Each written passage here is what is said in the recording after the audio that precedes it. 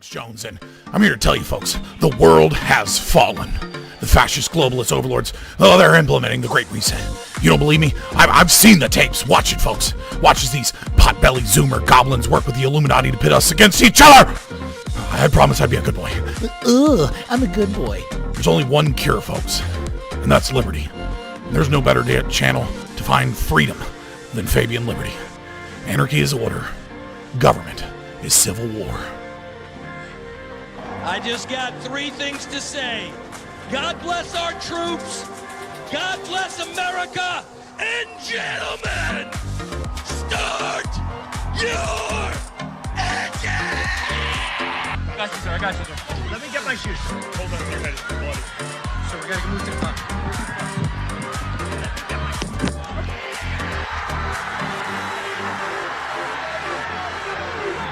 Not only do you have a micro penis, which is an important point, but on top of that, you refuse to share your Pokemon cards, and that's not nice. So first of all, a 2-inch penis is not a micro penis, okay? And for your second point, my Pokemon cards are all mine, and I don't have to share them if I don't want them. I work super hard to get them, and they're really special to me. So I'll keep them. You don't understand.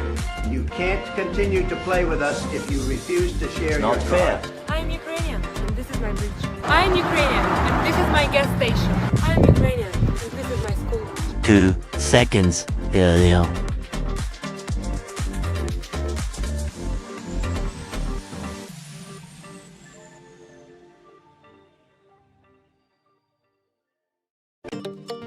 Would you let a Jew work out in your gym without paying if he claimed that the membership was promised to him by God 4,000 years ago? No. Bro, you are fucking... That's a good question. Yo, you're fucking funny. No, I mean, everyone pays. What if he tried bombing you for that?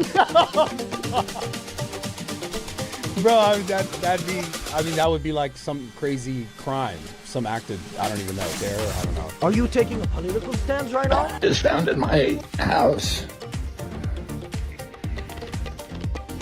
That's called a bird grasshopper. I'm gonna eat him. He's not been transparent. I mean, there may be... They are making routine announcements about the things they are finding, and they are inviting questions about the things they are finding every single day. But by definition, he's not being transparent. They're not providing data for the things that they say that they have found evidence of. They just aren't. The White House has provided... You can make announcements, and he also did admit that he actually... So you just don't believe it. I mean, they are providing information. You just choose not to believe that it's true. We're seeing about 13 months for these brain and spine MRIs. Cool. Canada, where healthcare is free, but only if you can afford to wait. Step 10, states must publish their own map and allow internal challenges to their own map. So the government has published a map. They have invited the states to challenge the map. Then states have submitted initial proposals, and they then have to publish their own map and allow challenges. Wait, who's challenging it within the state? Well, organized interest groups, environmental groups, like I don't know who specifically, but literally anybody. This is, right. I want to say something because it's very important I say this. This is the Biden administration's process for its own bill. They wanted this to happen. This is how liberal government works now. This is something they instituted for this bill. For their bill. This is a bill passed by Democrats with a regulatory structure written by Democratic administration. Okay. Right. Step 11. Ideological subversion is the slow process which we call either ideological subversion or active measures, активные мероприятия in the language of the KGB, or psychological warfare. What it basically means is to change the perception of reality of every American to such an extent that despite of the abundance of information, no one is able to come to sensible conclusions in the interests of defending themselves, their families, their community, and their country. For our most tricky disagreements, seeking the truth and seeking to convince others of the truth might not be the right place to start. In fact, our reverence for the truth might be a distraction that's getting in the way of finding common ground and getting things done. free fries when you get vaccinated?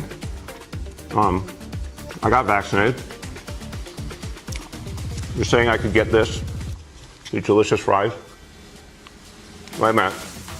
But there's also a burger element to this? Let me check with Bill Neathart. Is it too early in the day to eat a burger? No. This could be breakfast? Okay. I want you to look at this and think about, again, some people love hamburgers, some don't. Really want to respect all ways of life. But if this is appealing to you, just think of this when you think of vaccination. Vaccination. I'm getting a very good feeling about vaccination right this moment. Thank you. When I win, I will immediately bring prices down starting on day one. Men to woman, or woman to men. Man to woman. From penis to vagina. In the shower, on a walk, the Dylan hour. Feeling sweet, feeling sour. I feel nothing. The Dylan hour.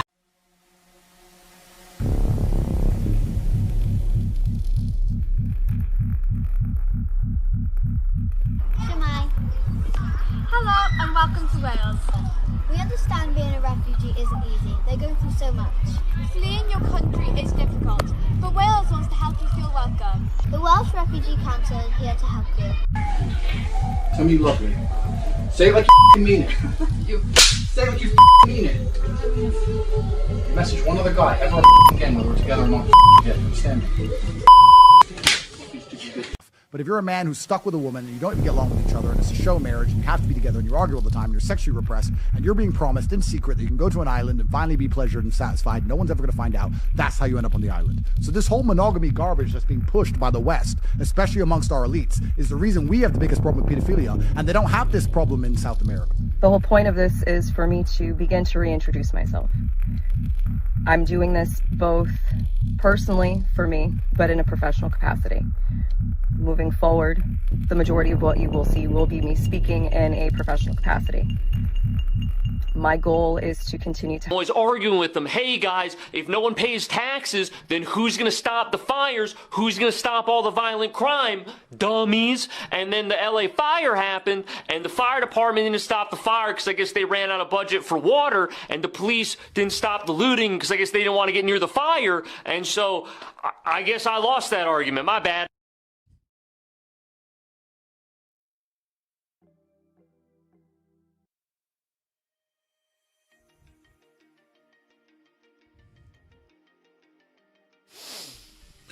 What is up? I was gonna like really prepare for this debate and write a intro. Then I took like bro is gay in 2025. What? And then like I took some Benadryl and I got me a nice nap from it.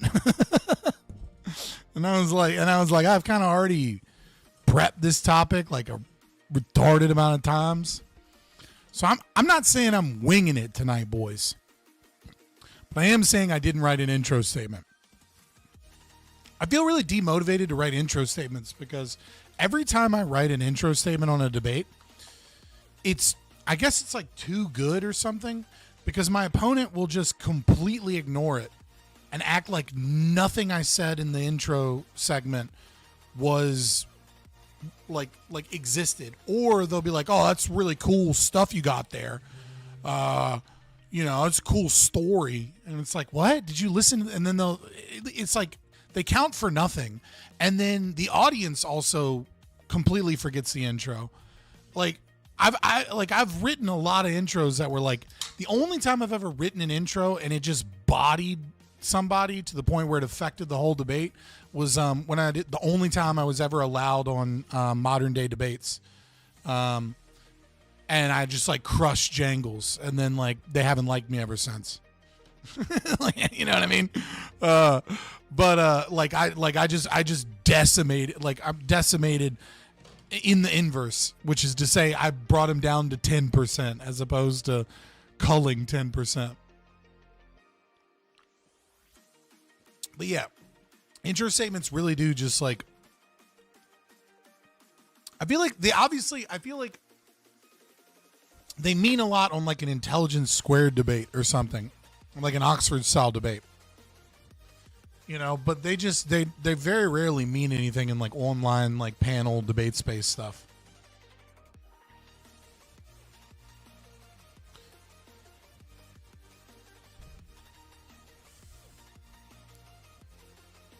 Yeah.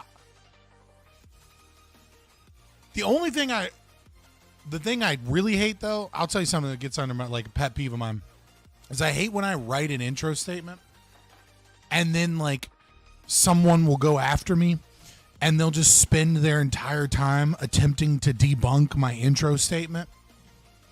And I have to just, like, sit there while they spout lies for, like, 5 minutes. And it's always bad. And then they're like, okay, get into the open. And then they like want to talk. And I'm like, no, you shut the fuck up. You didn't give an intro. You just fucking tried to debunk my intro.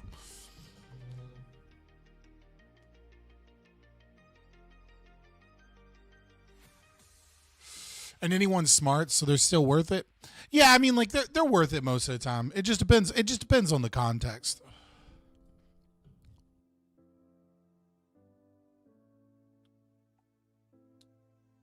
Just take Red Tornado says he can't hop on just yet because he's busy taking a drug test for his job. That's fucking funny.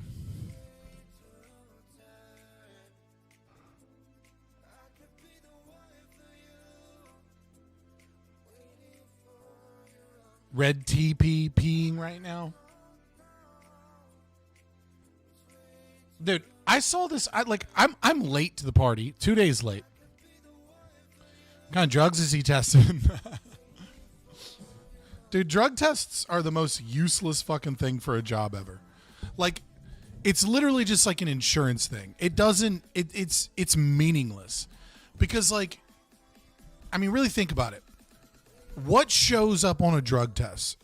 If you take a piss test, right? Now, obviously, there are different levels of sensitivity if you're willing to spend money. Hey, what's up, Red Tornado? I'm talking about you taking a drug test and why it's stupid. Like, so obviously, like, how many micrograms the test can detect has an effect, but by and large, they're cheap tests that they do just for insurance purposes. And, like, basically everything but weed won't show up on a drug test if you haven't taken it, like, in the last 4 to 5 days.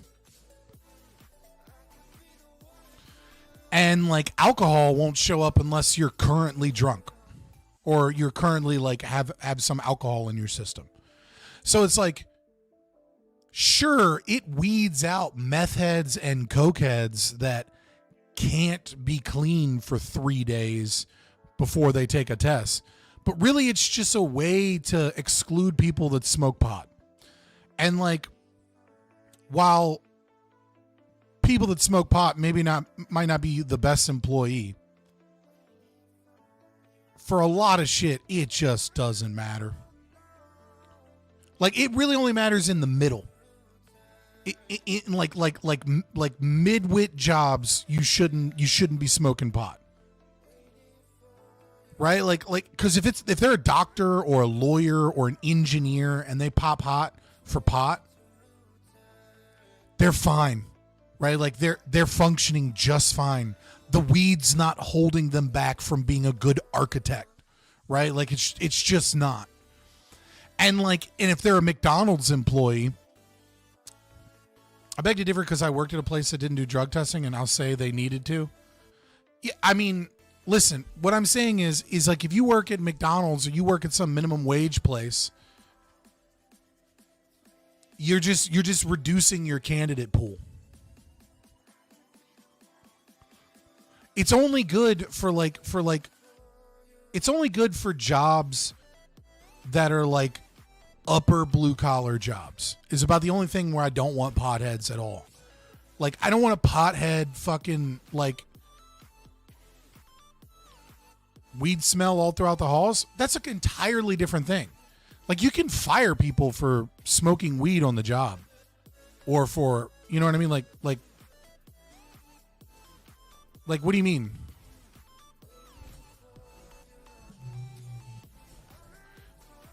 But again, like the test can't differentiate between a pothead and someone who smokes pot every now and then, other than someone who smokes pot every now and then is going to stop smoking pot, you know, in order to take the drug test, which I mean, like, it's fine in that regard, but it's just like, I don't know, man. There's just like, what percentage of Americans, let's see what the latest data suggests.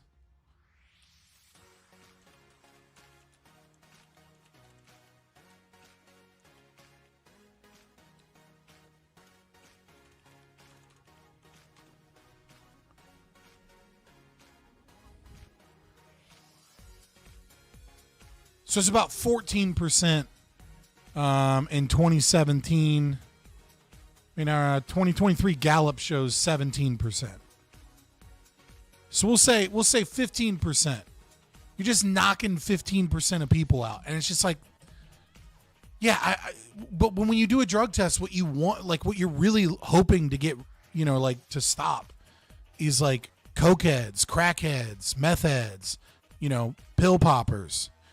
It's like, it's not really doing that.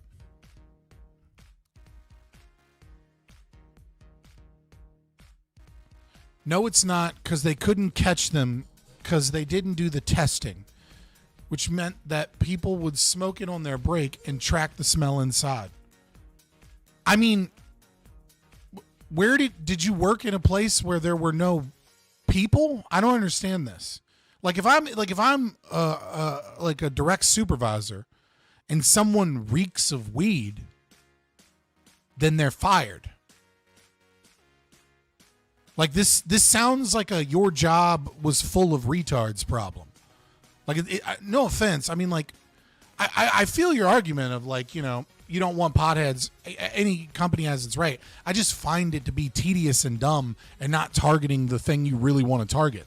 It's really just a means of getting rid of potheads, but it's like required for so many industries, and it's a waste of money because it's for insurance purposes to make sure, you know, someone's not operating heavy equipment, but it doesn't catch the people that are actually a problem on like heavy equipment operation and shit like that. Too many people in the same place. As a person who doesn't smoke weed, no. If you walk up to me and you reek of weed, I know it's you. And they're super fucking annoying, and I hate them. And I'm with you on that.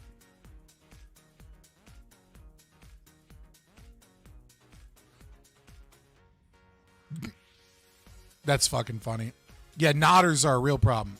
But Swirly, my problem, like me, whoa. My problem with nodders is that, yeah, my problem is like this. If you can do, like, all you have to do is not do opioids for like 4 days and you won't pop hot on a majority of drug tests. Right? And it's like, if you can't go 4 days to pass the drug test, you probably can't get through the interview process. Let's be honest. Like, if you're that much of a dope fiend, like, you probably smell, you probably look some type of way, fucked up. You probably, like, your movements are not right. Like, you're not like, that's not necessarily true. I mean, you are correct that there is like an infinitesimally small portion of the population that are well put together nodders who cannot go 4 days without opioids.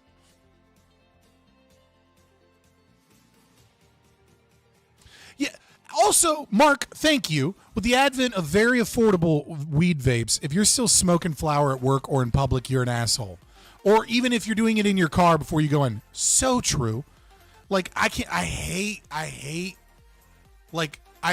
potheads that act like their weed smells good. Or like, oh, you don't really smell it, bro. I sprayed some shit and, like, you know, put on a little deodorant and a little spritz and nobody knows the difference. And it's like, no, dude, you fucking reek.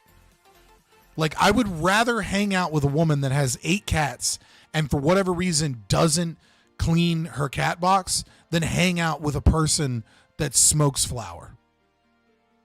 It's just a rank ass smell.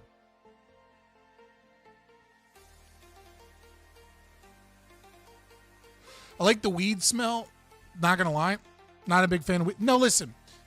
As someone that has smoked weed, but in the past, I've never really was a pothead. My thing was usually whatever hallucinogens I could get my hands on, but that also meant I hung out with a lot of potheads. I enjoy the smell of really good indica, right? Like if you have like the flower itself, the indica, and you open it up and you're like, dude, smell this.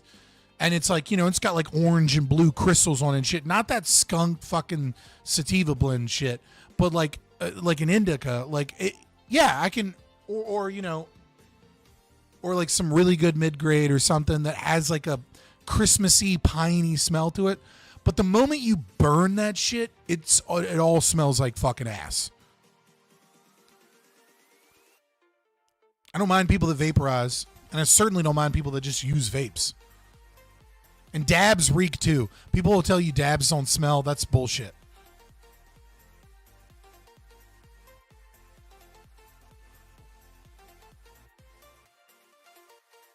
Way to F-rate up weed? I don't understand that, Mark. JK, not base, stop doing drugs. No, I think everyone should do hallucinogens at some point in their life if they're mentally whatever. Oh, because I switched them because I haven't smoked weed in fucking 15 years. Whatever. Like, who cares?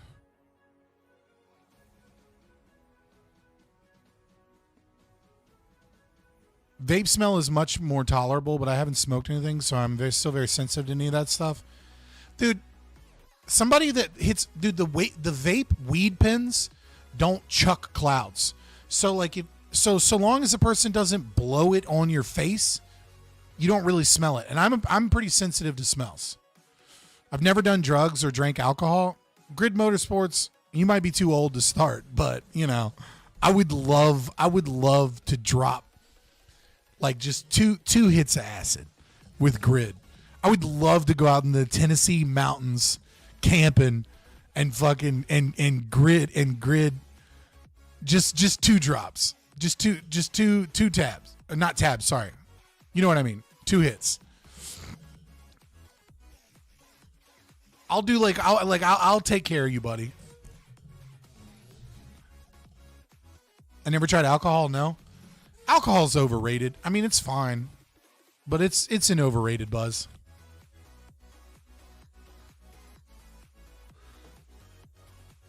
Acid just forces you to recognize the unreliability of sense data. Yeah, kind of. You did acid before you drank? You guys had bad parents.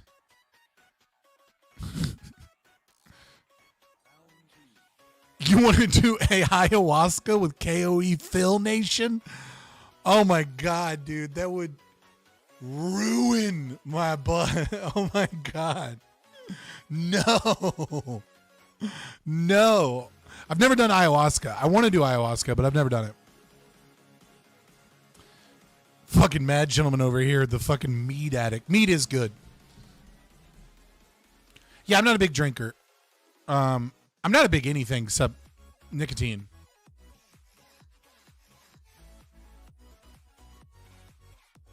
You did an Indian sweat lodge? I mean, yeah, that's pretty dope.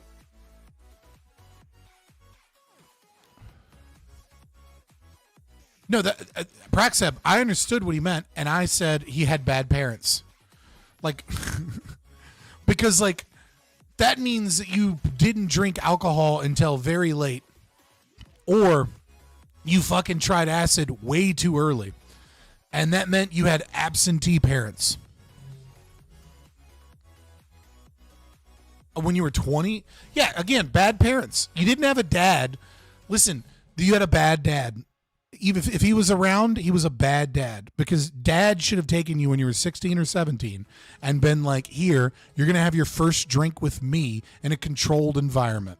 Like, this fucking contributing to the delinquency of a minor shit is the dumbest fucking law ever.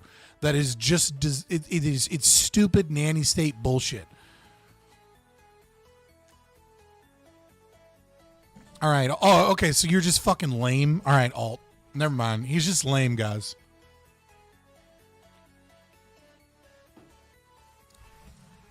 My bad. My bad. I didn't know that you were just a loser.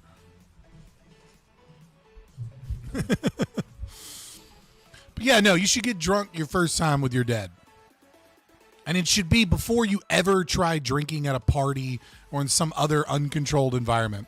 So you know how it feels. You understand how quickly, how tolerance, you know, how you can think you're fine. And then 30 minutes later, it really kicks in. And you're like, whoa, I got ahead of myself because I was just drinking, right? This keeps you from being in a dangerous situation. And it also allows the father and the son to know, well, yeah, you had a bad dad, Mark. This doesn't apply to people with bad dad. Right? But it also allows like you to like know that like when your dad says, hey, look, if you're at a party and, you know, or something's happening and someone wants to drink and drive because you had like a designated driver or whatever, but now they're drunk, like call me. And like you can tell your kid that, but there's not really a guarantee that your dad will come or your mom will come pick you up. But if you're a father and you have a drink with your kid and then you have that conversation when they're drinking, I don't have any proof or data on this, but just like vibes based, trust me out on this. When they're drunk at a party and their designated driver is drunk and they're like 19 or 20 and they want to leave because they don't want to get busted by the cops and they're afraid and they're worried, is my dad going to, if I call my dad, am I going to get in trouble? They're going to remember drinking with you and they're going to remember that feeling and they're going to be like, no, my dad's got me. And they're going to pick up the phone and be like, Dad, I know I fucked up, but I'm drunk at a party and like my ride is drunk and he wants to drive and I don't want to get in the car with him. Can you come please pick me up? Like drinking with your kid, unironic, and having that conversation will save your child's life. It will. I know, like, but it's illegal because contributing to the delinquency of a minor. Because how dare, you know, a 20-year-old that can go and fight and die in war have a beer with his dad?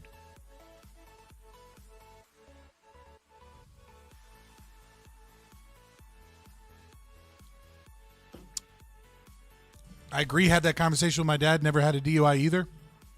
To be fair, the evidence that I'm using right now is like barely above people being like, I turned out all right because my dad hit me. You know what I mean? So maybe I'm wrong. What's my favorite psychedelic?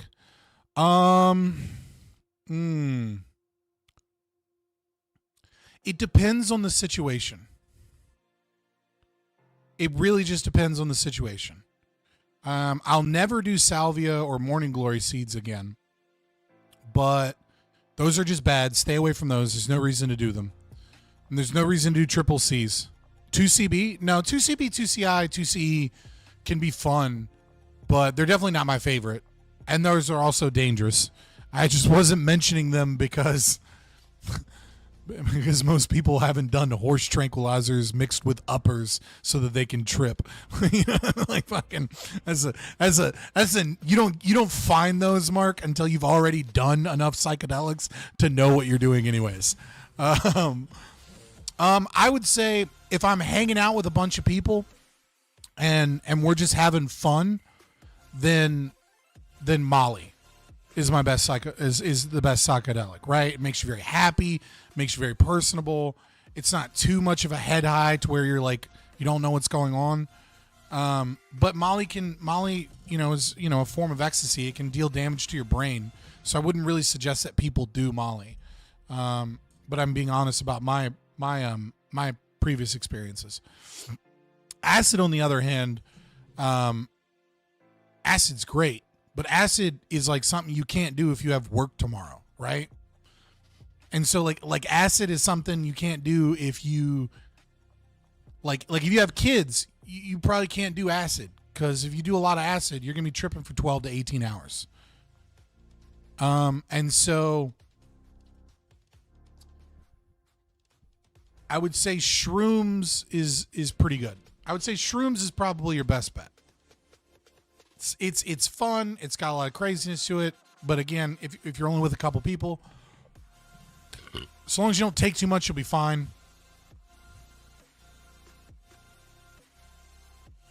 Like psilocybin is what I'm talking about, right? And you can get like psilocybin chocolate bars now, right? You don't have to take dried up, dirty fucking shrooms, guessing at how much psilocybin is in them, and then wash them down with Coca-Cola and just kind of wait 2 hours to see what's going on. And like, because shrooms come in waves, you end up taking too much because like you waited 2 hours and nothing happened, so you took some more, right? Like now that you can get like psilocybin chocolate and stuff where the dosage is better, it's I would say shrooms is probably your best bet. But if you've got a whole weekend, acid is something everybody should do at least once.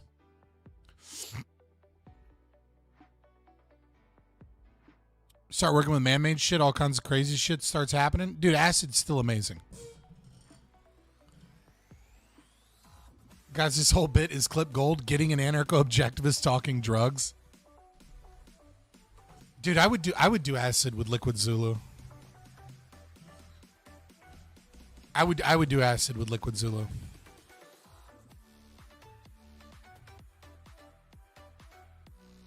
Make sure you don't do it with people that irritate you. Don't do it with people that irritate you. And also, don't... I know this is going to sound crazy, but if you're a female, which I don't think there's any females in here, but if you are, don't do it on your period. And don't do it if you have, like, issues with your period. Like, if you're very hormonal, don't do acid. At least at the very... Are you debating tonight, Scott? Yeah. I'm debating at 8 p.m.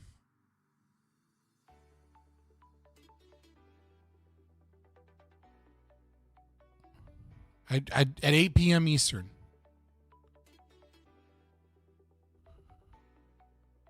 MDMA is bad for you, but it's really nice, like Streamer is saying. Not really worth it, though. You can get super depressed the day after. Yeah, the crash... Well, any psychedelic, you'll have a crash the next day. Shrooms is not that bad. Shrooms, you don't really have a big crash the next day. I mean, you do a little bit. I mean, it's food poisoning, so you should expect some. But but yeah, your dopamine levels will drop hard on acid, but they'll drop harder on Molly. Who is Big Papa? I have no fucking clue. It's a chick. That's all I know. And then I like put her in the thumbnail.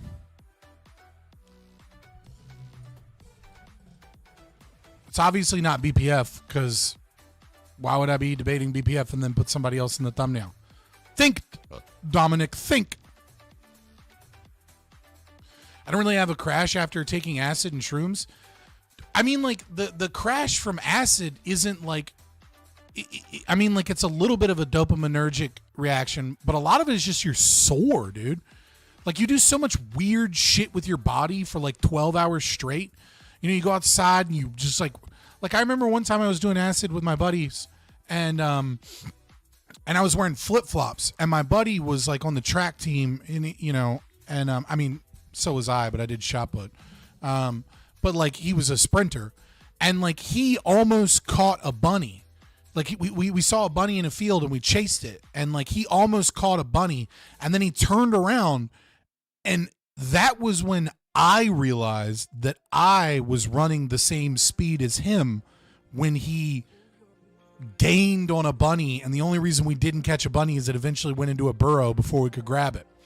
And then I had a twig sticking in between my big toe and the toe next to my big toe through my flip-flop because I had sprinted an insane speed.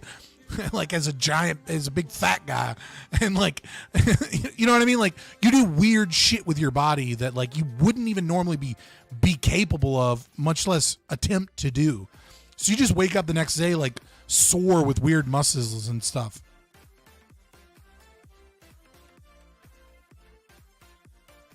Definitely a lefty, but leaning more and more right. Oh, okay, fair enough. I walked around my block like 20 times. Dude, me and him were on acid one time. We got stopped by the cops.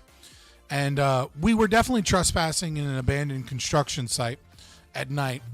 And luckily, he wanted to tip over a porta-john. And I was like, no, dude, that's an asshole move. Like, people work here. And he was like, yeah, you're right. And then and so we walked away. And then cops came, but they didn't have proof that we were at the construction site. They just saw us on public property near the construction site. And so Ahmaud Arbery, we were a couple of joggers. It's actually funny because. So the first thing they do is we're like two white dudes sweating, and like the cops stop us and they're like, "You boys been running out at night?" And I went, "No," and he went, "Yes." and like immediately they were like, "Oh, we got him!" and like so they separated us. I'm on 3 hits of acid. I think it was 3 hits, and I'm just taking everything in me to like answer these cops' questions. Because he's got his mag light shining on the asphalt on the side of the road. And I am seeing so much crazy shit in the crystals of the asphalt at night, just beaming with this powerful flashlight. And I'm just like, and then he he asked me about like my tattoo.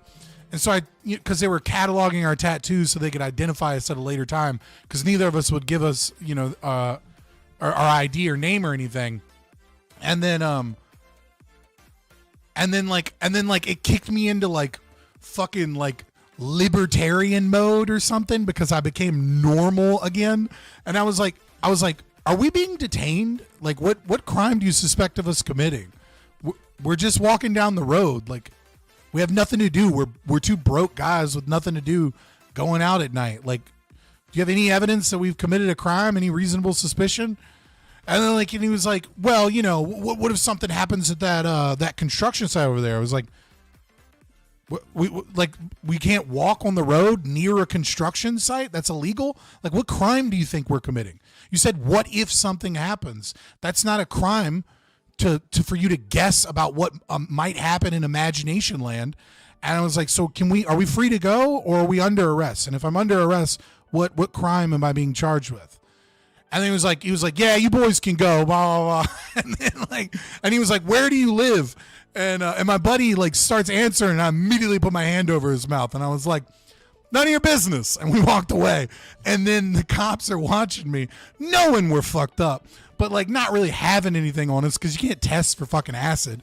What, are you gonna do, a fucking spinal tap at the yeah. And as soon as the cops see us and they're grumbling, I just start skipping. I just start skipping like I'm in fucking in The Sound of Music through a field, but it's 1 o'clock in the morning in the country, away from 2 cops. And to this day, I'm just like, those dudes must have been so pissed.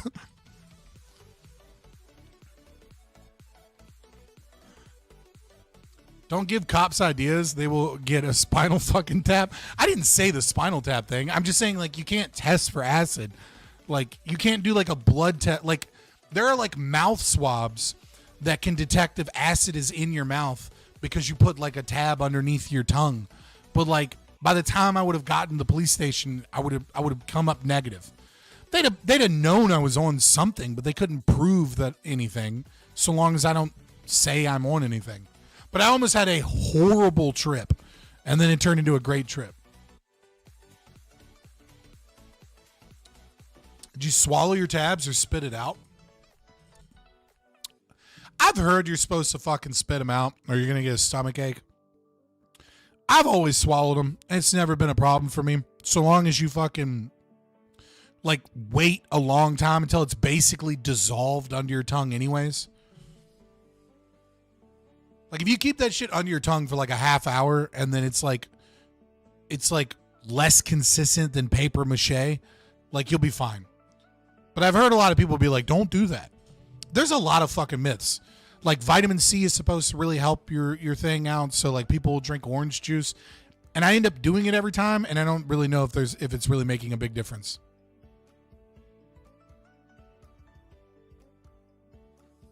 Is swallowing an acid tab a good, unjust action?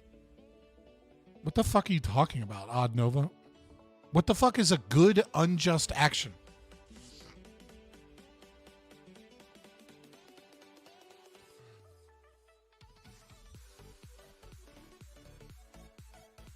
I didn't know I was just going to talk about drug lore tonight, but that's what happens sometimes, boys. But yeah, I did skip away, and then later that day we played an epic game of darts. That's what I want to know. You said that there are unjust actions that are good. No, I didn't.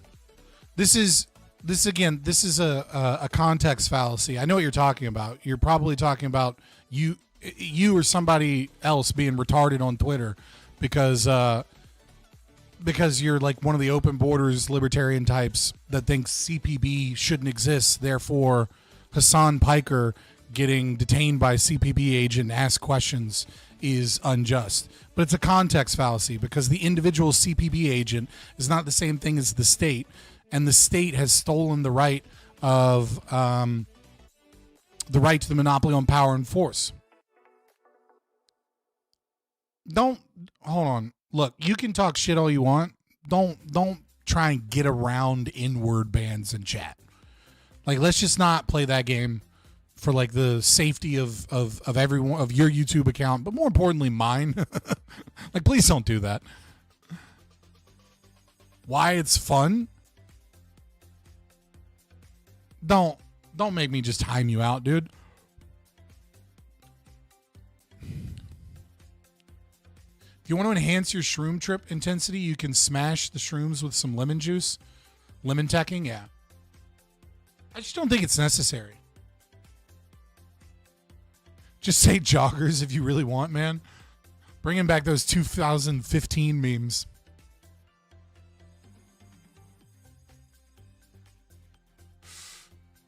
EOD, I'm pretty free speech here, right? I try to be pretty free speech. I like people that have differing opinions. That like I like hate watchers too. You know what I mean? Like I'm pretty relaxed on that.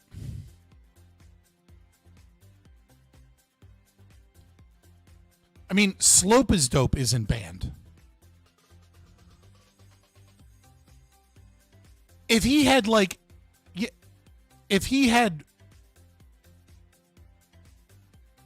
done something other than NGA, yeah, I probably would have. I mean, I'll probably delete that message actually while I'm at it. Where did it go? Just the one message.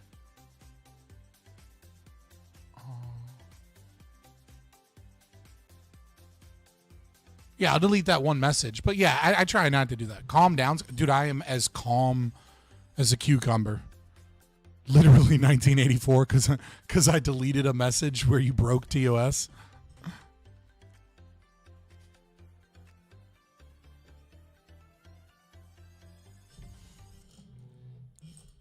You're fucking wild, man.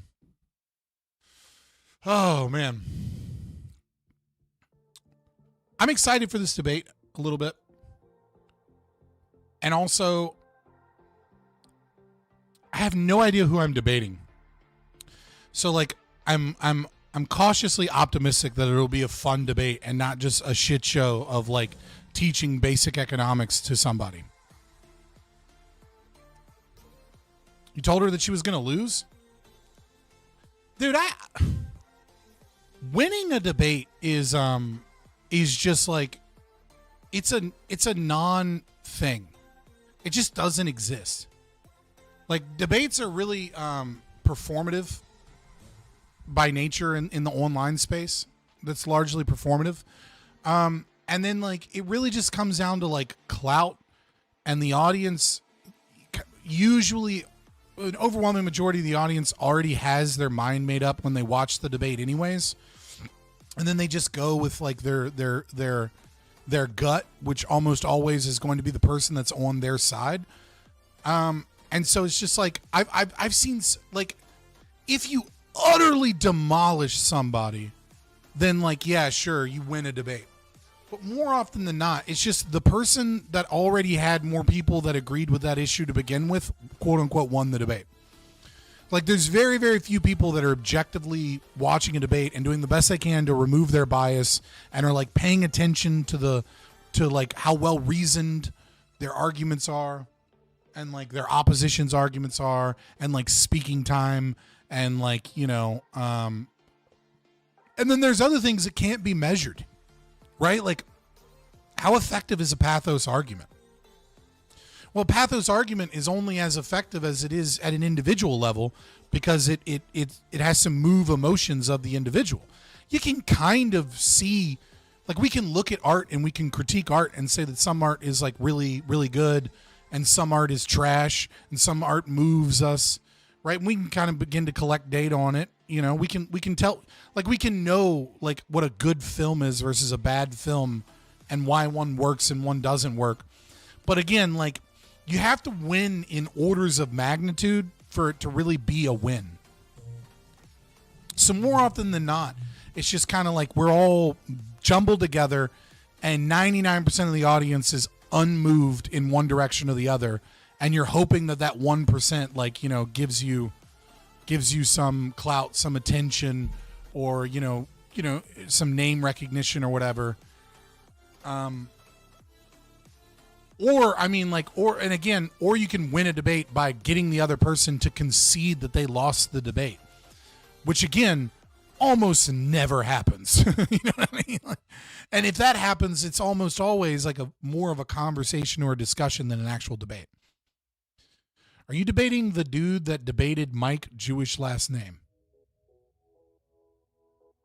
What? I don't know who Mike Jewish last name is. Much less do I know who debated that person. And I don't think I'm debating a dude. I'm pretty sure I'm debating a female. I haven't heard them talk. Maybe they're like trans and I didn't know or something, but that's such a wild question.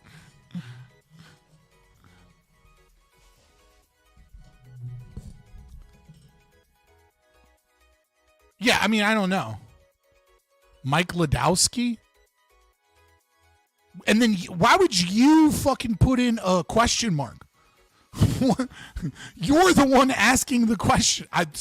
Mike Wazowski is exactly who I thought of when you said that too.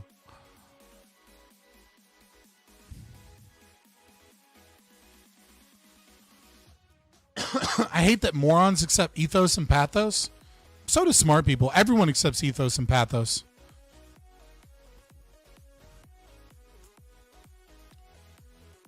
If you don't accept ethos and pathos, then there's probably something like wrong with your brain. Because like ethos is important, right? You want to make sure that the person is trustworthy, that they're not a liar. You want to make sure that they know what they're talking about. That's all ethos is that they establish that, like, right? Because like if someone is really, really untrustworthy, right? Well, they might bring a bunch of data to bear that is fake data that they just made up. Right? Like ethos is a really important thing in a debate, is that you at least believe that like what they're presenting is true, because you don't have the time in a debate to go, okay, but let me look at this study right now and let's read the study, right? Because then you can't have a conversation that involves any data or evidence unless unless that conversation is going to be 12 hours. And then pathos, I agree with you that pathos is like, you know, not as important, especially to us in like a libertarian sense. But it's still somewhat important, because if someone doesn't have any feeling or emotion behind what they're saying, it tends to, yes, from a rhetoric position, I understand like you're sad that the human mind works in such a way that we're moved by passions, we're moved by, you know, emotion. But emotion is a counterpart to reason in a way, because emotion deals with our intuition for things of which we don't know a lot about, right? Like when emotion can be a check of the validity of your reason, right? You don't want someone that is completely unswayed by emotion, because someone that is completely unswayed by emotion, they don't have a mechanism to go, is my logic right here? Because I have an intuition that what I'm doing is fucked up. I have an intuition that I should feel bad. Or I feel bad here. Why do I feel bad? Let me investigate why I feel bad. Right? Like it's a counterbalance to cold rationality. Like I do agree that you ought be reasoned, and that reason should be what makes your judgments. But I think that emotion can be an effective way of like looking at your at your arguments and your reasoning and being like, something is askew here. We just live in a society that is out of balance. We live in a society where pathos rules everything. And so I think, the swing, we have a kind of a desire to swing back towards, pushing reason above all else. And I do agree that reason above all else is important, but I think pathos plays an important element in understanding. You can check your emotions with logic, not so much the other way, though. Yes, you can check your emotions with logic, and you cannot check your logic with emotions. And so but you can, in a way, check your logic with emotions, which is to say that emotion can be a warning that maybe something is wrong with your logic. You can only check logic with logic, but like let's say you're an objectivist, right? You're very, very, very, very into reason. And then someone shows you, maybe it's not a Polyworld video, right? Like it's a genuine video of like a bunch of dead kids in Gaza.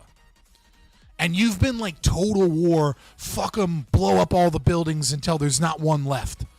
And then you see that and you get an emotional feeling like, yeah, maybe something's wrong with the way that I'm behaving.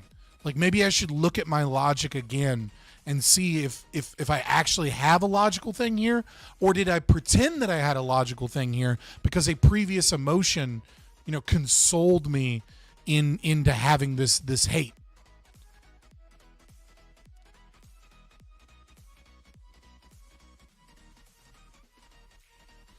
Like if you piss off someone has your back. Yeah, Joseph Wilson, that's a really good example, right? Like if you have a friend that always has your back and then they're like, they don't have your back on something, all of a sudden you're like, am I the fucked up one? Like something's not right here. Like maybe I should re-examine what's going on here. What if you them see the mother celebrating that their child was martyred? Well, yeah, I mean, yeah, that'd be crazy too, right? Like that would if let's say you were very pro-Palestine and then you started seeing shit that like made you feel like there was deceit or corruption or disgust or something that wasn't right about this, you might go, I should look into this again and realize that like Palestine, like Hamas and shit, puts out a lot of propaganda videos. Never question yourself. That's how they get you. Not one step back. I think that's irrational. If you never question yourself, then you have no ability to learn new things. It's not possible to learn. It's not possible to. I mean, I guess you could learn new facts, but like you have no. There's no ability. There's no real ability for growth, because like some of the shit that you believe right now, all of you, is wrong. Like every person in chat, myself included, has opinions that are just straight up wrong. And if you never question yourself, then you're just going to hold on to those wrong beliefs until the day you die.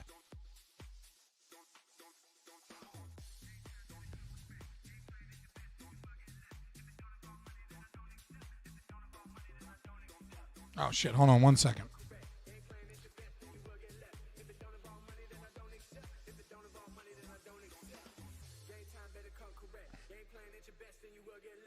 Being wrong and ignorant is based, yeah.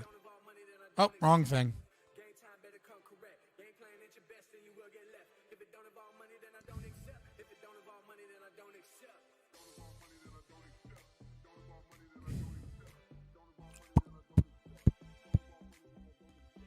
Where is my fucking...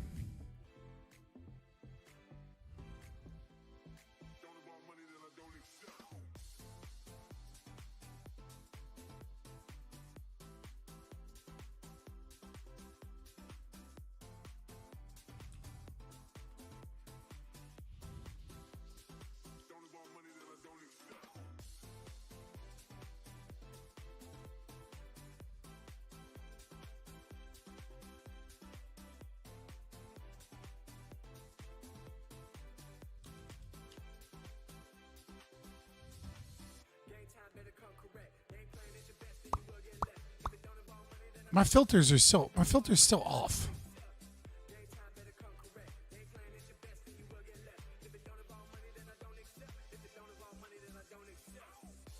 How is... Okay, there we go. I was like...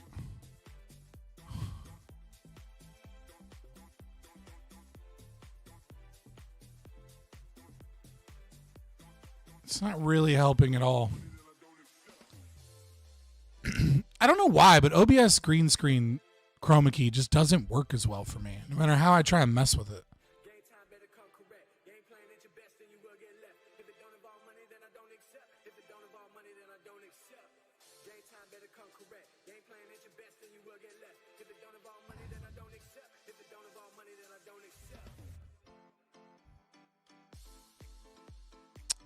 Bitch.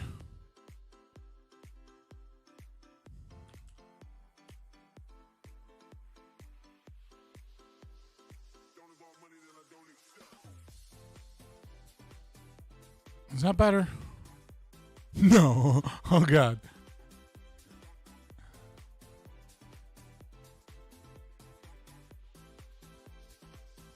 All right, we'll just leave it at that. It's close enough.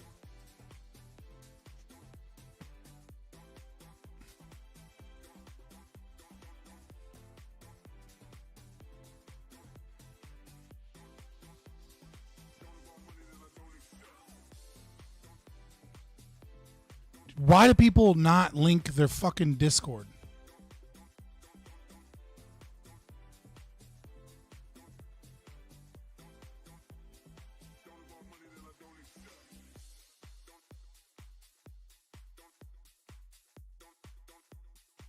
There it is.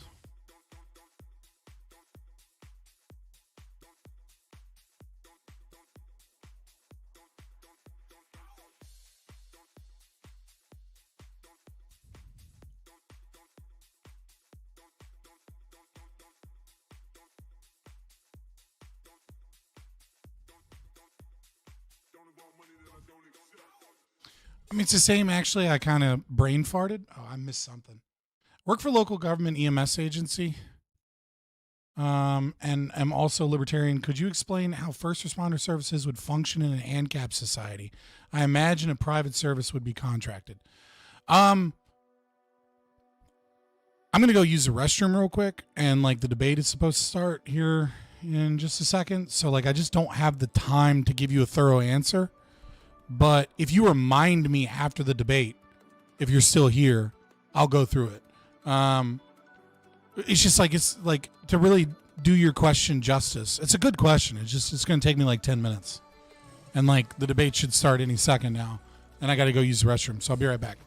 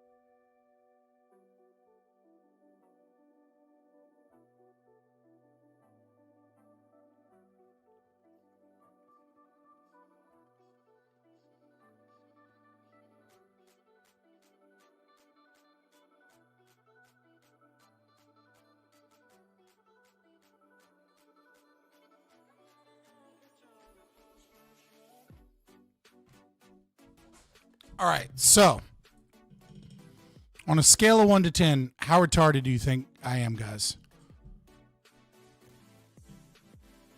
Just, I would like, before I say anything else, I want you guys to no, it's a scale of 1 to 10. 11s don't count.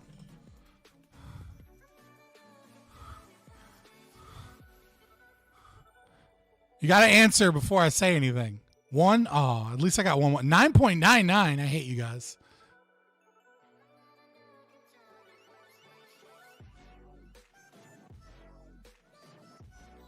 I'm a guess 10. I hate all of you. All right, so I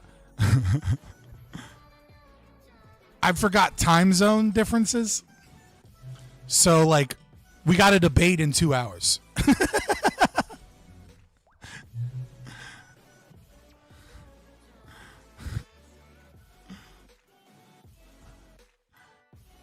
All right, so we got you know what? So we got time.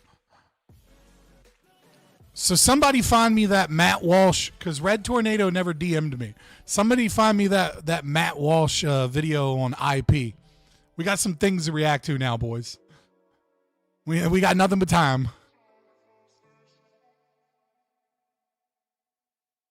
Somebody has already...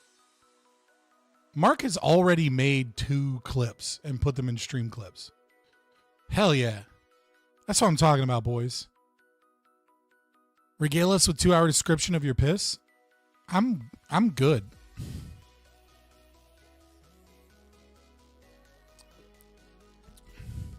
Okay, so how would emergency services work under anarcho-capitalism? There's a really, really short answer, and then there's the longest answer you could ever want. So the really, really short answer is however they decide to do it. No, I'm not going to stretch it out. Like we can find some stuff to react to. I've got some stuff on the back burner anyways. Let me see. I wanted to talk about IP. That's why I have another thing with I have 2 video. One, I want to do the IP video if somebody can find me Matt Walsh IP video. Because Red Tornado said he DM'd it to me, but then he didn't. But yeah, so the long answer is, I guess I don't know, like, it depends on how many more questions we ask, but when we say that, like, what will it look like is kind of it's asking us, like, what does public education look like under liberal democracy, before liberal democracy exists, right? Do I ever plan on going to Pork Fest? I mean, I don't like most of the people in the Libertarian Party. Maybe at some point, I don't know. But like, I just don't want to see dudes, I don't want to see a bunch of degenerate retards have a party where like people are running around naked and being dumb. I might do it at some point for networking or something, but like as of right now, it's not worth the money. Right, but so it's like what will policing look like under anarcho-capitalism? I can wager a guess, right? And the guess would be, it's not good to have 100 companies competing to be police in an area. Like, let's say there's like, an area of 10,000 people. It's not helpful to have 100 different police. And so whoever, like, there will be economies of scale that will exist under policing. So you're going to have some communities that are covenant communities or religious communities where they just have one police force. And it's not a company. It's a thing they all, actively vote on or do whatever, just kind of like how it is under a state. But the difference is that everybody that lives there chooses to live there. It's a voluntary community, right? So imagine like, the Amish. Like everyone there will have chosen to live there, and they might have like a sheriff or something, that uses some level of force to get rid of people or to protect people in the event that there's some kind of murder or something. But like crime is mostly handled in the church and handled by like banishing people, not like through financial systems of restitution or whatever. It's like either you're here to be Amish with us, or you're a bad person, and we're just going to push you out. We're gonna banish you. But then there's going to be places like Prospera, right? There's going to be places where there are insurance companies like Geico and Nationwide that are rights enforcement agencies that protect your rights, and everybody voluntarily agrees because you're in this big area with a lot of businesses and a lot of different private property owners, and so they'll contract out police that they work with, and like a big area will probably have like three, you know, 2 or 3 major companies, and then maybe like some smaller competing companies. So there'll be security firms that are localized to like a gated community, right? There'll be like some policing service that says like, you know, we offer additional services to a neighborhood. And like in the event of a break-in or in the event of crime, like we patrol, we act as a security force.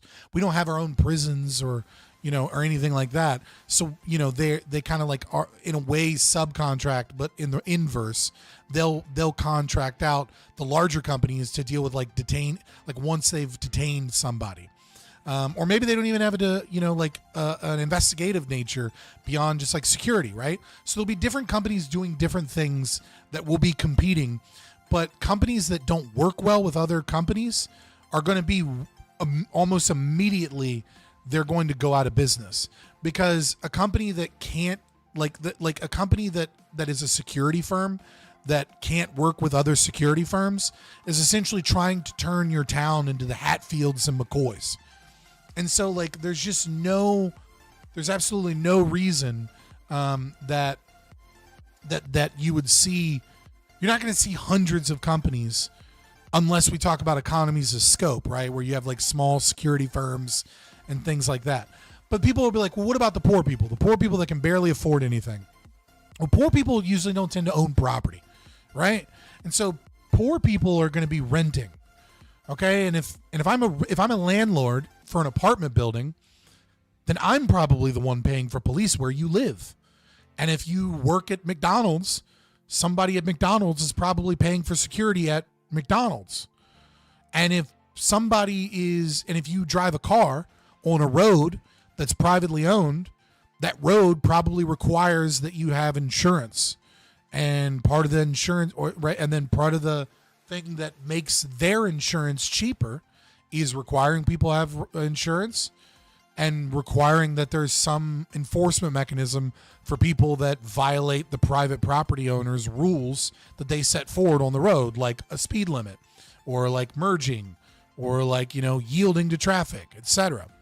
And you will likely see the price mechanism standardize rules, right? So you're going to see organizations spring up that say like, we want all the roads to have a similar speed limit and to have similar common law traffic so that everybody kind of knows what to do.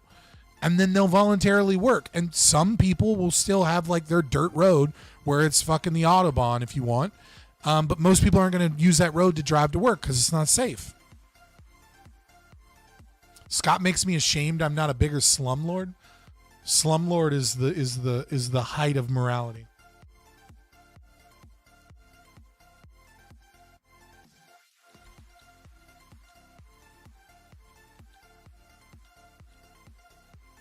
Other than that, like, I mean, that's just kind of an overview, but I can answer questions more. Did nobody find the Matt Walsh IP thing? Am I going to have to look it up myself? Are you guys all lazy? Is that what's happening?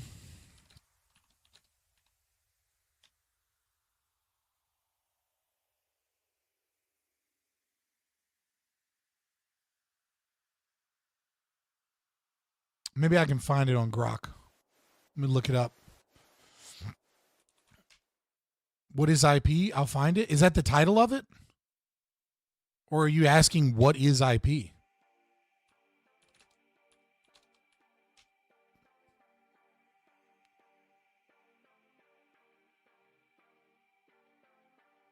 It's intellectual property.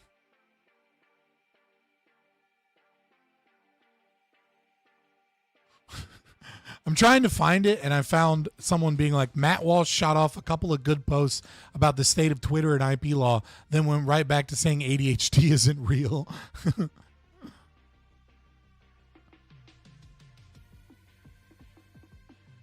Okay, I see Matt Walsh making a post about IP. I thought there was supposedly like a video. Let me go to media.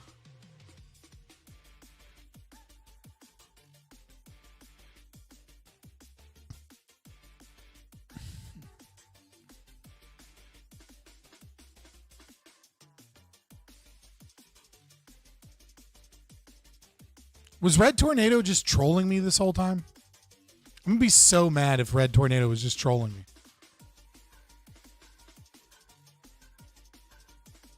Don't know what EMS and duty to act is, can't elaborate. What?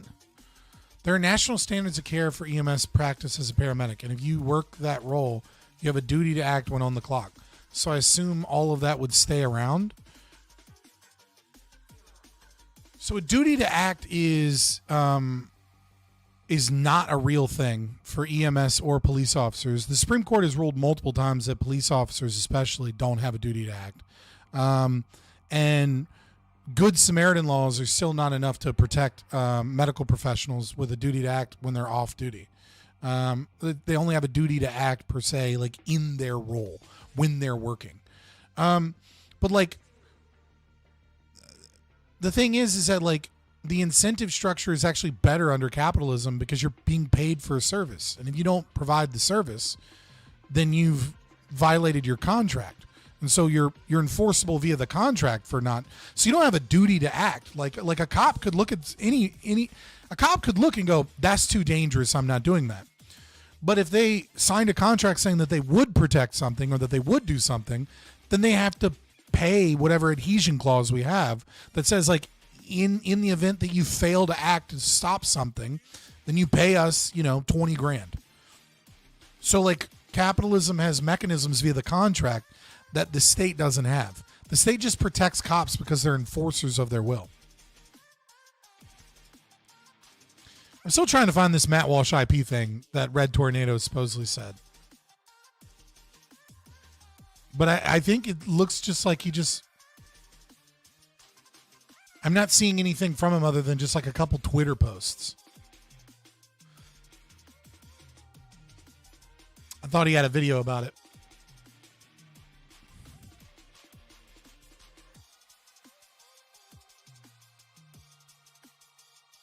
Oh, let's see his videos. This is the funny thing about who is They want us to believe that white people are somehow not native or indigenous. This okay. is the funny thing about not IP. Let's see, what's this one? A man is not. Men are not buying feminism. Blah blah blah blah blah. Is not looking for a business partner. What's this one? I want to talk about a certain. Hey.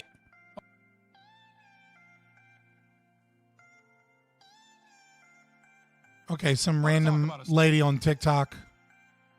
What's this one? A lack of emotional labor. A lack of. This dude puts out a lot of shorts. God, I wish I had editors in like a studio and shit. That'd be dope. Colonization. I got nothing, boys. I'll make this deal. America's not an international homeless shelter. Melting pot. I'll say this. Men and beards. Inbreeding in Somalia. Oh, yeah, that's based. All of the something about fucking.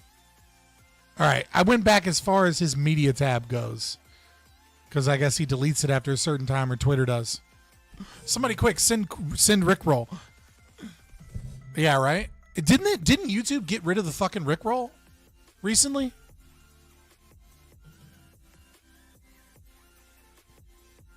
What are my thoughts on Charlie Kirk? He's okay. I mean, he's just like a typical Christian conservative. I mean, I think he's kind of goofy, but like, there's nothing wrong with being goofy. There's nothing like evil or bad about being goofy. I just think he's kind of goofy. I think some of his arguments are good. Some of his arguments are misleading. I think he's just a typical boring conservative that like doesn't have anything too interesting to say, but also isn't like people try and act like Charlie Kirk triggered, he's evil, but like that's just like lefties that think everybody on the right is like, a Nazi. Think he's closeted? I could see it, but I don't know. But really, he just seems like a goofy kind of I don't know. I just find him boring, which is ultimately better, even if you like both boobs or butt.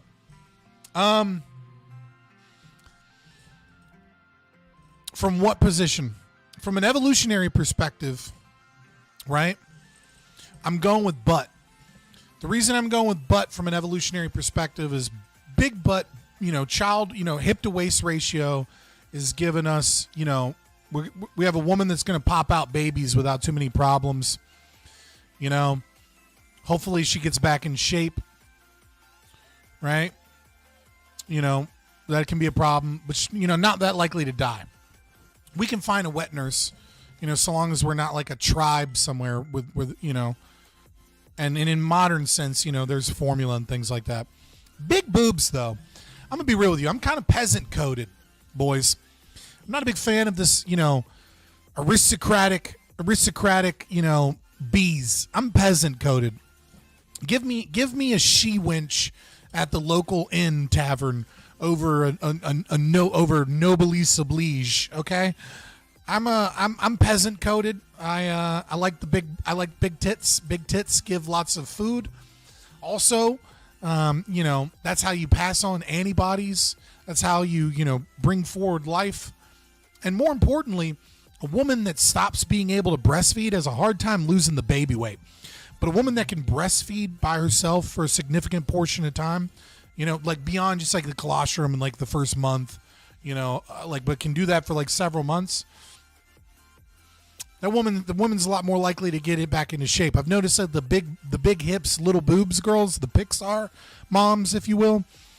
Yeah, you put a baby in them and then they just kind of blow up. They stay blown up. So as much as I'm an admirer of the butt, as much as I objectively know that the butt for the survival of the human race may be slightly better, I'm peasant coded. I'm in tavern wench coded. I'm going big boobs. Final answer.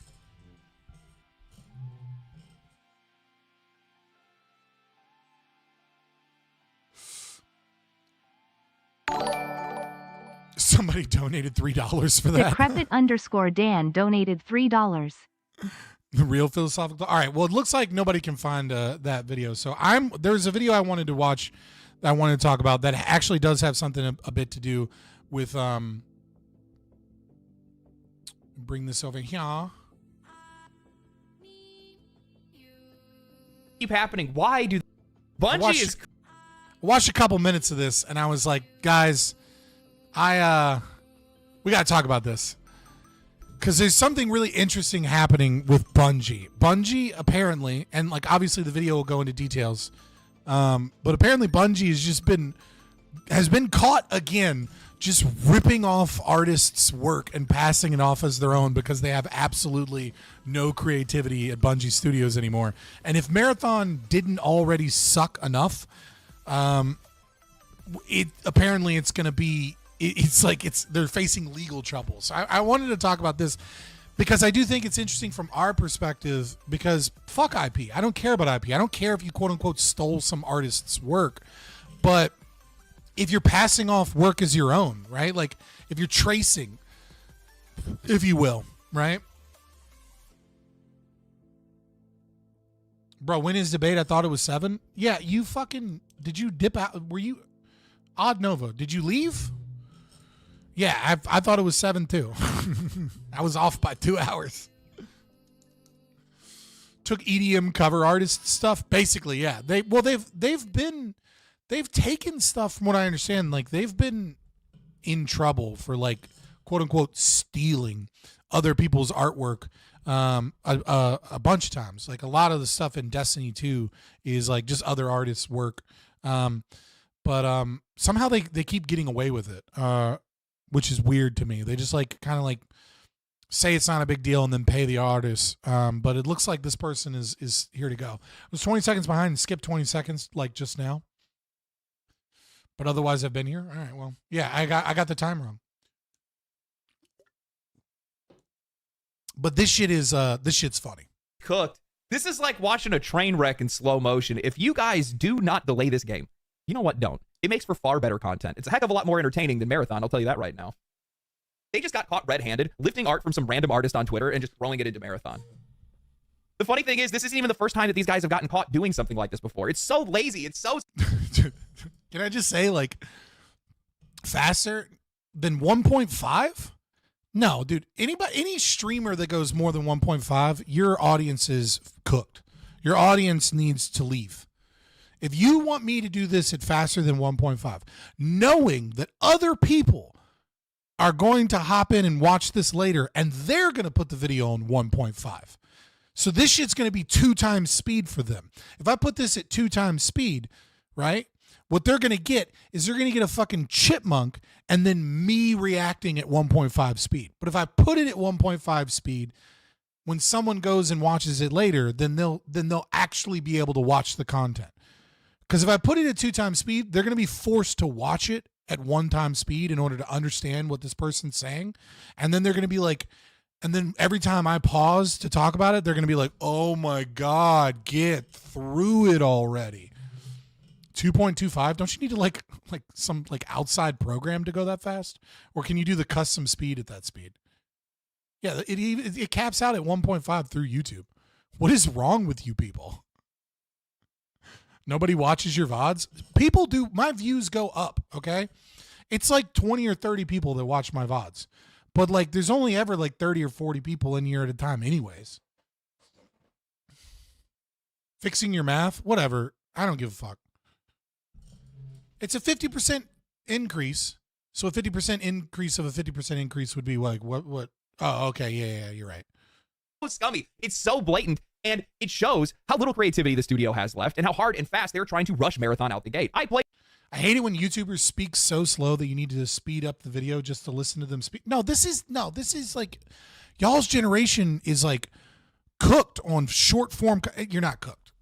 Here's what's really going on. Hold on. Here we go. Hold on. We're going back. Hold on. Here's what's happening. Okay. What's happening is a long time ago, TV had like 3 channels in the newspaper and the radio. And I'm going to say this slow just to piss off some of you. Right? And then cable came out. And all of a sudden you had 50 channels, or it was like started 30 and then 20, then 30, then 50, then 6,000 channels all competing for your attention. And so channel surfing became a thing. Next. Okay? And then the internet came out. And audiobooks came out. And podcasts came out. And streaming came out. And so now you guys, a lot of you, especially you younger guys, you have so many different forms of content that you're capable of watching that everybody is competing for, that if something doesn't satisfy you in like 10 or 15 seconds, or somebody doesn't get to the fucking point quickly, you feel like it's a waste of your time. And that's valid. That's fair. But it has gotten to the point where the market mechanism for the competition for your attention has driven people to not thinking anymore. And what I mean is the actual content creator themselves.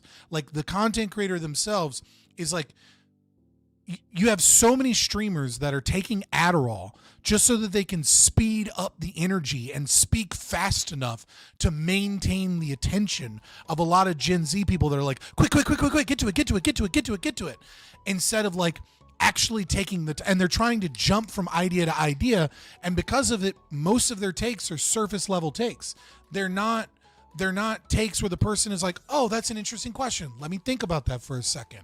And then they go through it and then they try and support that take. It's like a game of hopping on. It's like a game of hot potato of ideas where you have to like, the potato lands and you have to like launch it quick enough for the people's attention to be maintained so you can bounce on to the next thing. And if I don't do that quickly enough, you're just going to hop into the TikTok feed or the YouTube feed and go, nope, not funny. Nope, not funny. Nope, not funny. Oh, 30-second comedy bit. Nope, not funny. Nope, not funny. Oh, this is an interesting thing about tech news. Nope, not funny. And like, I understand that your feeling of me wanting to get to the shit quicker is a valid feeling. Right? But like at the same time, I also have to balance the content that I want to do, which is I want the content to actually be meaningful, as opposed to just another form of engaging your attention so that I can get money.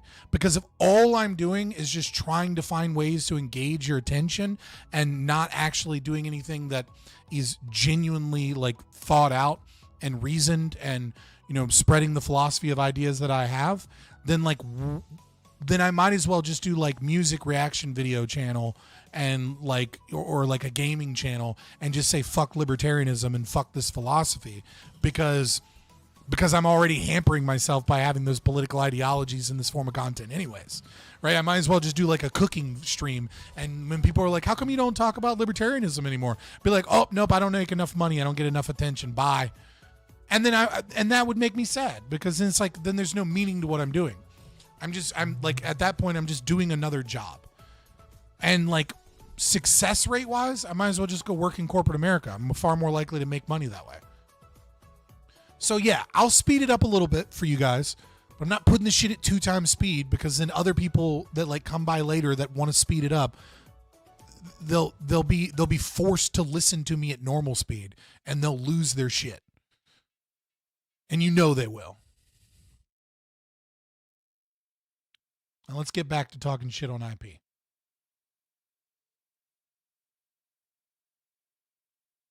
Played Marathon. And I can say with absolute confidence, I just checked chat and it just goes, sorry, what was that? I was scrolling.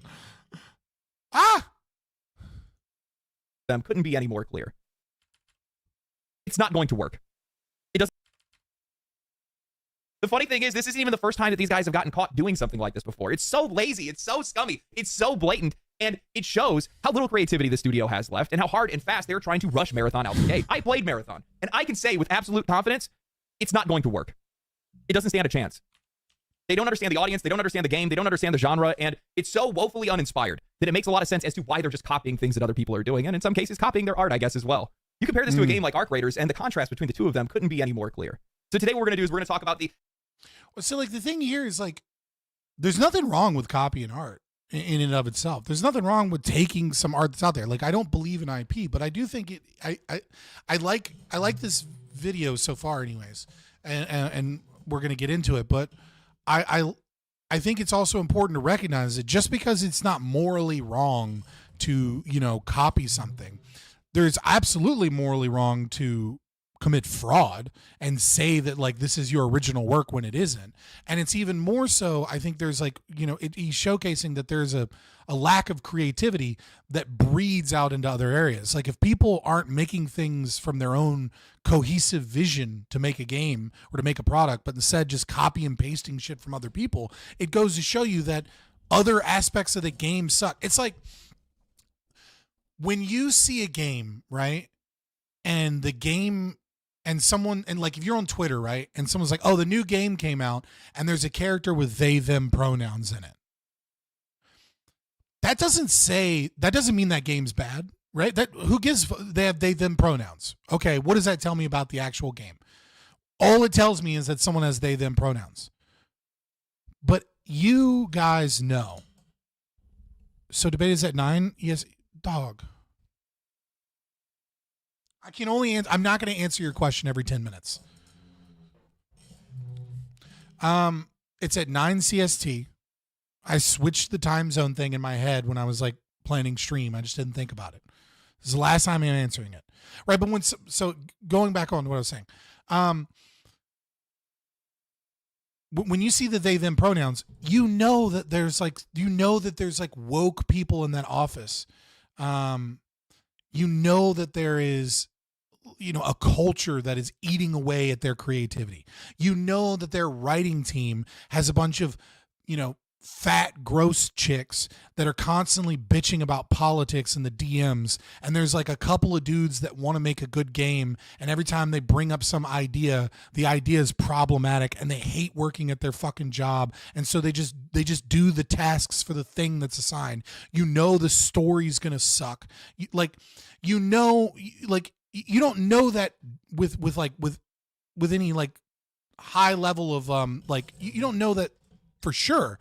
But just seeing the they them pronouns is just a giant red flag. And I think the same thing is true if somebody is copy and pasting somebody else's art. It's not like it shouldn't be illegal. IP is bullshit. But the moment that somebody is like the fraud is a problem.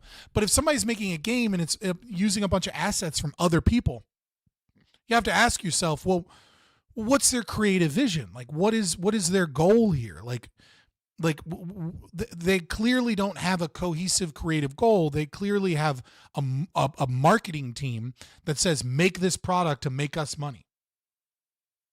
Matt Walsh episode, dude, if you don't just fucking DM me the video, DM me over Discord the video and that you wanted me to look at, and and we'll do it after this reaction because they're both IP based. High-end movie production wouldn't exist without IP laws. Oh, it happened again, boys. It happened again. Do you remember what happened last time? It happened again. Here we go.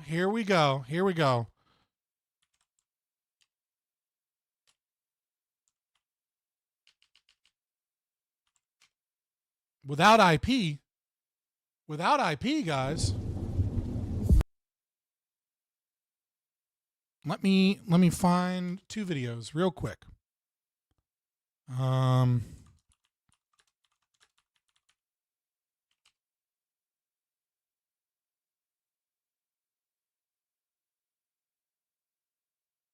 Let's see if I can just find this real quick. So, where is it? The Ahsoka phenomenon. All right, so here we go real quick. So, example number 1. Here are the people that own the intellectual property rights to Star Wars currently. Has been out for a few days now, and fans really disliked this moment.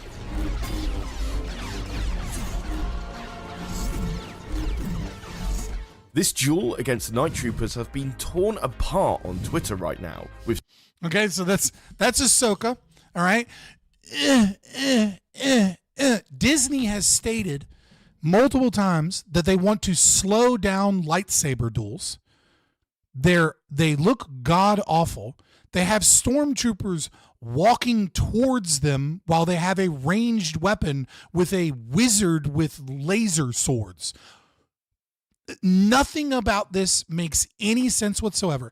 And in fact, Hayden Christensen came back for the Ahsoka series, okay, for a lightsaber duel.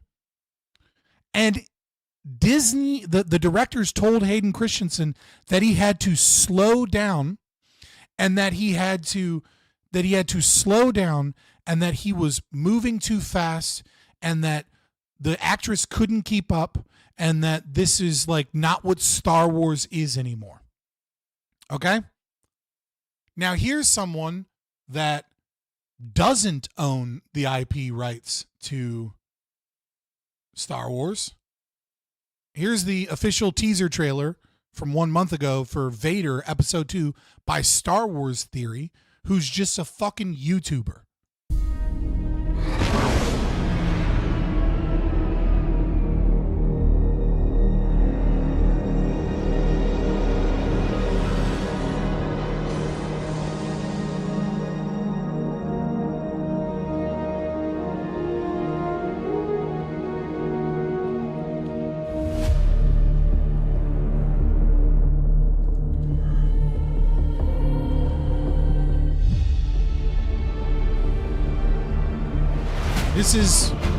He's not even allowed to make money off of this.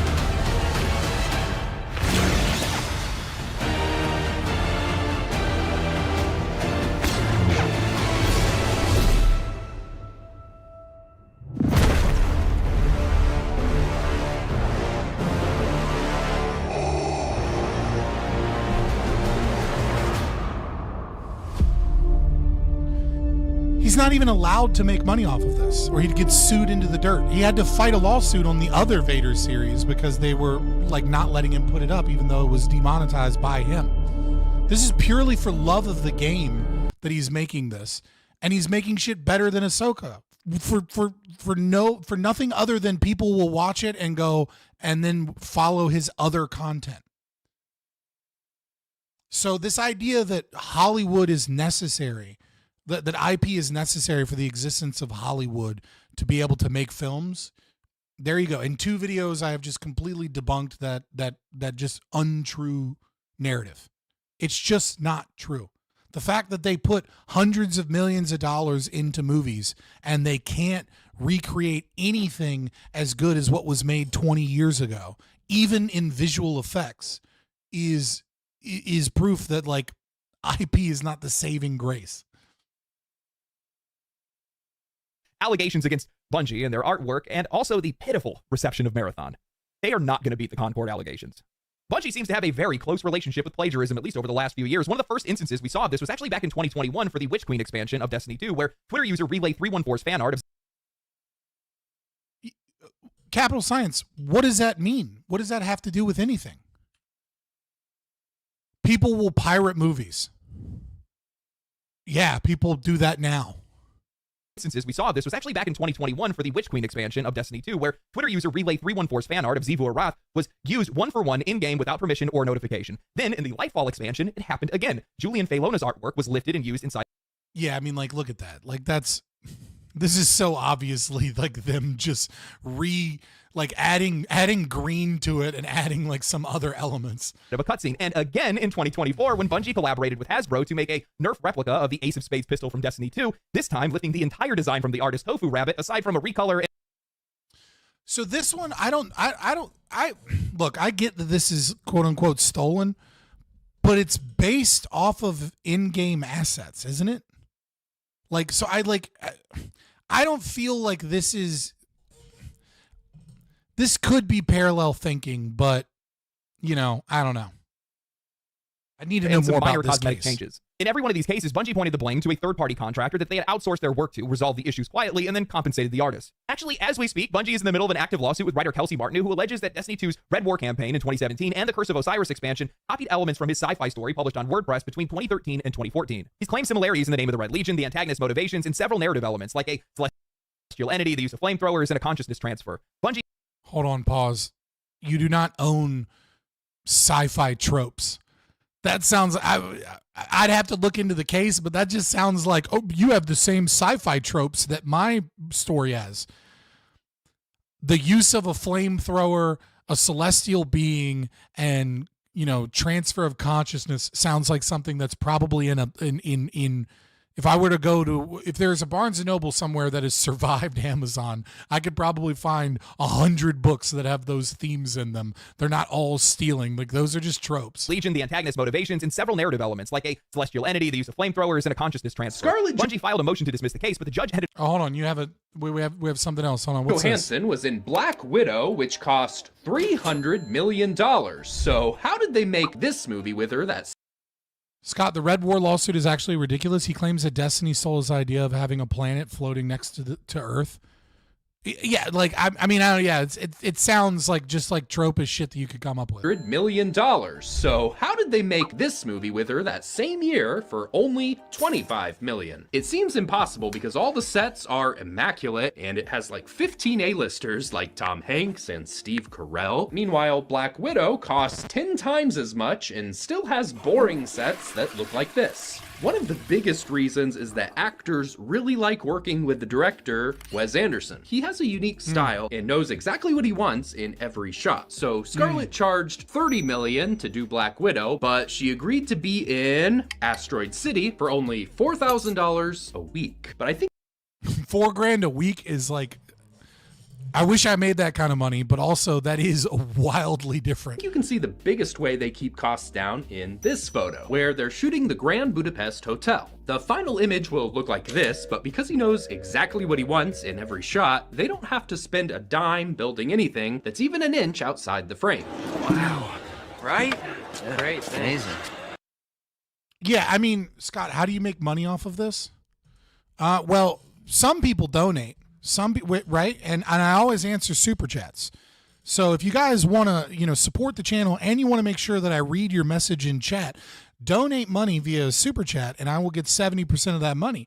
You can also do text to speech with a direct donation link, in the description, and sometimes it pops up in chat. Or you can join the channel for only $3.99. You get access to emotes and cool things like that. I appreciate you asking that question. That's how I make money. I make a limited amount of money from YouTube Premium users, so that you don't have to see ads, and I make a limited amount of money off of ads, but I make very, very small. I make much less money off of ads than I do YouTube Premium, because most of my videos are ad limited, because I'm doing like political stuff, and because it's a libertarian, and because I curse and say spicy things. You survive on YouTube money? No, I have other sources of money. I'm not telling you. It's none of your business. But yeah, so that's one of the ways that I make money off of this. So yeah, appreciate it. Or you can join the Discord, if you wanna be a part of the gang, or bro selling drugs. I didn't say anything.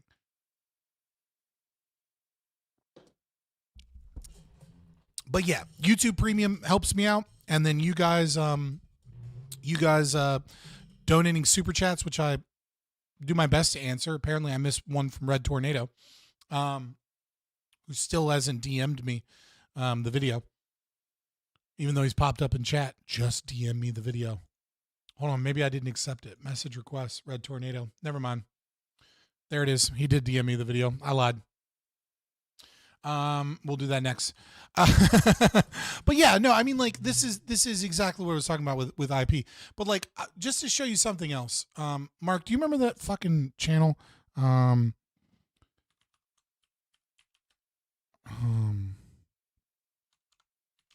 trying to see if I can find it. Like, if you guys want to be blackpilled on just how bad visual effects artists are in Hollywood and how dumb IP is, this is 10.5 minutes of CGI from like a YouTuber just being like, hey guys, they send them a small template of like what's going on, and then they're just saying, make whatever you want with this. And these are the top 100 3D renders. This one's from 3 years ago. So let me actually find a more recent one. This one is, the Chasms one. We'll look at this one. So this is just what people do fucking around.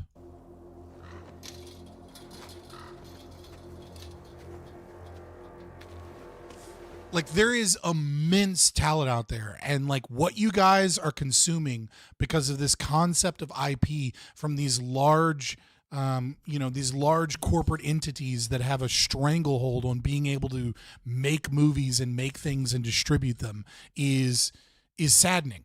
It really is. So let me skip ahead from this guy's little animation, and then again, he just sent them a basic structure and said, make whatever you want, and these are like the top 100.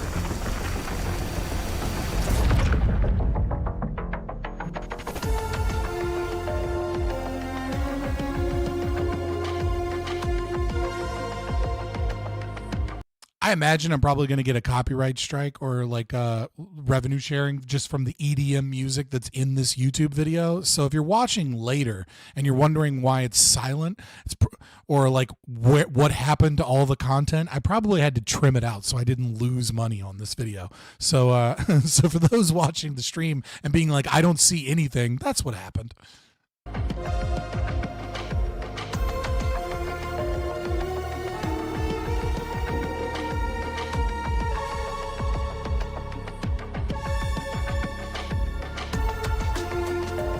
And this is just 100 of like bored people that are like, oh, this will be fun. I'll make something cool.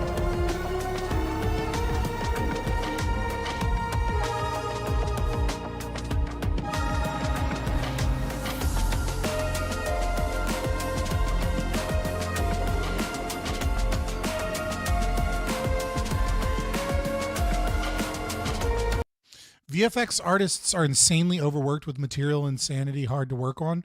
That's not a fair comparison. What's not a fair comparison, do you mean? Like, what am I missing? Because when you say that, I don't know what you're talking about specifically.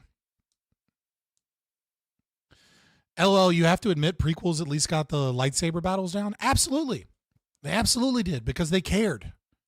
Because passion is worth so much more than like some studio that has a stranglehold on an IP that says only I get to make this thing. And so it's very difficult to have good Star Wars production because only one company can make it. I mean, obviously I showed you, the Vader series, but that's because Star Wars Theory won a lawsuit to be able to make something where he's not allowed to make any profit whatsoever off of it.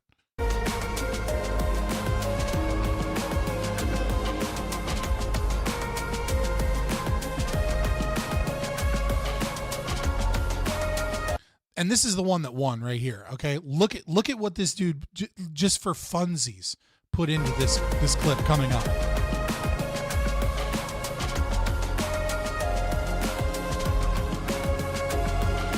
Like, this dude did a whole Battle of like Helm's Deep-esque thing. And I mean, obviously it's only a couple seconds of footage, but like it's an insane amount of detail and work just from one guy because he's bored.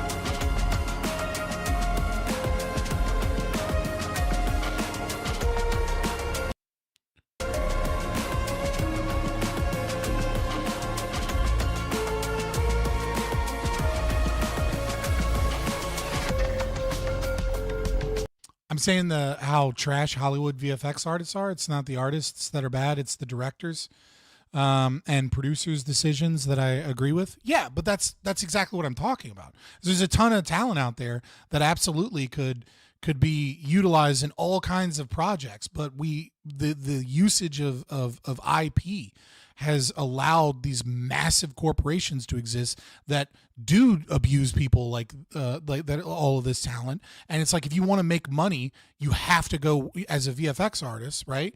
Unless you're going to make a YouTube channel or something, if you want a good resume, you're going to have to go work for a company. I mean, like, there are contractors and stuff, but those guys are not like, they're not your tip. Like, a lot of them are working for a company.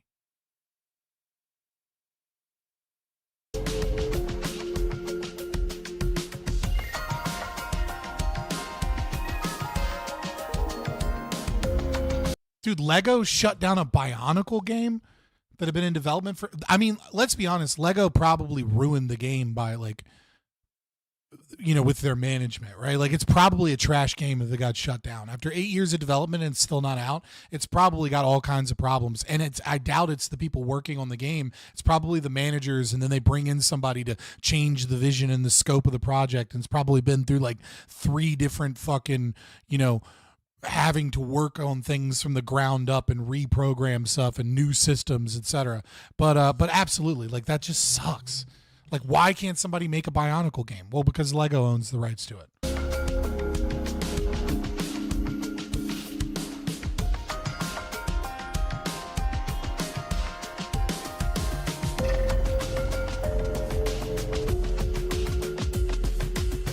There's one specifically I want to see.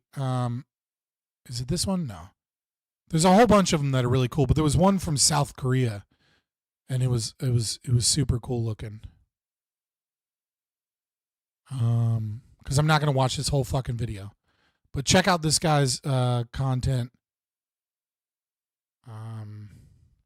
It's just he has a bunch of these. This one's pretty cool.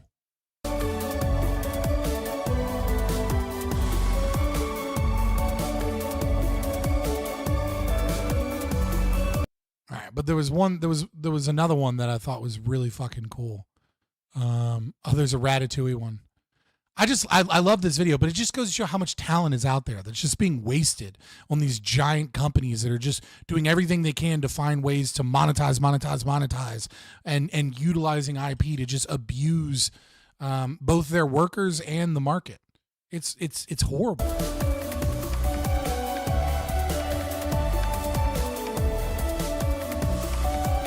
There's like a Ratatouille like one. Where the fuck is it? Did I miss it? Because there's so many in here that I might have missed it. I probably missed it. Whatever. Check out the dude's video.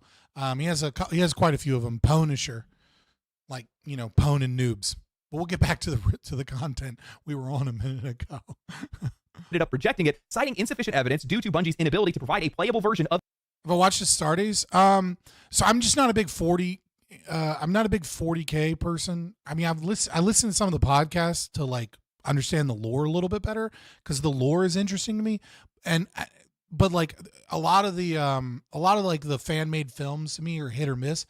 But honestly, it's just like I know this is gonna be super controversial, and I'm sorry, but the way Space Marines look, like the armor, to me very often feels cheesy. And I'm just, it's not like space, like you know what I mean? Like I think like Sisters of Silence wrapped in fucking bandages on the front of the war to like, to regain their honor sounds dope, right? Like I would love to see something like that. And maybe I've missed that. And like, obviously the fucking, oh my God, what's his name? The fucking, oh my God.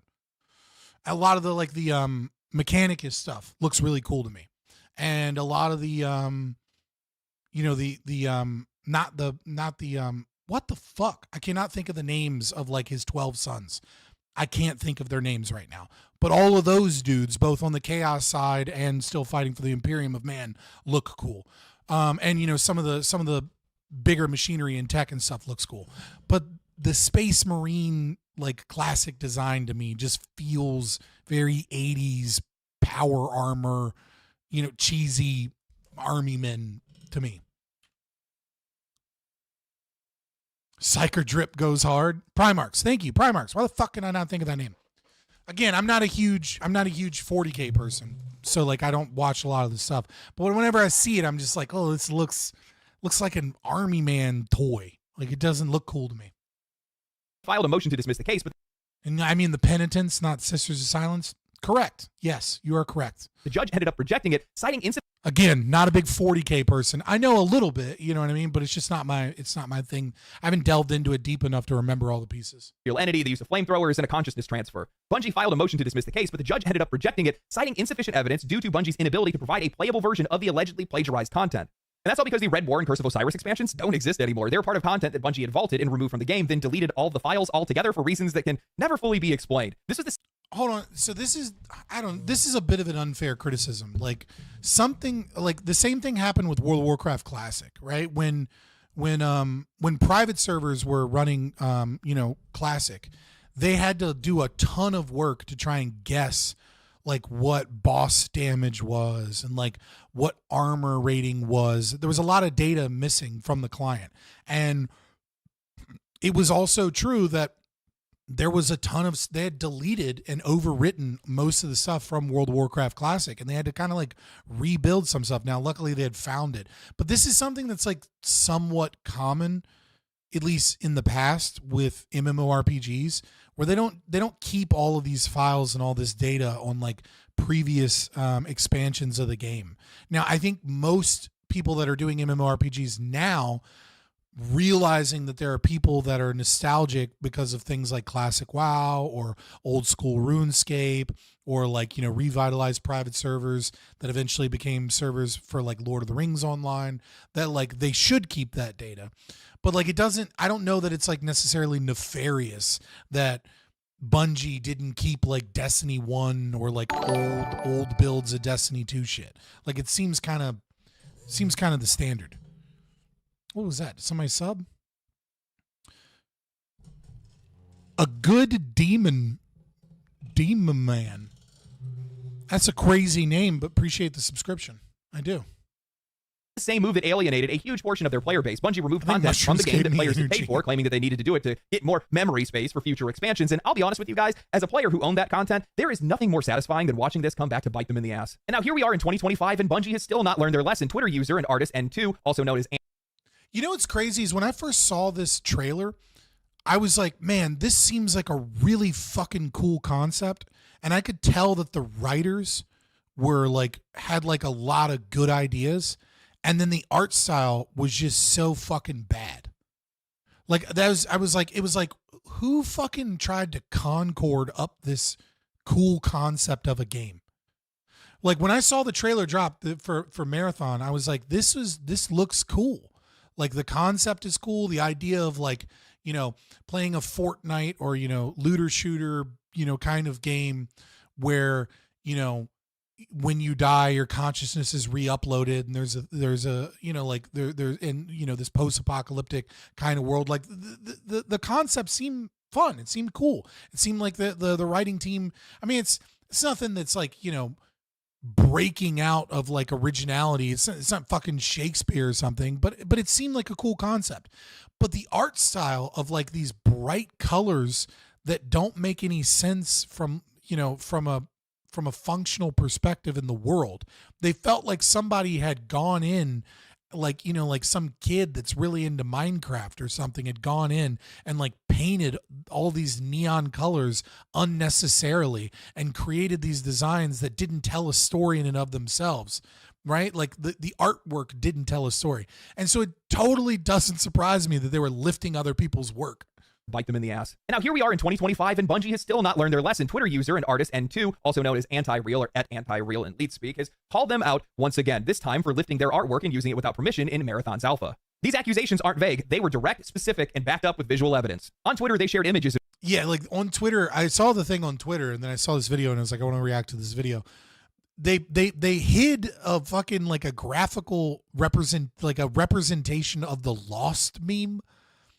And so it's so patently obvious that it's their work because they had hid in like a little secret, like, I don't know, like a shibboleth or something like in their artwork. So it's very obvious that they just lifted this dude's work. They didn't take inspiration from it. The aesthetic whiplash is insane for sure. And wrote, the Marathon Alpha released recently and its environments are covered with assets lifted from poster designs I made in 2017. Bungie is of course not obligated to hire me when making a game that draws overwhelmingly from the same design language I have refined for the last decade. But clearly my work is good enough to pillage for ideas and plaster all over their game without any pay or attribution. I don't have the resources nor the energy to spare to pursue this legally, but I have lost count of how many times a major company has deemed it easier to pay a designer to imitate or steal my work rather than to write me an email. In 10 years, I've never made a consistent income from my work, and I'm tired of designers from huge companies moodboarding and parasiting my designs while I struggle to make a living. Another Twitter user pointed out that Joseph... Yeah, I don't give a fuck. Like that part to me is like this woe is me. I made art that people thought was cool, and it's like I deserve a paycheck. Fuck off.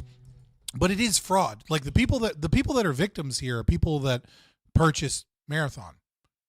Like you're not a fucking victim because you made art and then somebody else took your art and used it in something else. I hate this idea of like, oh, like poor is me. I'm so poor, but also I've made this thing. So like, which is it? Like, are you poor and you struggle to live and you're living paycheck to paycheck and you can't make it? Or you're a prolific artist in the industry that people obviously go to you know, to pay you for artwork or to use your services? Like copying some of your assets does not a game make, right? Like if it just doesn't make sense. Like I can't copy all of your work and then make a game off of it. But what I can do is I can steal some of your shit, steal in air quotes, but I can take some of your shit and pass it off as my own. But I still have to like I have to make a composite of all this other thing. I still have to make a game. It waters down the game because there's no artistic vision. So the people that are fucked on this are Bungie and the people that consumed this slop and purchased this slop that were defrauded because there's no artistic vision because it's composites of a bunch of other people's work. If Bungie wanted to make money, what they would do is they would hire you. And they would hire this guy to come in as part of the art team and make a whole bunch more assets and have like a vision that they have behind it.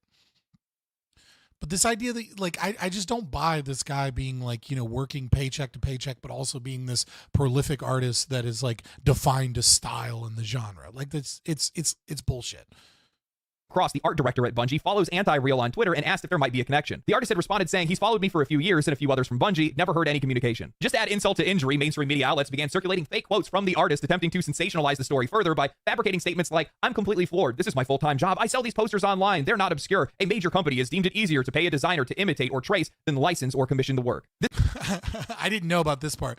So, like, obviously, games journalists can't even be bothered to DM DM somebody on Twitter anymore. They have to just make up fucking quotes. Like, I want to say I'm surprised or shocked, but I'm not, because all of these games journalists are the worst form of journalism.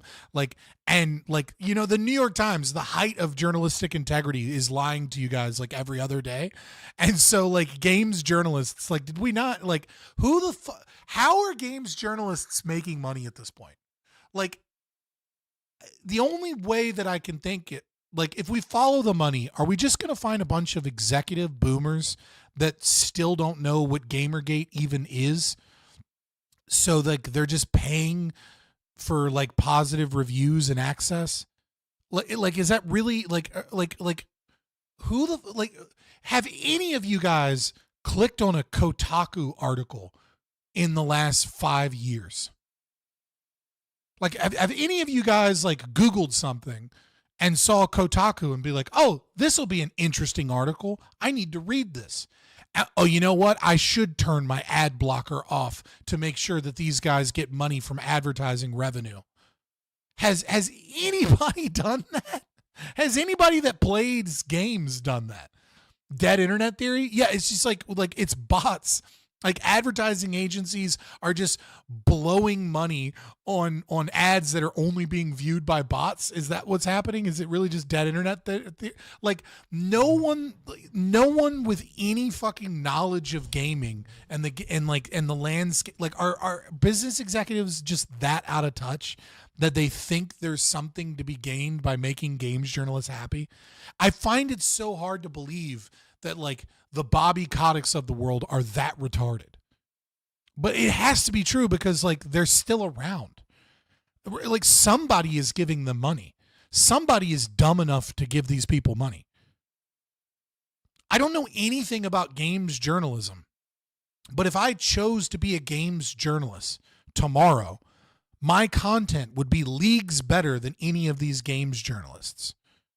And all and that would just be me with a bad setup and like an irregular time and like health issues, playing games when they come out and then just being like, I don't know, here's my opinion, would still be leagues better than anything fucking Bullshockers or fucking Kotaku, or one of them just got bought out. But like, it's wild that anybody puts any time for a career shift, right?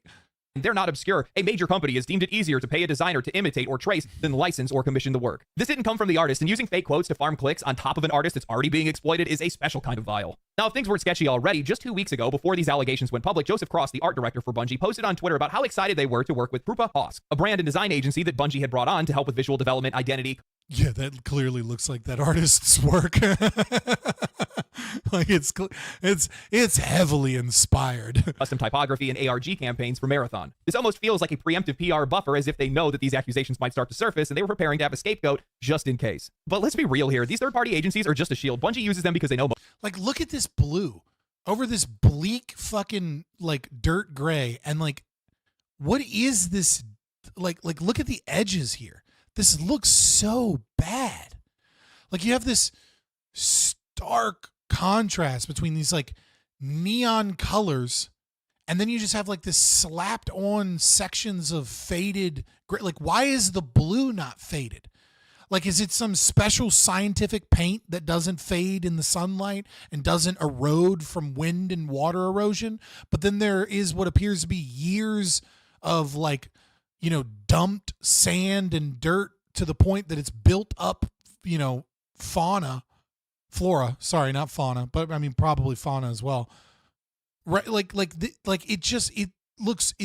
It's shockingly bad. Most gamers are never going to remember their names. The public backlash will hit Bungie, but the legal and creative blame will just get pushed onto somebody else. Bungie writes the checks when they get caught, and the key word there is when.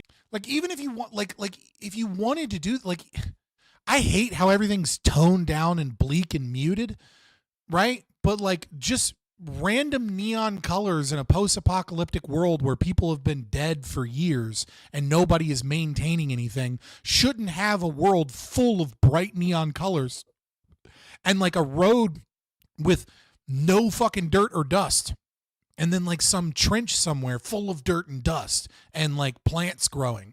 Like, these buildings should have like like see how there's vines attached to them? They look like shit.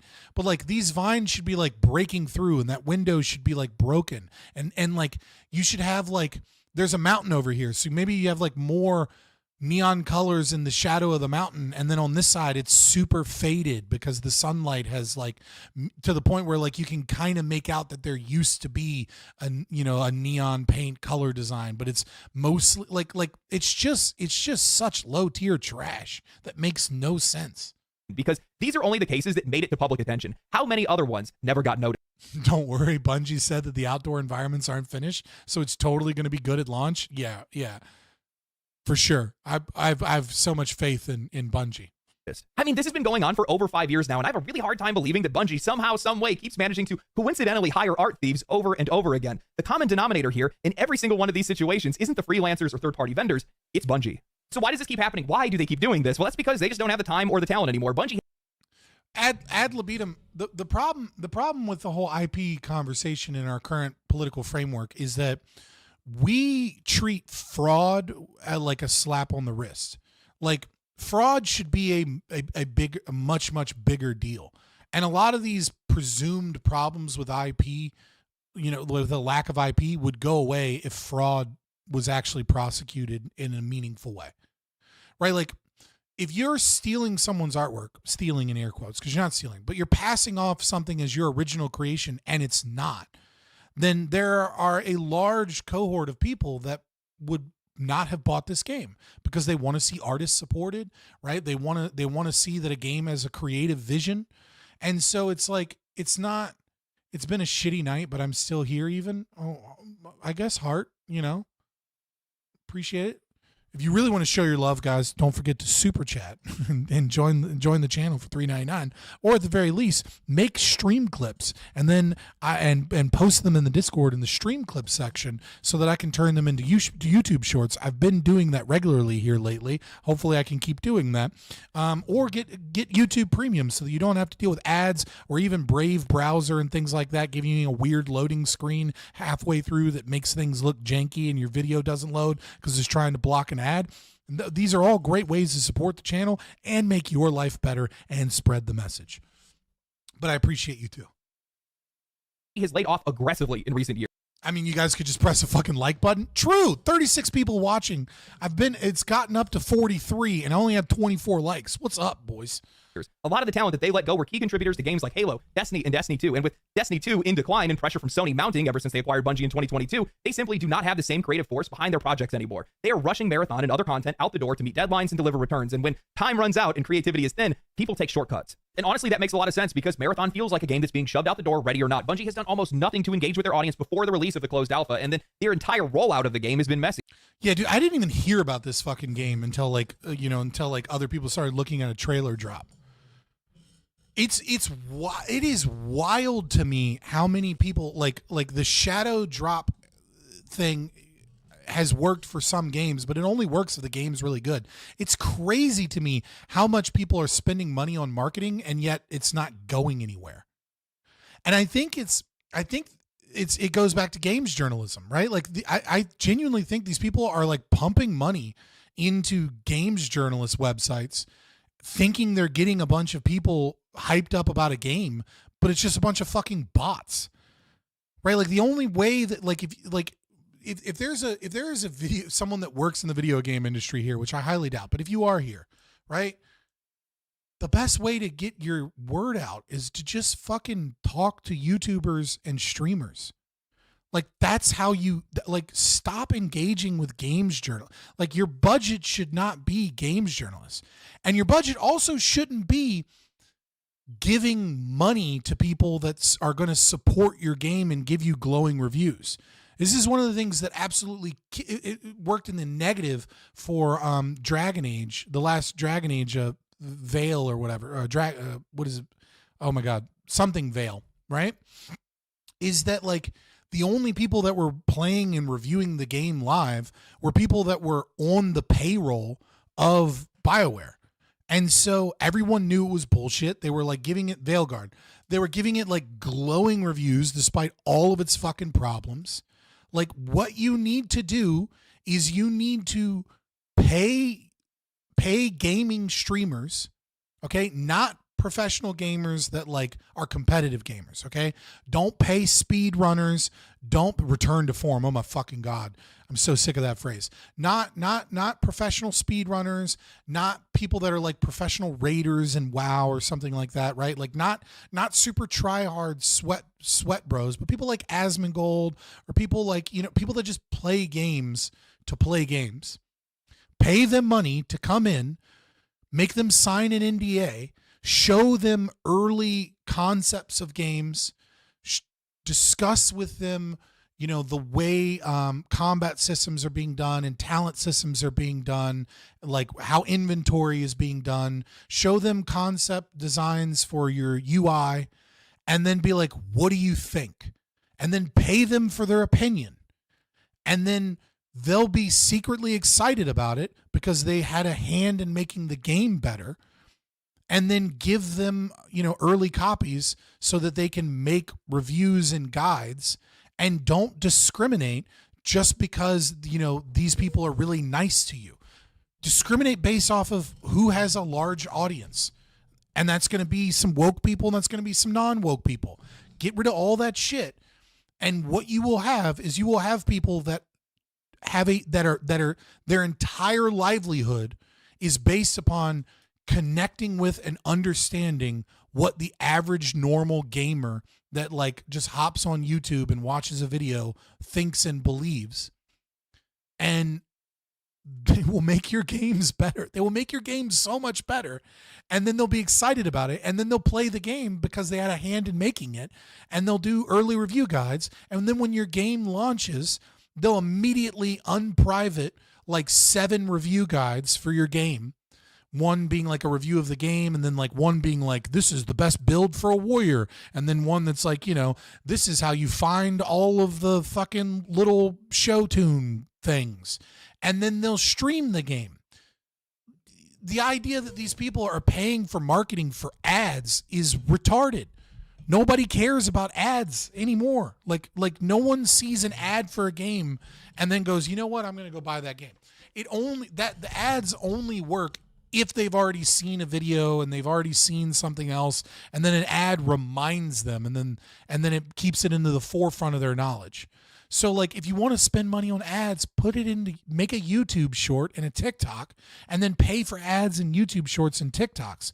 But this entire incestuous relationship that these people have is just making trash fucking games.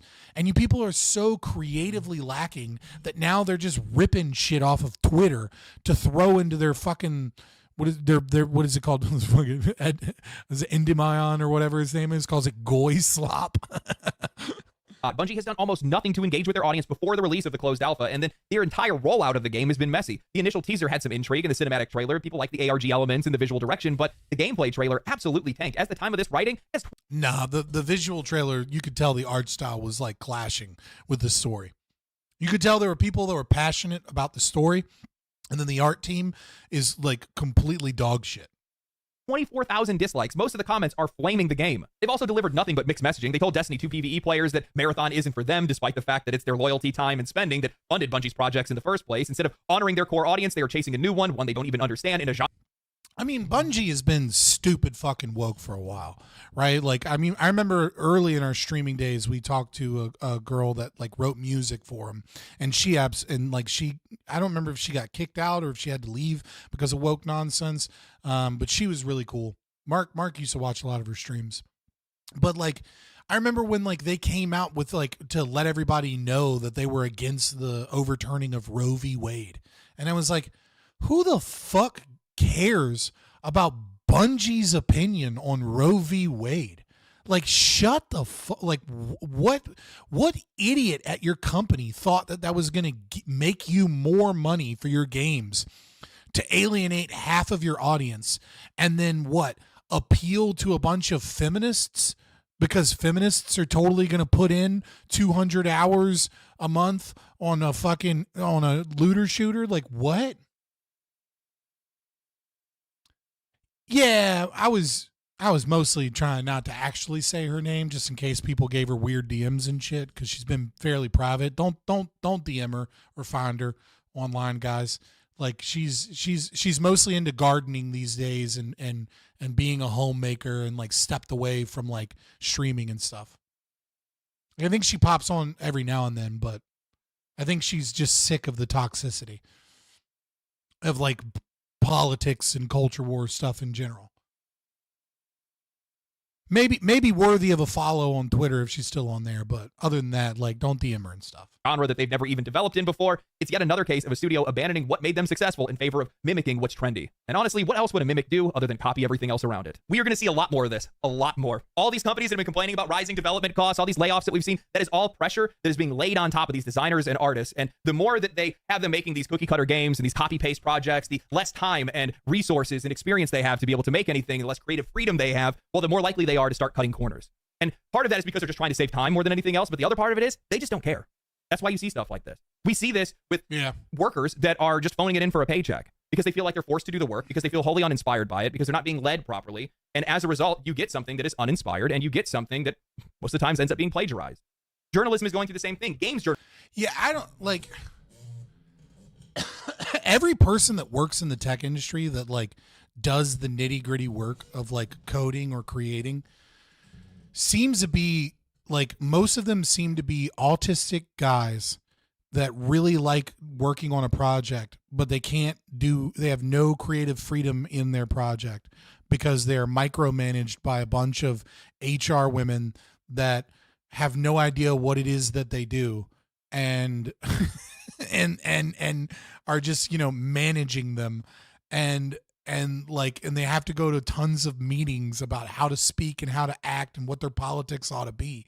And it's like, I just can't imagine anything good coming from these large companies that have these left-wing forces in them at this point.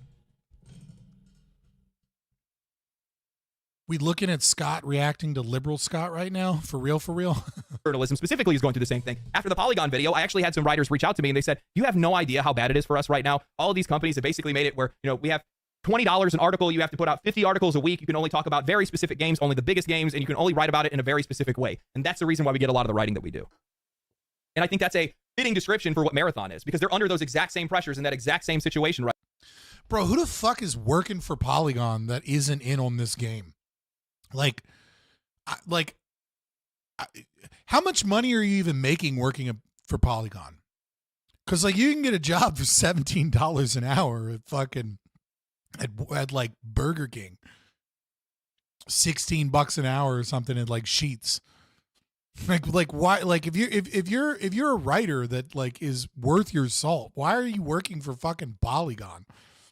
Unless you're woke as fuck and you like are already cool with the incestuous corporate game. Like that would be like, what does the subway ride home look like for you when the entire world is in grayscale from the depression that is your fucking job? I don't know how much you're getting paid, but it's not worth it. What the fuck? Like, what are you doing? Like does every day is every day raining even when it's not raining? All around me are familiar faces. What are they? Just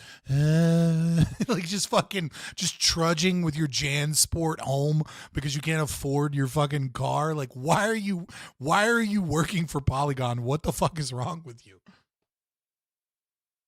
Right now, where they're being forced to make a game that I don't think that they actually want to make. Sure, there's probably a few people that are there that are all about it, but it's not an entirely team effort, I don't think. And people don't realize, I don't think they're taking it seriously, that if Bungie does not deliver with Marathon, they are done. This is it. This is the only thing they have left for them, because Sony has invested too much money in them for too little return, and they are desperate for a live service hit. And if Bungie's not the one to give it to them, that's not going to work out for them. They have wasted billions of dollars at this point trying to get their own live service hit. And I played... Dude, I like... Live service also, like, is... I don't understand... Like, I understand gaming company... Like, hold on. At this point, if you are a gaming company and you're attempting to make live service games, you better be partially owned by Tencent if you want to achieve some level of success. Like I'm just like, the Chinese are the only ones that know how to fucking do this at this point. And it's like... I'm sorry, like, it's just like Western studios trying to do what the Chinese are doing is just not gonna fucking work. You can't have a bunch of woke bullshit and a crappy copy of something else. Like before Marvel Rivals came out, I would have said making a live service game right now is the risk reward is so insanely not worth it. You would have to be completely brain dead in order to attempt to try and make the next fucking, the next Fortnite. But then when Marvel Rivals dropped, it was an instant success, and it was an instant success because it just did Overwatch, and it brought back, cute bubble butts, and that's all people wanted. But like these Western studios, the only thing that's gonna like actually make their game worth it, they're not gonna do. Like China knows, like make the gameplay really good, put the cute bubble butts back in, and people will buy it, and they'll spend retarded amounts of money on it. But Western studios are averse to the aesthetics of a good game at this point. Their artwork is always shitting on whatever IP they own the rights to have, because they have a general disdain for the creation that they're working on. They want to make things ugly. They want to make it, flatten everything so that they can have their own self-image represented in the artwork, so they can have fat, able-bodied people because some bullshit political thing. They love the concept of rebelling, but they don't actually have an oppressor to rebel against because they're the ones in power. So they just rebel against the very idea of aesthetics itself and create, these blobs and these bright neon colors that clash with their own artwork, because it has to rebel for the sake of rebelling. And then they don't give the guys that want to make a good game, the autistic weirdos, the ability to make good gameplay mechanics, and they don't listen to the audience because they hate gamers. So they don't want to listen to gamers when they say, like, here's what an inventory management system should look like. Here's what here's what a good tech system, a talent tree system looks like, etc. So like you can kind of make that work in RPG games. You can kind of make people pay $50 for, your own fun little, experimentation. Right? Like that game that came out that was only like 20 hours, maybe not even 20 hours of gameplay, that was like super fucking woke, but it was like Louisiana Bayou witches or whatever. Like the black chick was like, some type of like down by the bayou, whatever that fucking game was. That was a good game. It looked fun. Right? And it's like, because it was a single player RPG that wasn't very expensive, that just, was a callback to like the old PlayStation 1, PS2, kind of linear, mapped environments, fun little art style, and they gave people creative freedom to do that. South of Midnight, I think that was it. Like, it looks like a fine game, even though it's woke bullshit. But the idea of getting people to continuously do a live service game, Western devs just can't do it. Marathon. It's not it.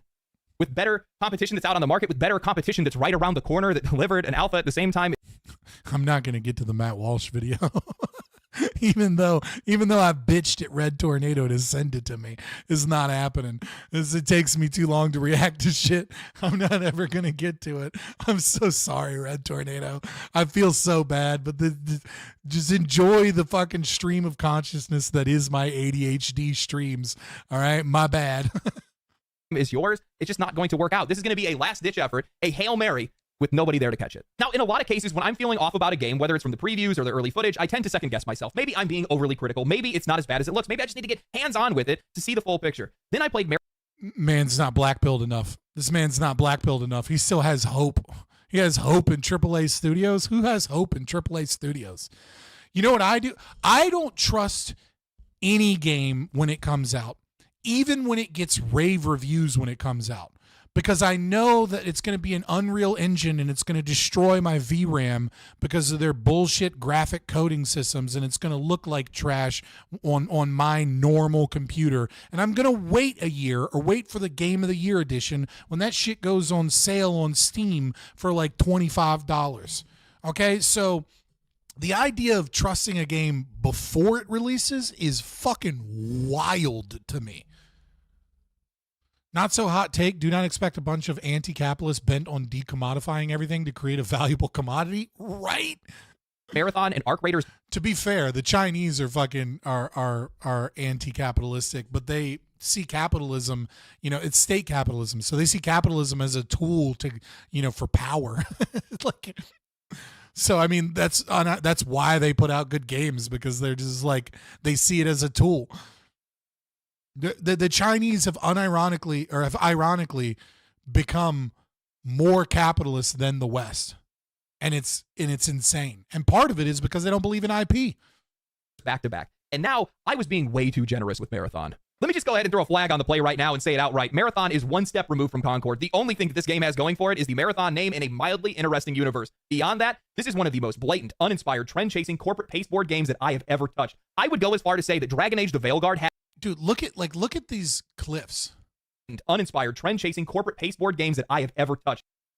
Like, what is this shit? I understand that we're going to clean up the environmental detail. Okay, cool. Like, unmodded Skyrim looks better than this. Like genuinely, unmodded Skyrim looks better than this. This is so bad. I would go as far to say that Dragon Age the Veilguard had more flavor than Marathon. This is factory sealed boredom. There is nothing in this game that stands out. Not one mechanic, not one system, not one.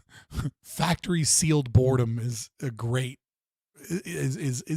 description of this. One moment where I sat back and thought to myself, damn, this is what makes Marathon special. They took the basic template of an extraction shooter, filled it with loot that you don't even care about, slapped on some faction rep grinds for the illusion of depth, jammed in some Apex Legends hero abilities, copied on Destiny 2's gunplay, and dropped it all into a flat, lifeless world where everything looks the same. And when I say everything looks the same, I mean literally. The environments are so homogenous and color drained that I found myself disoriented all the time. Not because it was clever map design, but because it all just blurs together. I wish I actually had more to tell you guys about the gameplay loop, but I was mentally checked out within 10 minutes of firing this game up. Well, like, so this is the thing about art, right? Like, art has the values of the person that creates the art instantiated in it. And that art it says a few things. Art says what the values of that person are. It says something about the idealized self. It says something about, their fears of the future. And it also says something about the story or the narrative that they're attempting to tell. It's a symbolic form of communication. And so when you see a game like, what's a really good open world game with great art design? Like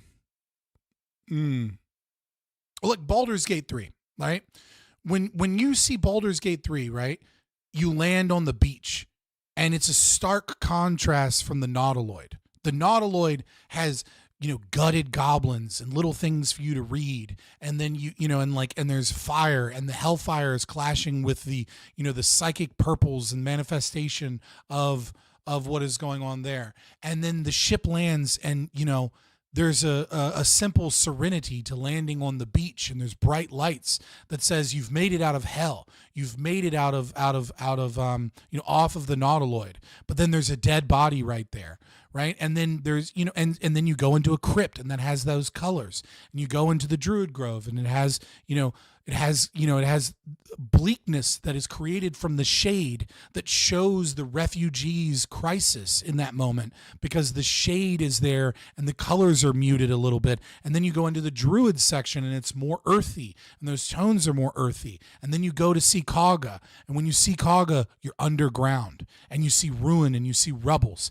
Every environment. And then when you make it to Act 2, right? Well, what, like you can see you can see in Act 1.5 the Githyanki Kresh, where they're taking over, the ruins of slaughtered priests that are the followers of Lathander. You can see the gore and the violence of the race on the walls themselves, how they are conquerors, right? You get a feeling of them being conquerors because you can see the death and gore, and you can see their own culture layered on top of that.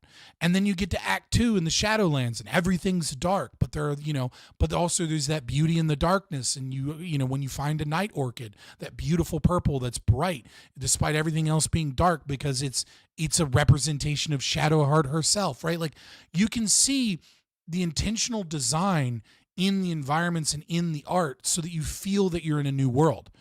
And when I see this game, it's a copy and pasted everywhere because there is no story being told. The story that's presumably meant to be told is that you're in this post-apocalyptic world where, you know, most of the people have been killed by some type of infectious disease, from my understanding, right? And these robots are scavengers. But, like, there's no story element of scavengers. There's no, like, oh, you go to a new section of the map and there's a story being told about, you know, like, you go in and there's blood and guts and gore everywhere because, like, some monster came in and killed people, or this was like the final refuge of the people that were quarantining themselves. There's no environmental storytelling taking place. It's just like a theme that's just slapped on to, you know, to a map. And it's, and like, there's a story that the people that made the trailer had in mind for sure, but the environment tells nothing. It's just neon, rebellious, clashing colors. It's corporate nonsense. The matches felt empty. The tutorial was like an afterthought. There was no pressure, no tension, no reason to care. It's the kind of game that you forget the moment that you close it, if you even make it that far. And I am not the only one that feels this way. A former Bungie designer ad libitum. There is still a way to tell that story and have environmental storytelling in different areas so that there is a different small story being told by the environment when you go to a new place. Right? Like, and that doesn't exist. Like I get what you're saying to a certain degree, but no. Designer Vince, who now goes by Fractal Grove on YouTube, specifically called out Bungie's art direction. He pointed out to the overuse of cool colors, especially blue tints, and explained how it creates a psychological sense of fatigue. It drains players. Compare that to something like Ultra Kill, which uses aggressive reds, oranges, and yellows to generate adrenaline, danger, and excitement. That's color theory 101. This is basic art philosophy. And Bungie, a studio that once helped define visual spectacle for shooters, seems to have just forgotten it. But honestly, what really killed Marathon for me was just general whiplash. It's the same thing that I felt going from Baldur's Gate 3 to Starfield, from Kingdom Come Deliverance 2 to Avowed. It's that sense of expectation crash, that realization that you're playing something with no soul after coming from something that was brimming with it. Because just before I got into Marathon... Fucking great minds think alike. We're talking about, like, immediately talking about Baldur's Gate. To be fair, Baldur's Gate 3 was a super fucking popular game and game of the year, so... Marathon, I play Arc Raiders, and that game gets it. The moment you step into the world, it commands your attention. It is so breathtakingly beautiful. The lighting, the detail, the sound design, it all works here. You feel like an explorer that is cautiously surfacing to this hostile world. The sound alone becomes a mechanic. You crouch, listen, stop. You can hear these arc machines before you even see them, and you're avoiding fights because you don't... Dude, unironically, you know what is a game that, like, even was critiqued for having bad art design and still does way better than this? Mass Effect Andromeda. Like, this art design is so bad that if I were to go play Mass Effect Andromeda, it would be leagues better in terms of environmental storytelling from the artwork than this game. And that's really, really saying something, because Mass Effect Andromeda didn't become a halfway decent game until like a year after it released. Don't want to blow your cover. That tension is constantly building with every single item that you collect. You're calculating your risk. Should I push for more loot? Should I break for extraction? One wrong move, a metal detector, a flock of birds, and your position is blown. You jump, you panic, you play it smart because the game is pushing you to. And Arc Raiders actually understands the audience that it's going for. It's an extraction shooter for the mid-core crowd, and it nails that balance. You have a pet rooster that goes out and brings back materials. You can dismantle in the field so you can make room for more loot. And yes, unlike Marathon, Arc Raiders actually has proximity chat. Embark doesn't think that they need to insulate their players from one another for safety. Yeah, that is wild. They got rid of proximity chat because they're too worried about people saying the mean slurs. Like, dude, do you know how many YouTubers you lose by not having like a chat system? Like there's so many YouTubers, like the YouTuber that like just plays piano instead of speaking and talks with the piano, or the guy that like the Indian guy, or the guy that's like mocking Indian. He sounds like it's a fake Indian that just makes memes off of people. Like you're trying to kill the human element in a game that is supposed to be a live service game, which is dependent upon the human element. Safety reasons. It's like I said before, and I'm going to say it again. If you do not include proximity chat in a game about tension and human interaction, you do not understand the genre that you're making. And you know what? Okay, it's fucking. I said a thing and then he says it a different way. I'm becoming Asmongold. Don't let me react to too many more game videos about video games. Proves that my experience with it. I went into a match under equipped. I didn't have any ammo with me. I got into a firefight, used all the rounds that were in my gun, and I bluffed my way out of it by role playing as a grizzly man with a southern tone for some reason. I have the meds and the rounds to do this all day. Walk away and I'll let you off. And for whatever reason, the other player believed me and they let me walk away. Funny enough, I bumped into somebody else at the extraction point and I just told them the truth straight out. I have no ammo. I'm just trying to get my quest done. They let me extract and we ended up joining up to play the next round together. That's what these games are about. That's why people play them. Emergent storytelling, player agency, memorable moments. Now compare that to Marathon. I would have killed him. Just so you guys know how good of a person I am, I would have been like, no ammo? Cool. And then killed him. Just being honest, boys. On a game where you're completely isolated in a world that's designed to be antisocial, it's ironic. Bungie helped define cooperative multiplayer in the modern era. They're the ones that pretty much gave us LAN parties for the most part with the Halo days, and now they're making a game that actively suppresses that connection.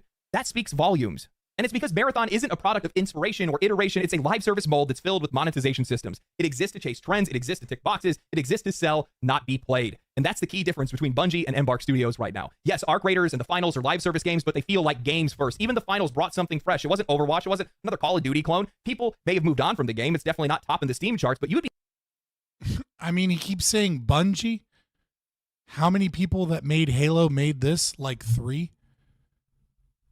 Well, I mean, like the modern Halo is owned by Microsoft, so, but I'm not sure what you're. I'm not familiar with the deep lore. Be hard pressed to find players that hated it. It earned respect. Marathon won't earn a thing. Bungie is doing what so many studios are doing right now, iterating on monetization, not on gameplay. They're not refining systems, they're refining a storefront. They don't care if the experience is good. They care if you keep grinding, spending, and logging in. And I swear, I'm going to start making a new catchphrase after this one. When you forget about the players, they forget about you. And they already have. Both Marathon. Yeah, I mean, it's like build it and they will come kind of thing, right? Like if you're going to make a live service game, just make a good game and people will buy and make good cosmetics that make, you know, dudes look badass and girls look sexy. If no one wants to cosplay the girl that you put in your game, then your game sucks. Like that's really genuinely, that's the ultimate test. Do girls that have fucking, you know, buy me coffee links and fucking Fansly links because they claim to be better than OnlyFans girls, but they're just doing softcore porn. If they don't want to be your character, then your character design is bad. Just do that and then make skins that also people want to cosplay because they're hot. And then people will play your game if your gameplay is good. And then they will buy those skins. It's really not that fucking hard. Marathon and Arc Raiders had their limited closed access tests at the exact same time. Bungie could not keep players in the game. Meanwhile, Arc Raiders was overflowing with demand. Marathon. Just for the record, if I see you on Twitter and you have a OnlyFans or a Fansly link, I will just block you immediately. I have like probably over 1,000 people blocked on Twitter now because the moment I see that they're an OnlyFans girl or a softcore thing, I just block them. Like their opinions are almost always a bot of some sort anyways. Marathon bled players daily. Arc Raiders had players begging for more. They're still begging for more. The vibe. I'm one night like this away from becoming an environmentalist.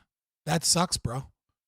You should I don't know what that has to do with environmentalism, but that sucks. Shift in the gaming community is loud and clear. Nobody is interested in Marathon. That conversation is over. And that is not a good sign for Bungie, especially when you consider how niche this genre already is. Extraction shooters, by design, are not built for mass appeal. They are punishing high stakes and time-insensitive games, not for casual audiences who do not have a lot of time already and just want to have fun. Yet here we are watching major studios throw their entire futures into this space, convinced that they have found the next big live service cash cow. This is not just disconnected, it is completely delusional. What we are seeing right now is the result of panic. We have publishers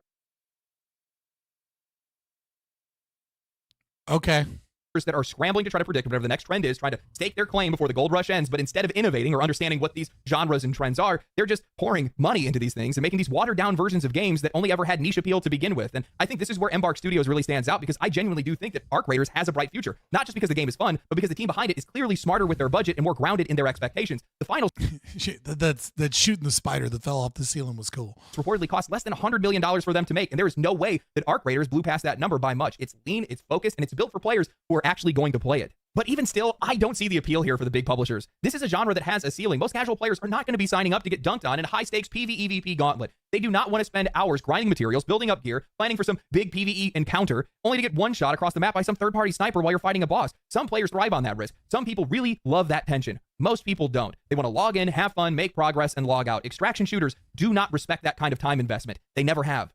I mean, just look at Escape from... Yeah, it's not a game for like dads getting off of work. It's a game for NEETs. And NEETs, I promise you, don't want to play this trash. Tarkov, that game essentially birthed this genre. It's considered a success and a gold standard for it, but it peaks at around 100,000 players a day. That's impressive for a hardcore niche title, but it's not the foundation. You want to build a $300 million live service behemoth on. These studios think that they can expand their audience by softening the edges of these games and making the experience a bit more casual, but by doing so, they're missing the point because the... Dude, how the fuck are you going to recoup $300 million on this trash? That's fucking insane. Very things that make these games compelling, the risk, the tension, the player-driven stories, don't translate well when you strip them down for mass appeal. You're not left with a broader audience. You're going to be left with no audience at all. And I think that's the real tragedy for Marathon. Not that it's just a bad game, but it's a bad game born out of desperation. It's corporate wishful thinking in playable form. A studio chasing a trend it doesn't even understand in a genre that was never built to carry that much weight. It's not the next big thing, and it never will be. They need to stop trying to make the next... If I worked at Bungie, I would give them a presentation. And the presentation would just be shitting on them for like 45 minutes. And then the last 5 minutes of it, I'd be like, but you're not going to take any of my advice. So if you're going to continue making the types of games you're making, you should just make phone games. Just make phone games at this point, because like they're cheap and easy to make. And like there are a lot of dumb people that will download your phone game and spend $2 on it and then quit and never play again and like forget that they spent $2 on it. You need 20K players, whale players to get every skin? Yeah, you do. But like in order to get skins, again, you need shit that people want to cosplay.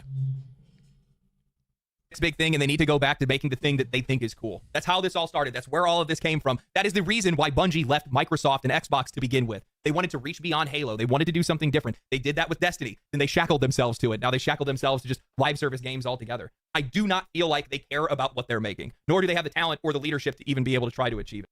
I mean, originally the video was about intellectual property and the fact that Bungie got caught, lifting other people's artwork and lying about it for like the fourth time. But then the video, because the video is just titled, "Yeah, Bungie is so cooked," eventually just became a complete thing about how Bungie sucks and Marathon sucks. Matt Walsh. Dude, I got to go to a debate in 15 minutes. There's no way I'm starting the Matt Walsh thing.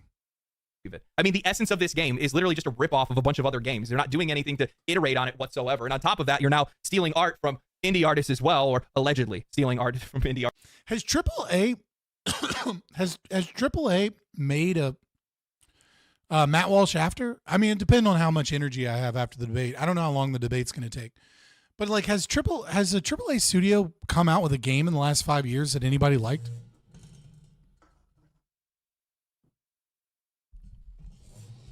Like, I can't think of anything that's come out. Like, the only thing that I think that's come out from a AAA studio is like a AAA game recently is like the new Doom, but people don't like the new Doom. It's doing bad numbers. Oh, Elden Ring. Yeah, I guess From Software is AAA. Yeah. Okay. Fair enough. Elden Ring. You're right. You're right on that. I'm just trying to think like all of these, like Ubisoft and Bungie and BioWare and Activision, like all of these huge players in the genre, like they haven't come up with anything. They haven't had a hit in years. Armored Core 6. Yeah, that's fair. That's another one. Space Marine 2. Was that a AAA studio that made Space Marine 2? Or I guess is AAA just kind of like the money spent?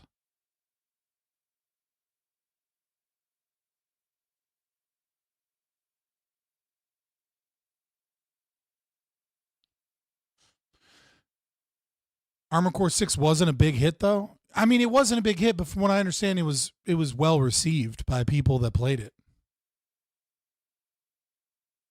I shouldn't even talk on games. I still think Minecraft easily clears everything by a lot. Oh, God.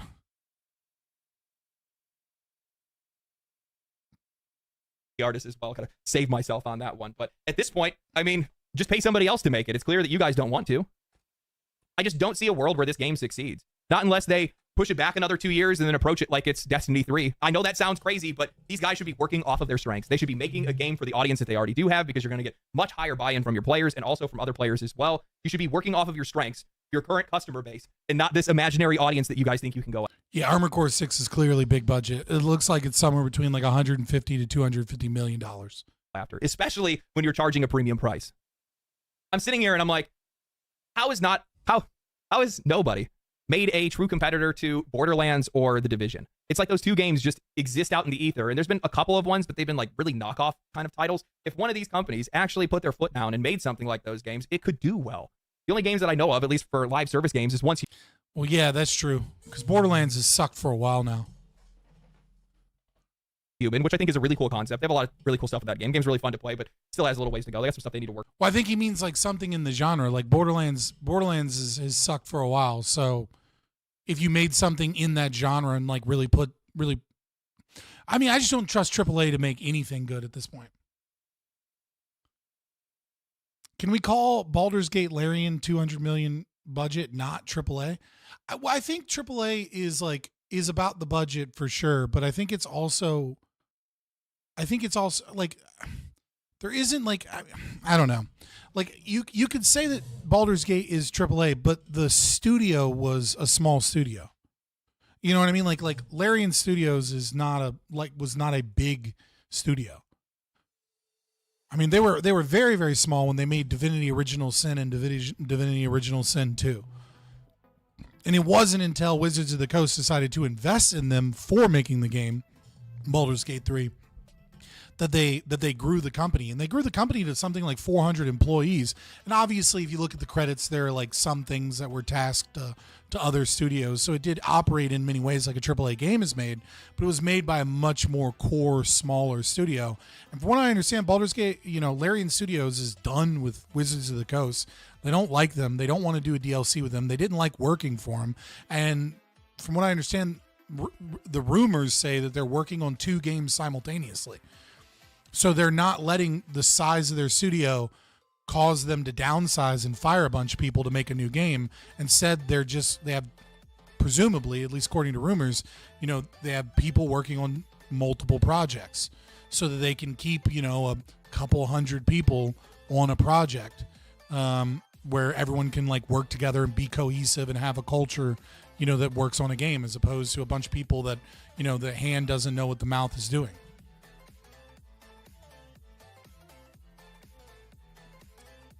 I think people end up calling that like AA.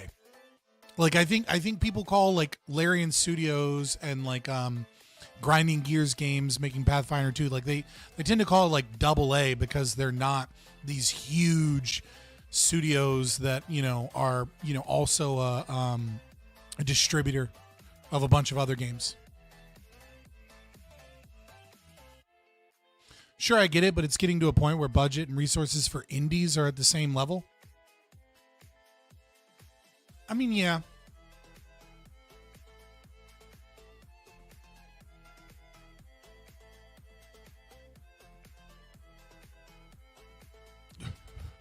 What a comment, Silver Ogre. Thoughts on welfare for vets in an ANCAP society? I mean, I have no problem with privatized welfare, right? So like if I don't see the point in welfare for vets, right? I think part of being a vet, you know that you might get PTSD, that you might get blown up, means that if I'm a young man and I'm going to go fight, then you should offer me a substantial insurance program that, like, in the event of those things occurring, I'm taken care of. Right? And I think any company that doesn't do that should be severely looked down on by the culture. Yeah, 420 TV, I'm a libertarian. Like, do we just drop their benefits one day? I mean, presumably if the government dissolves, I mean, I don't think fucking, I think people that signed up, I think somebody that signed up for service and then they get, benefits because of, injuries sustained during combat, that should be like one of the last things to go, because the state has an obligation to the contracts that it signed. So, I mean, like, those contracts should be bought out when they're selling off their property.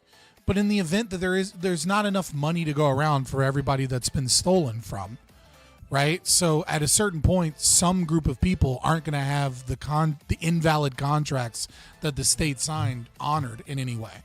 But I mean, I think the world would be a better place. Like, I'm not going to keep and maintain the state so we can maintain benefits for veterans. Like, that's wild. If people want to, start charity organizations for people that get fucked because of that, then like, more power to them. I think there's a lot of people that value veterans. I would say almost to the point of being overvalued. Like, I hate when someone's like, "Thank you for your service." Like, ugh. Like, I had to stand at my sister's graduation. My dad made me stand when they told the veterans to stand up, and I was like, and I like stayed. He was like, "Get up," because my dad's behind me and he's a combat vet, and I'm like, I'm not a combat vet. And I was like, okay, you know what I mean? Like it's like, I hate that shit.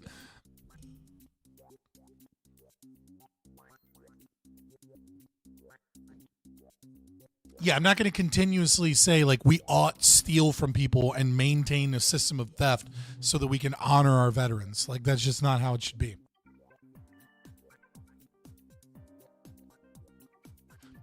You had friends do that to you at a bar in Savannah right after you got out? Ugh. It's so cringe and embarrassing.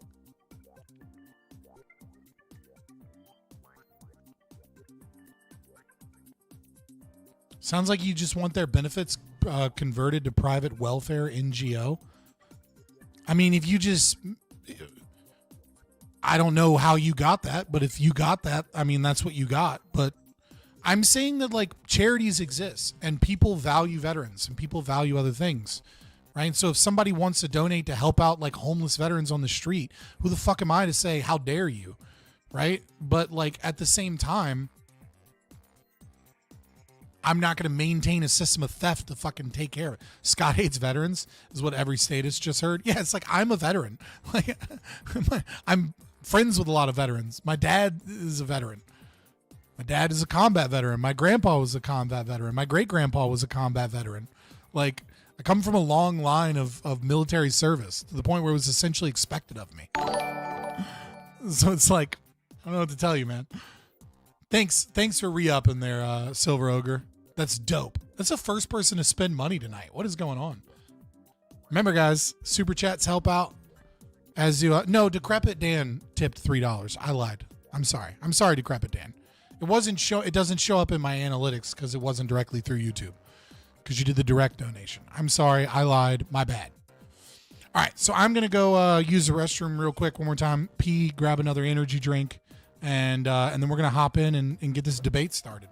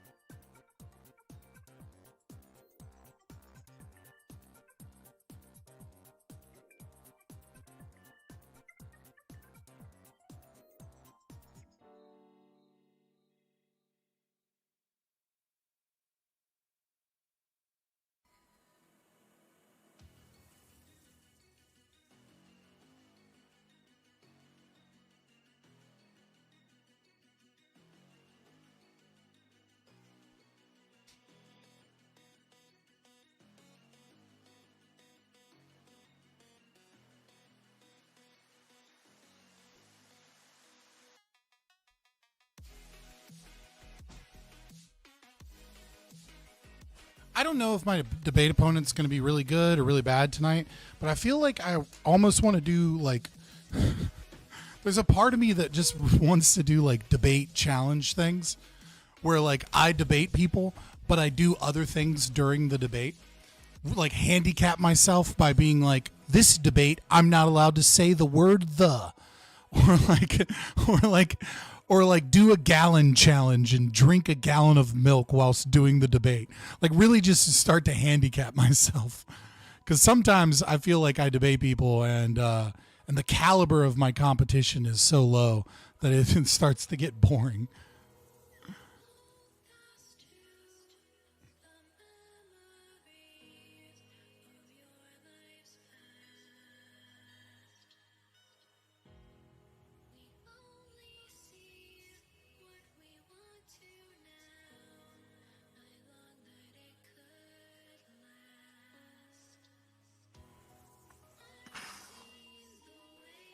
Testing, testing. Yes, sir. I can hear you. Hold on.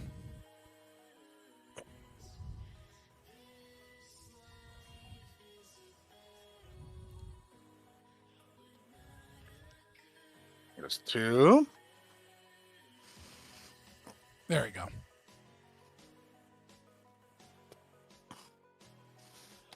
All right, Ica's about to be logged in.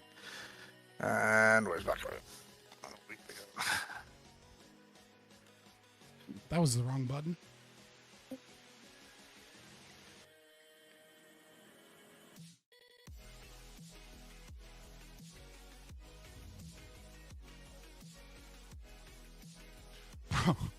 Bro, what is going on? You have struggles or what? Huh? Are you having some struggles?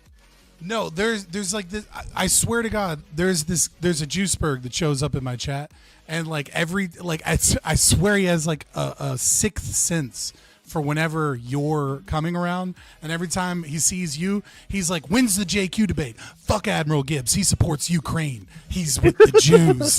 And it's like he'll be like dead silent, and I won't see him for like 2 streams, and then the moment you pop on screen, he'll like pop up out of nowhere and be like, "Fuck him." I got this guy that Bought by comes the in. Jews. Yeah, I got this guy that comes in. His name is Kadarius or something. I think he's got a new name now. It's what is it? What he followed me? Greasy Carpaccio. All right, and he fucking comes in every day and tells me how I'm gonna get beat up and like have Bosch like kiss me on the mouth. Like every single day, and then some days if that doesn't work, he tells me I have a handler, and I'm like, man, I really would like one of these handlers that they're talking about that could pay me some money. I wouldn't mind some Jew gold. You know, where's that at? For sure. I would like. It's like I everybody has a price. You know, I'm pretty principled, so my price is pretty fucking high. You know, but God, would I love a hand? Like if you could buy me off, you know. I'd appreciate that. I could find a way to take some money, and you know, y'all understand your point of view. I'm sure if we could come to some sort of agreement, Israel, come on, help me out here. I probably wouldn't even be that much. You know, I know I'm expensive. I'm not a cheap whore. All right.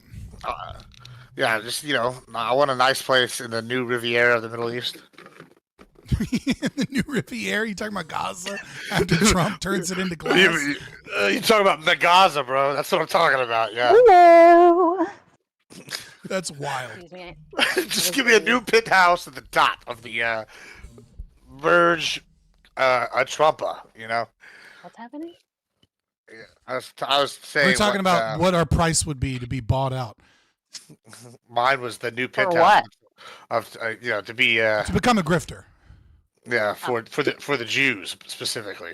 I told them Much they less could interesting. Yeah, they could buy me a room at the top of the penthouse in the new Riviera of the Middle East. Yeah. All right, so we're all here. Ika, you ready? Chai, you ready? Yep, I'm here. Just give me a minute to get my camera on. Woo!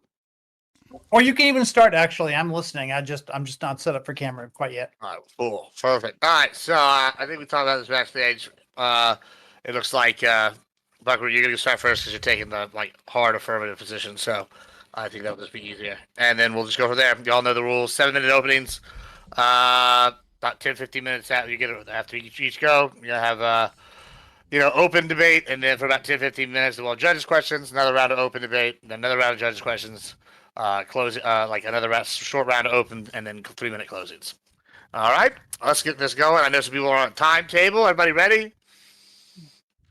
We're good. All right, everybody. So today we are doing the DCS. We're doing should welfare exist in America. I'll let everybody introduce themselves, and then we'll kick it off. Buckaroo, tell everybody who you are, where you're from. What's good with you? Yo, I'm Big Papa Buckaroo. I argue, I yap, I do something in between as well. I love politics. I'm a leftist. I love welfare. Fantastic. I'm sure we'll get into it. Chai, who are you? What are you doing? Sorry, do my evil. You're muted. Okay.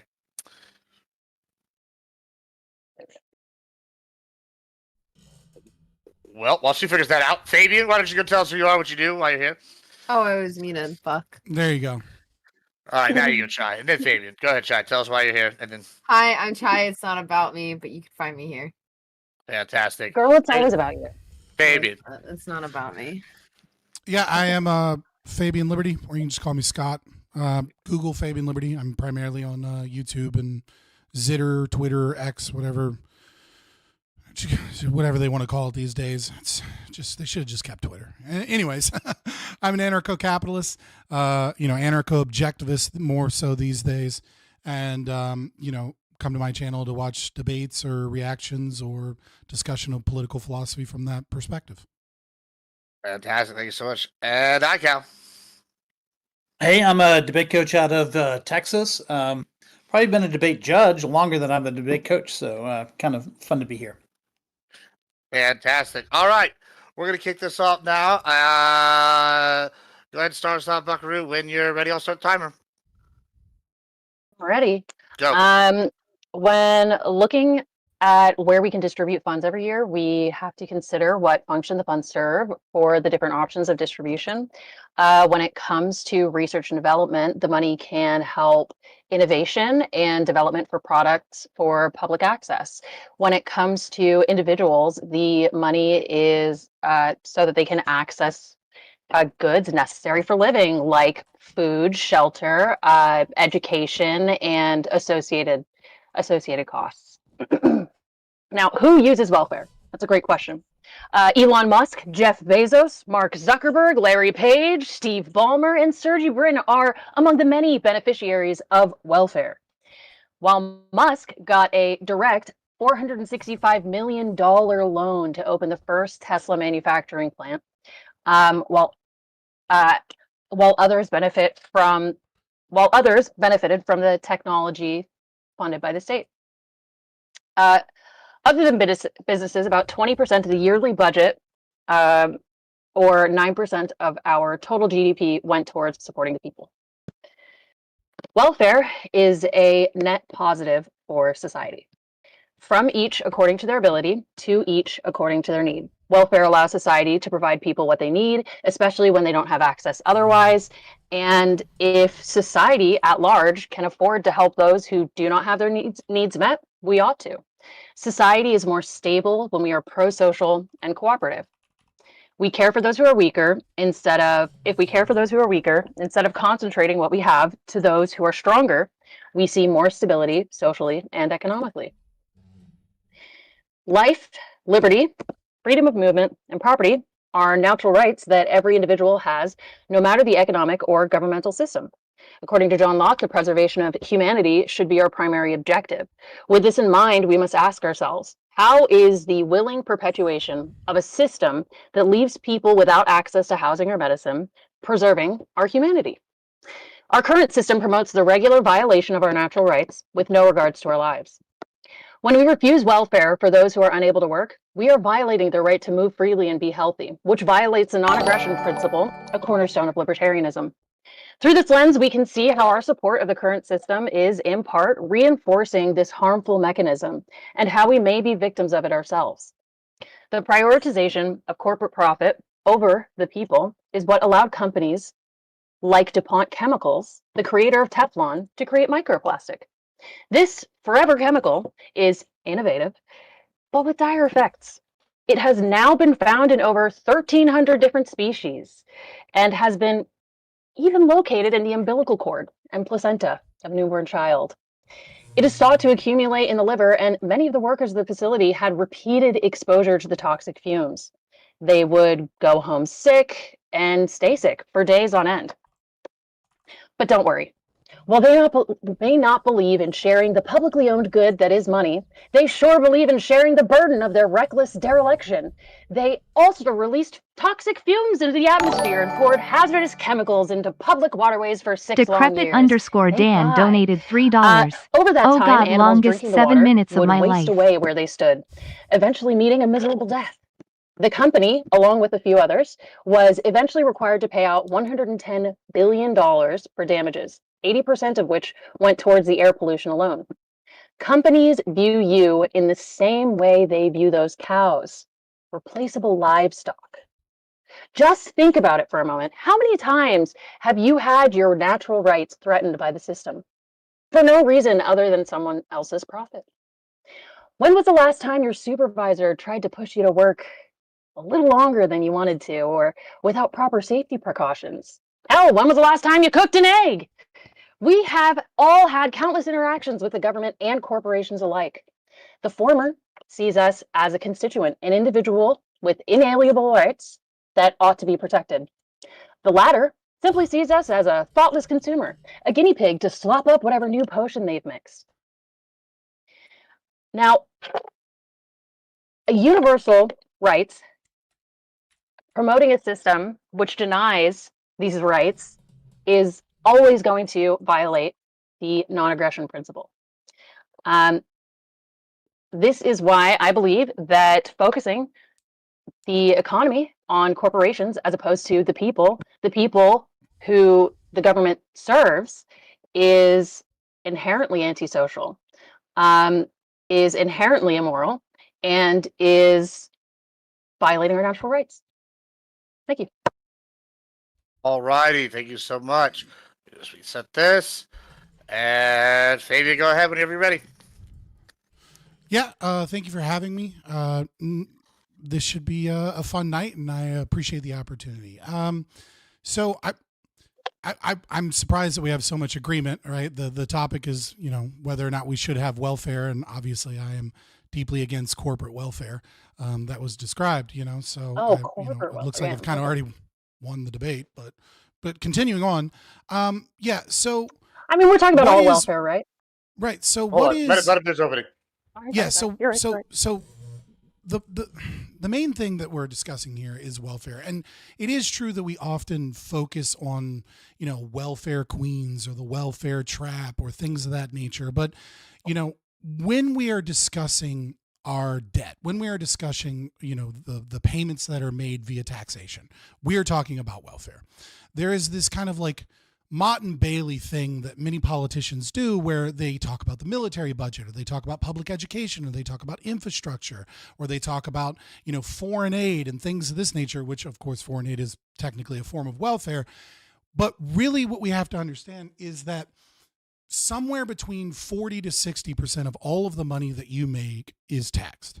Either it's taxed directly as an income tax, or taxed through property taxes, or taxed through inflation because the Federal Reserve is, engaged in quantitative easing or purchasing of large bonds to have the debt. And overwhelmingly, somewhere between, if you count the 13% that we're currently paying on the national debt, which is interest payments on the debt, about 74% of all taxation, which is about half of all of the money that you make, goes towards welfare. When we are talking about our budget deficit, when we are talking about $37 trillion in debt, when we are talking about the dollar being debased to such a degree that you can no longer afford a home, what we are talking about is welfare. Welfare is the reason you can't buy a fucking home. Welfare is the reason that our economy is in such shambles compared to what the boomers and even Gen X were able to do. Now, let's just look at the numbers. Let's personalize this just a little bit. So let's say you're making $20 an hour right now. Well, 7.75% of your paycheck is going towards Social Security and Medicare alone. Okay? But the thing that they don't tell you, or the least people don't realize, is that payroll taxes mean that the company also has to pay that 7.75. So it costs the company $21.50 to give you a paycheck of $20 an hour. And you're losing $1.55 per hour. So what does that mean realistically? That means every hour that you work, the government is taking $3.10 away from you. If you're working an 8-hour day, that means the government is taking $24.80 away from you. And this is just Social Security and Medicare. Mind you, this is not TANF. This is not, local programs. This is not, whatever other NGO that is being funneled hundreds of millions of dollars to former congressmen to take care of the homelessness situation because they sit on the board that determines that, or all of these other forms of welfare. This is just Social Security and Medicare. If you're working 40 hours a week, they're taking $124 away from you. That's $500 a month. That's $6,448 a year. That is what the government is taking from you when they say welfare. I know that there are a lot of people that care about taking care of their fellow man, or taking care of homeless situations, or taking care of the sick and the elderly. But the cost of this is $500 a month out of your budget. And I know that there are a lot of people here that can't afford a home right now. But if they had $500 a month, they could afford a home. If they could put $500 a month in the stock market, they would be multi-millionaires by the time that they were able to retire. That is what the cost of continuing this welfare scam that traps people in poverty is. 21.3% of Americans are on welfare, according to the latest data. 56% stop after 1 year, 70% stop after 2 years, and about 90% stop after 5 years. So it sounds like welfare works. It gets people out of poverty. It allows them, a few years on our dime of our $500 a month, and then they go out and they become productive members of society. Problem is when we look at things like TANF, we know that within 1 year of getting off of TANF, 45% of people return to TANF. And within 5 years of getting off of TANF, 70% of people return to TANF. The welfare trap is visible in the data. When we look at job works programs, so that, that's not Social Security and Medicare, other things, when your taxes are taken for job works and job training programs, studies show that job training programs get people less jobs than people just in the market looking for a job.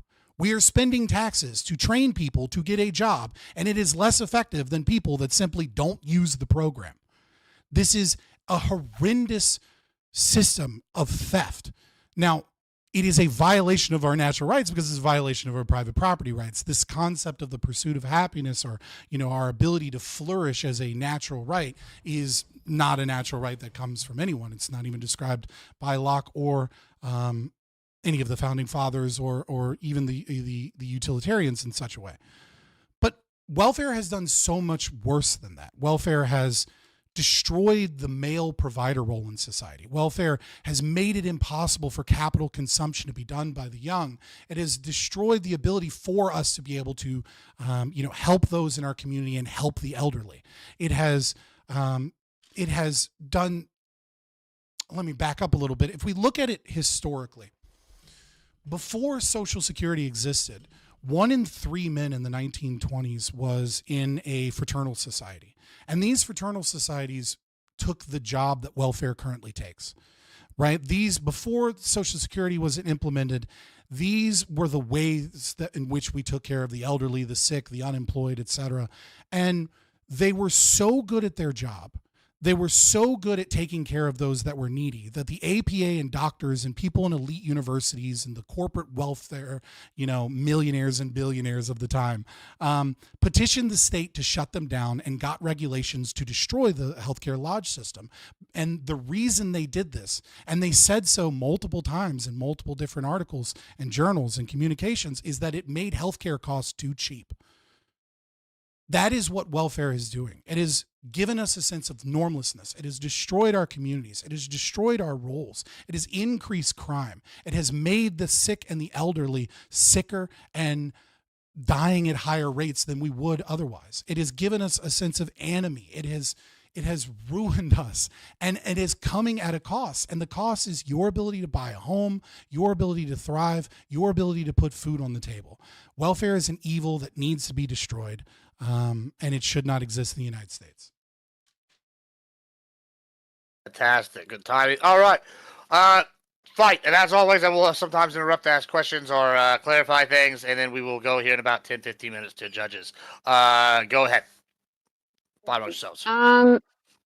So I would love to know, actually, if there was more information on the people who were returning to the TANF, if they cited a cause for why they came back, or there were other contributing factors, or if you genuinely think it's just because they were so desperate to be paid by the government, to be like paid, a small stipend from the government, as opposed to being paid more by a job.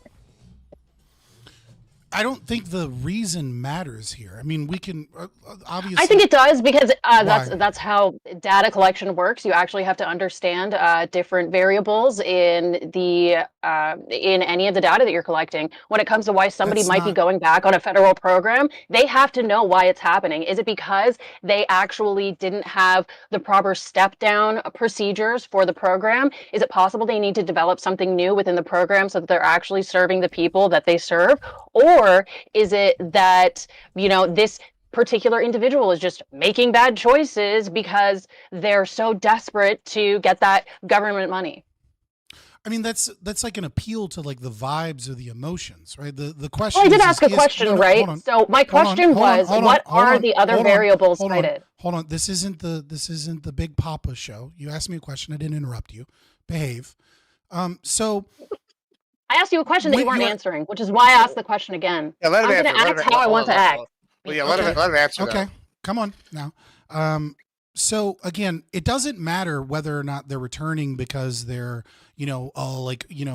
someone that just wants to abuse the system and get money, or whether or not there are circumstances in their life that that we may be sympathetic towards. The question that I am answering by giving those numbers of the recidivism rates is the success of welfare. Is welfare meaningfully reducing poverty, meaningfully reducing things that impact people's lives so that we feel that they need to be given assistance to be able to survive? And if 70% of people are returning within 5 years, then obviously there's not a meaningful growth. The whatever systemic issues you may believe, whatever sympathetic concerns you may have, clearly the program isn't doing anything, but it is costing us money. So that it's actually meeting the needs of the people. I understand, and I absolutely agree. If there are needs of the people that aren't being met by the programs that they're using, yeah, they should absolutely redevelop the program so that it's adequately meeting the needs of those constituents. Now, when you're talking about money, you're talking about the money that's being. So I did mention that maybe there's an issue with the step down. This is actually why I asked about variables. This is why variables actually are so important when it comes to why people are going back on the program, because that is actually how you understand how to redevelop the program, is by asking what exactly led to this person getting back here. So like, for example, there are a lot of people who maybe have trouble getting a job in the food service industry because they don't have the right shoes. Well, sometimes you could just give them the shoes and then they can get the job in the food service industry. It's not always about your direct employability. It's very often about other factors that influence your ability to work, including like just how to get to work. I had coworkers at Taco Bell who had to be picked up and driven to work every day because they didn't have a ride. They'd have to like ask me to drive them home every day. So, there are tons of things that can be, confounding factors in, access to healthcare, food, employment. These things don't just go away because you gave them money, right? And that's why I'm saying this obviously requires further development in the program, which again loops back to my main question that you said didn't matter. Okay, so that was really long way to say there are confounding variables, but you didn't answer the question. So I repeat the question. I explained confounding variables. Right. That's why I asked you what exactly were the variables that led to people getting back on the programs, because that is necessary information. And what What are you trying to say? What do you think is what do you think is the problem with it other than hold on. I want that question answered, but I also want. I've explained how it's just not that's information fine. based on his claim. So that's fine. He can give you the variable, and you can answer the question with the variables, whatever. But I also want the question of what does success look like? Because you say we need to redevelop it or whatever. What does success look like in your mind as well? Whenever you get whatever you need to answer the question. In my mind? Hold on. So or in his mind? So again, both. Well, I mean, I'm against welfare, so there isn't there isn't a definition of success because it would be a violation of rights for it to exist in the first place. But for any success, but yeah, it wouldn't matter if the money gave like every single person out of poverty permanently, I would still consider it unsuccessful. Even if it benefits the economy, even if it means you're going to have not only more workers, but you're also going to have more buyers who are putting money into the economy, you still think that would be a net negative? Yeah, obviously. So what you were describing, and the reason you couldn't answer the question is very, when you can read like Hayek's local knowledge problem and the road to serfdom, or you can get into Austrian economic theory to, look at the economic calculation problem. But what you were describing is kind of the problem with centralized planned economies and socialism in the domain of welfare that we're talking about, which is, the program doesn't work. So what we need to do is we need to spend more money in order to gain data so that we can change the program to be more efficient. Right. And so actually didn't say we needed to spend more money. There's usually data from those programs in the first place. In my experience, at least working alongside, different organizations, I've volunteered for organizations, a lot of these places tend to be catching, a lot of these places tend to already be collecting a fair amount of information. But again, hold on, real quick. Let me explain, because she doesn't understand what the economic calculation problem is, right? So when the government has a central, I just think you didn't answer my question, and you're trying to go on this like little maze of whatever you want because you're wasting our time, frankly. Like, I'd love for you to answer the question or actually address the situation at hand, because you already said you're against welfare. You said that's why you don't care about the program development in the first place, but actually, these are all the problems with the program too. So if that's the case, then hold on, so here, let me just moderate real quick. So in that case, I do want Buckaroo to respond to this. I'm like, so what variables would you need? What is like in your mind, right? Like, okay, do you need to answer this question? I guess make up whatever variables that you need to, I guess, answer it, or like get them. And then I want to know what like you mean by like redesign or redistribute. What is success like? What is the end goal? Is it like be on this in perpetuity if it provides X like benefit? Is it like these people are get off it? Like what does success look like in what you're describing here? I think that depends on the kind of program it is. When you're talking about programs that are specifically made for people like a step down, it depends on the kind of program you're talking about. I would say success is just having gainful employment, access to food, shelter, education. Those are what I would say are like bare minimum for success, is just the bare minimum that you need to be a productive worker in society. So here's a problem with that. Right, is like, so let me give you my centrally planned perfect welfare initiative, right, that I would almost support if I was in support of welfare, right? Like, let's say the government comes out tomorrow and says, I'm going to write this bill, it's $500 billion or $1 trillion, however much money it is. Let's say 500 billion, right? What we're going to do is we're going to replace all of the pipes that have lead in them in communities. We're going to be the first people to actually fucking fix the water in Flint, Michigan, right? We're going to get rid of lead in the drinking water. Now, to me, that's a personal issue that I care about a lot, right? I think that, data shows over and over again that any amount of lead is toxic, and that lead in the drinking water leads to lower IQ and leads to more violent tendencies. It's one of the probably the major reason why crime dropped in the 1990s is because we got rid of unleaded gasoline and so much lead in our paints and in our environment. But let's say successfully they do this, right? And IQ goes up in inner cities by like 2 or 3 points, and there's a measured drop in crime. The problem is that you forget what the beginning of your metaphor was. I do have to admit. Could you repeat it? So a $500 billion bill that would replace all of the like aged water pipes, especially in cities that have a high lead content, right? So we do that. We do the infrastructure bill. We create jobs by by doing this construction work. And we can see a drop in IQ, and we can see an increase in IQ and a drop in crime. We can measure all this level of success. But the problem is, and this is, just a basic economic question, is what would have occurred if that $500 billion wasn't taken away from people? Like we could call this a raving success because we took money and then we poured money to fix a problem. And then of course, if you throw enough money at it and you plan to fix something and then you measure that thing that you're putting money into, you're going to see hopefully some improvement in that metric. But the problem is that you took $500 billion out of the economy. Every dollar you take from a wealthy capitalist or a middle class person or whatever is one person somewhere that can't buy a home. It's one person somewhere that doesn't get a promotion at work. It's one person somewhere that drinks water from a lead pipe. I'm gonna let Buckaroo respond, right, but and then we're gonna go to the judges. Okay.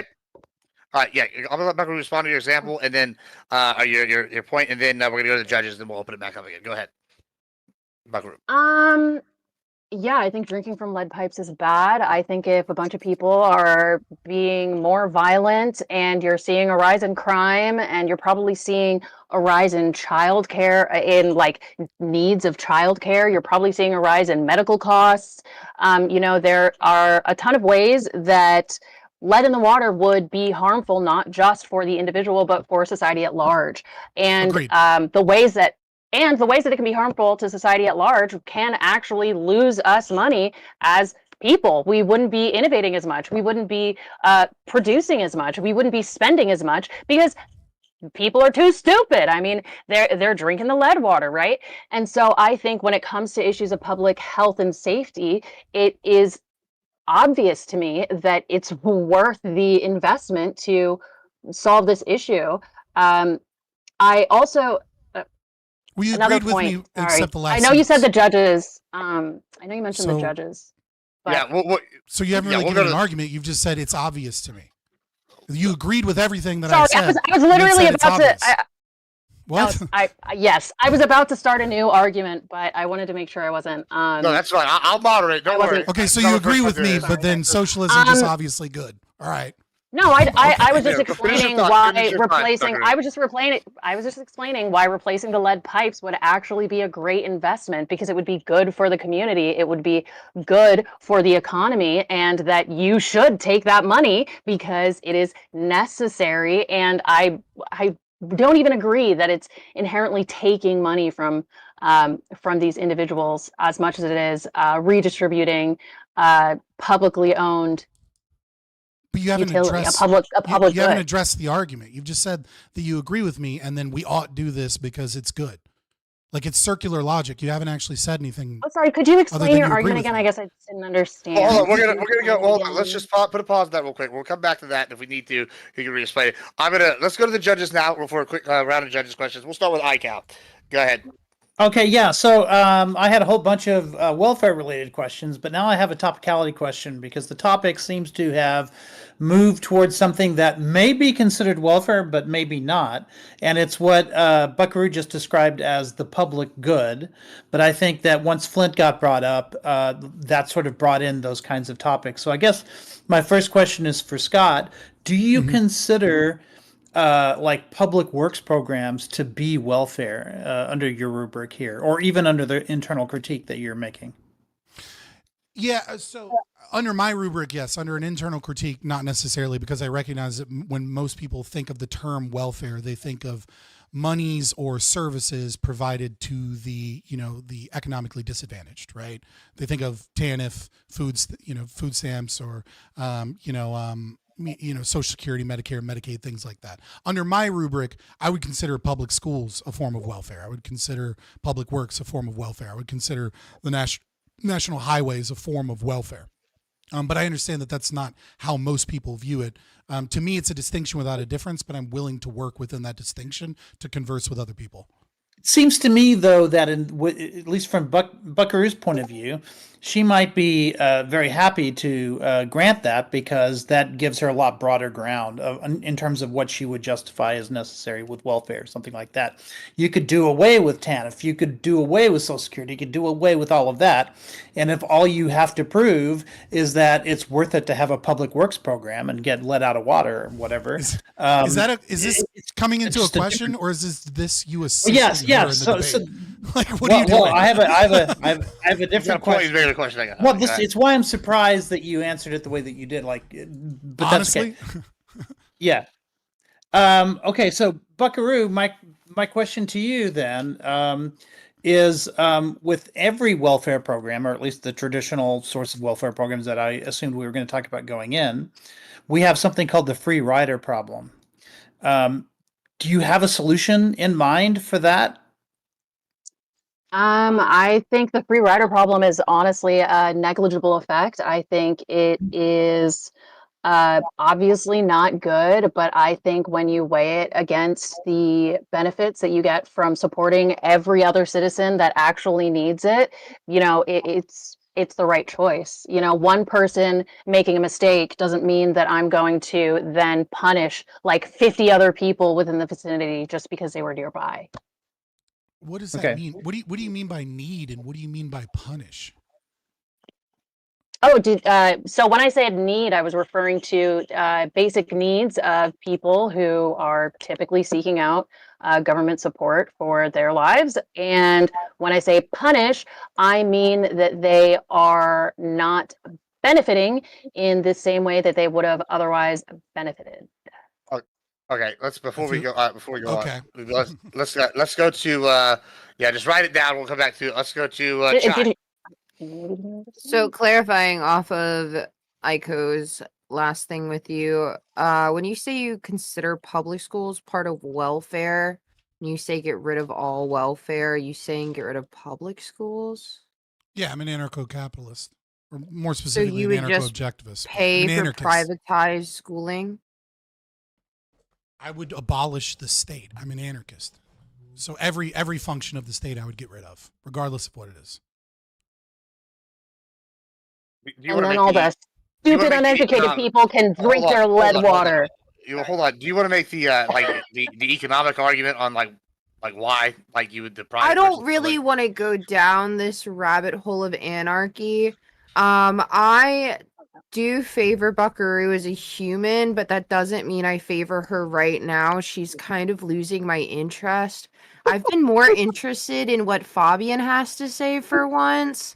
Like you said something earlier about how it makes the male not be able to be that provider, and I feel like Buckaroo should have dug into some of them, because I don't know, maybe you could have had something interesting to say about why you said that, or maybe you had nothing to say about it and it was baseless and she could have tore you apart. So far, I feel like there's some chances for Buckaroo to attack you, but right now you are the attacker and she is the defender in my mind. Interesting assessment here. Interesting. I like attacker. I'm barely talking. So we'll move to the. We'll move. Well, I guess that's no more You don't have to questions, have an attacking tonality to be attacking. Okay. Fair enough. All right. Fair enough. All right. So I guess that'll wrap this up. All right. We'll move back to open. I guess Buckaroo explained her clarification, and I'm assuming you had some umbrance with that. Is a good starting point here. Go ahead, Fabian, and then we can just open it back up. Go ahead if you want to. Well, I mean, I feel like I can just get into the provider role, right? If you want to get back on to that domain. Sure, whichever one. The judges think that's more interesting. Yeah, whichever one, wherever you want to start. Yeah, go ahead, and then we'll go to. Yeah. So I think there is, obviously when we talk about roles and gender roles, we have to recognize that there is, nature nurture kind of interplay here, right? To what degree, gender roles are obviously socially constructed for the time, especially aesthetics, but I do think that they are based in our biology and in our differences to a certain degree, and so different genders do play, a different roles. How they act out those roles, changes, such as if we go back to the 1800s, you'd see a lot of men wearing high heels because it was the fashion of stirrups on horses and things like that. But when we were talking about the provider role, there is a couple of things here. So when you have a large tax system where a majority of your money is taxed, then what you basically destroy is you replace capital accumulation for capital consumption, right? Your society becomes a high time preference society, which is instead of accumulating a bunch of wealth and doing things that men tend to do very good at, which is entrepreneurship, starting a business, trying to use the limited resources that they have now to gain wealth and invest in themselves so that they can have that kind of that provider role that has traditionally existed in a lot of cultures. Men don't have that capability the more we have welfare. And it's kind of twofold. One is they don't have the money to do it anymore. And the other thing is that the state is taking on that role. So when what used to be a dynamic that a community used to take care of and that a family used to take care of or that a church used to take care of, instead everything gets displaced out of mind and gets depersonalized and becomes a role of the state. You have senators talking about how, you know, men are a problem because they're on their couch playing providing video school games. to children by the state demasculating it? How is providing free school and free food going to emasculate men across the board? Does it actually emasculate them? It just seems very. I didn't make the argument that it emasculates them. I made the argument You just said that it takes away a takes traditional away provider role from them. the main man characteristic that they have, which is being a provider. Yeah, so like if we look at public schools, for example. So would you not depending consider on- that emasculating if it's not like their main characteristic, the main I feel like attribute using of the term. I mean, like we could, but I feel like emasculating gets into. Okay, like cool. Then we another- should. it's- Emasculation. Got it. Okay, I'm hold on. glad we hold agree. on. Hold on. I think I like. I just don't want to get into the weeds of that terminology, right? I'm sticking to the concept of the role as opposed to whether, because like emasculation has a different Has a connotation. pussy connotation to it? Yes, I agree it does, because it is strange not to what feel I'm like talking the about. government stops you from being a father to me. I just, it doesn't make sense to me, That's not what the I idea said, that but- having like community support is somehow taking away from Well, they took away man's community ability to provide. I mean, did you not mention sovereign wealth funds? I mean, would that not also take away from masculinity? Would any sort of fraternal society, like you mentioned, not also take away from masculinity if any of them are possible to provide for people? Like, do those not all do literally the same thing in your framework from your perception? So no, there's a very big substantive difference between like the healthcare lodge system and fraternal societies and the state, right? The healthcare lodge system was primarily men that were, you know, presumably in charge of the family. You know, there were female led fraternal societies as well, even though you would think they'd call them Cisternal maternal or societies. something. Yeah, you're right. But that's just the name that was used, right? You know, one of them was, you know, the United Order of the Ladies of the Maccabees, which eventually Where are became they? the Women in Benefit Association. 1920, I think it had over 200,000 members and provided job training for women, life insurance policies, you know, and they were a part of the suffrage movement to a certain degree. But so when we talk about fraternal societies and how they differ from, like, let's say Social Security, when the fraternal society is not depersonalized, it's community led, right? So what occurs in a fraternal society is a man paid a very, very small, about a week's worth of wages for a yearly membership that would get them unemployment insurance, health insurance, access to doctors, life insurance policies, things of that nature. Sounds kind of like and taxes. That's not Paying taxes, a yearly voluntary association. due to some sort of. Oh, you're not voluntarily participating in the economy every time you use your money? I'm not voluntarily giving the state. Why couldn't you just leave the state? If you actually had an issue with being a part of the economy, why would you rather benefit from the economy that's, you know, inextricably linked to the state? Why wouldn't you just choose to go somewhere else where you The could state is have more? the state is a parasite on the beneficial nature of mutual transactions amongst the people, right? The reason I'm benefiting why don't you from go to the it? economy, That's why I'm asking. The reason I'm Why is benefiting it that from it's the economy- America that you The want? reason that I'm benefiting from the economy is because I'm benefiting between the voluntary exchange of goods and services with other people. The state has interjected itself to voluntary. steal from that. Yeah, like if I go So and you I would buy say something from someone- that you are voluntarily participating in trade using money produced by the American government, correct?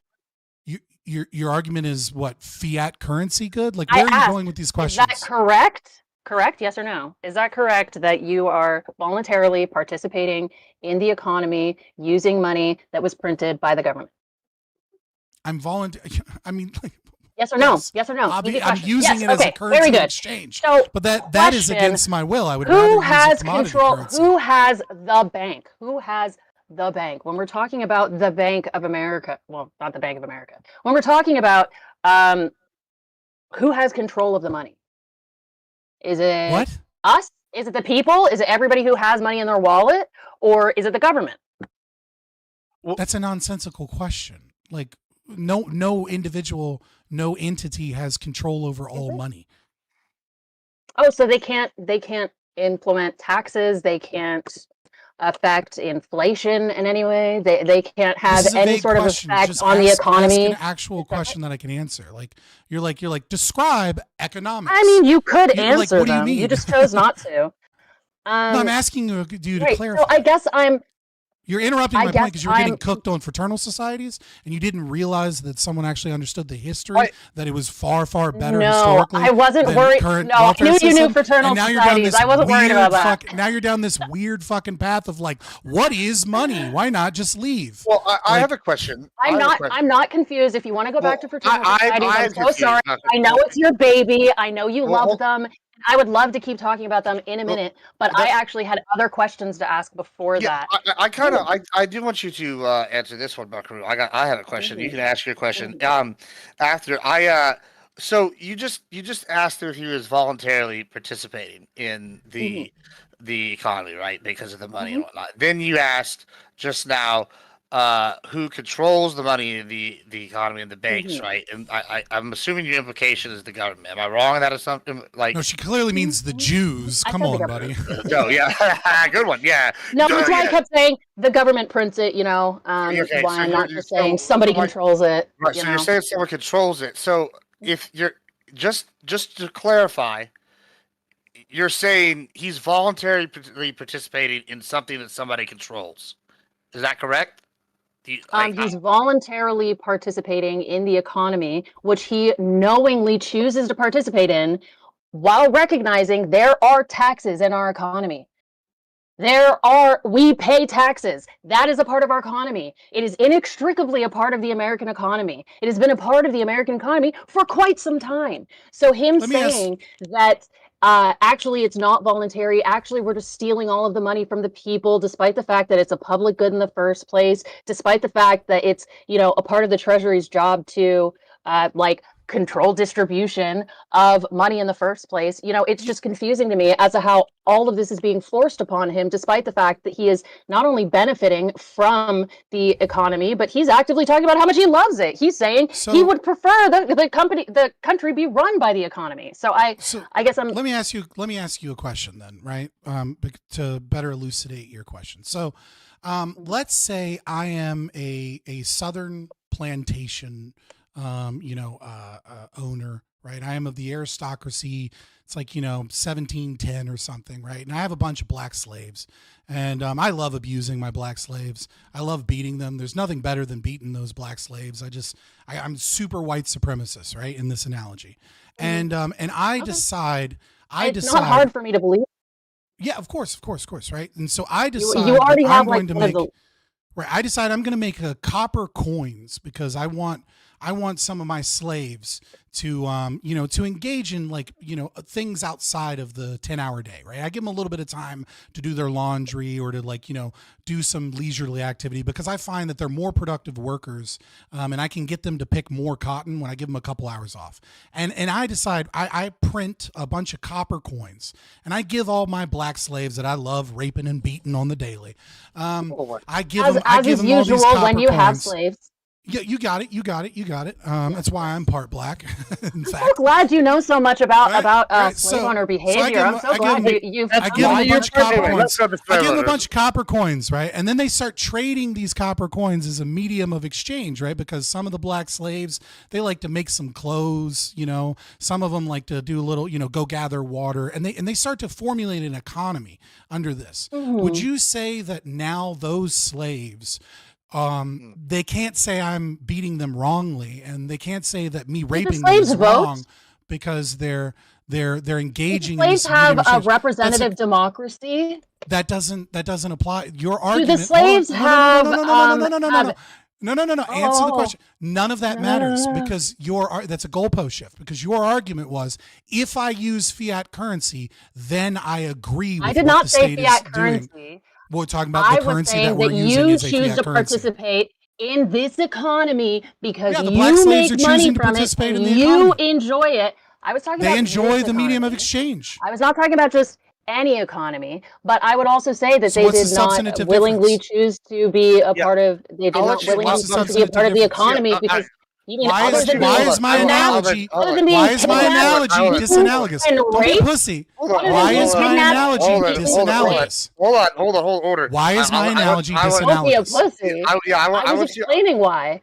Gibbs Okay, was yeah, go ahead. interrupting me. Yeah, I am interrupting you. Go ahead. I'll let you explain why, because he asked you the question, and then after you explain, we're going to go to the judges for another round of questions because we're getting close on time here. So go ahead, explain Like why. I said before, the American democracy is inextricably linked with the American economy. One does not exist without the other. And because of that, I would say that being able to vote, having a representative democracy is tangibly, obviously different from kidnapping people from their country, shipping them across the world, and then beating and raping them and forcing them to work for you, and then giving them some copper coins afterwards, like a fucking like what? So What are you, I'll Bill Gates? deal with the Okay, goalpost shift. so I'll deal this with is the why. Hold on, This hold is on. why. I'll deal with the This goalpost is shift. why I'll deal I with the think goalpost this is shift. not I will a deal with the goalpost goalpost. shift. Don't Hold on. filibuster. I've I'll deal with the already goalpost shift. explained. Don't filibuster. I've Hold on. Just let him already finish, and I'll go to you. explained. Yeah, and no, then I'm you've gonna already go to the explained. judges. So I'll deal with the goalpost Like I shift very explained. quickly. Hold on. Very quickly. Let me just deal with the goalpost shift, okay? 20 So seconds. I'll change my You got 20 analogy. seconds. I'll If we're change moving- my. Okay, well, let me go. All right. So here's the deal. So now I'll set up. I'll put a little R pin on my chest, and then on my wife I'll put a little D pin on her chest, and I'll let all the slaves vote on who gets to This be in still charge. breaks the Are they non-aggression now- policy, and because of are that, they I now- reject this question.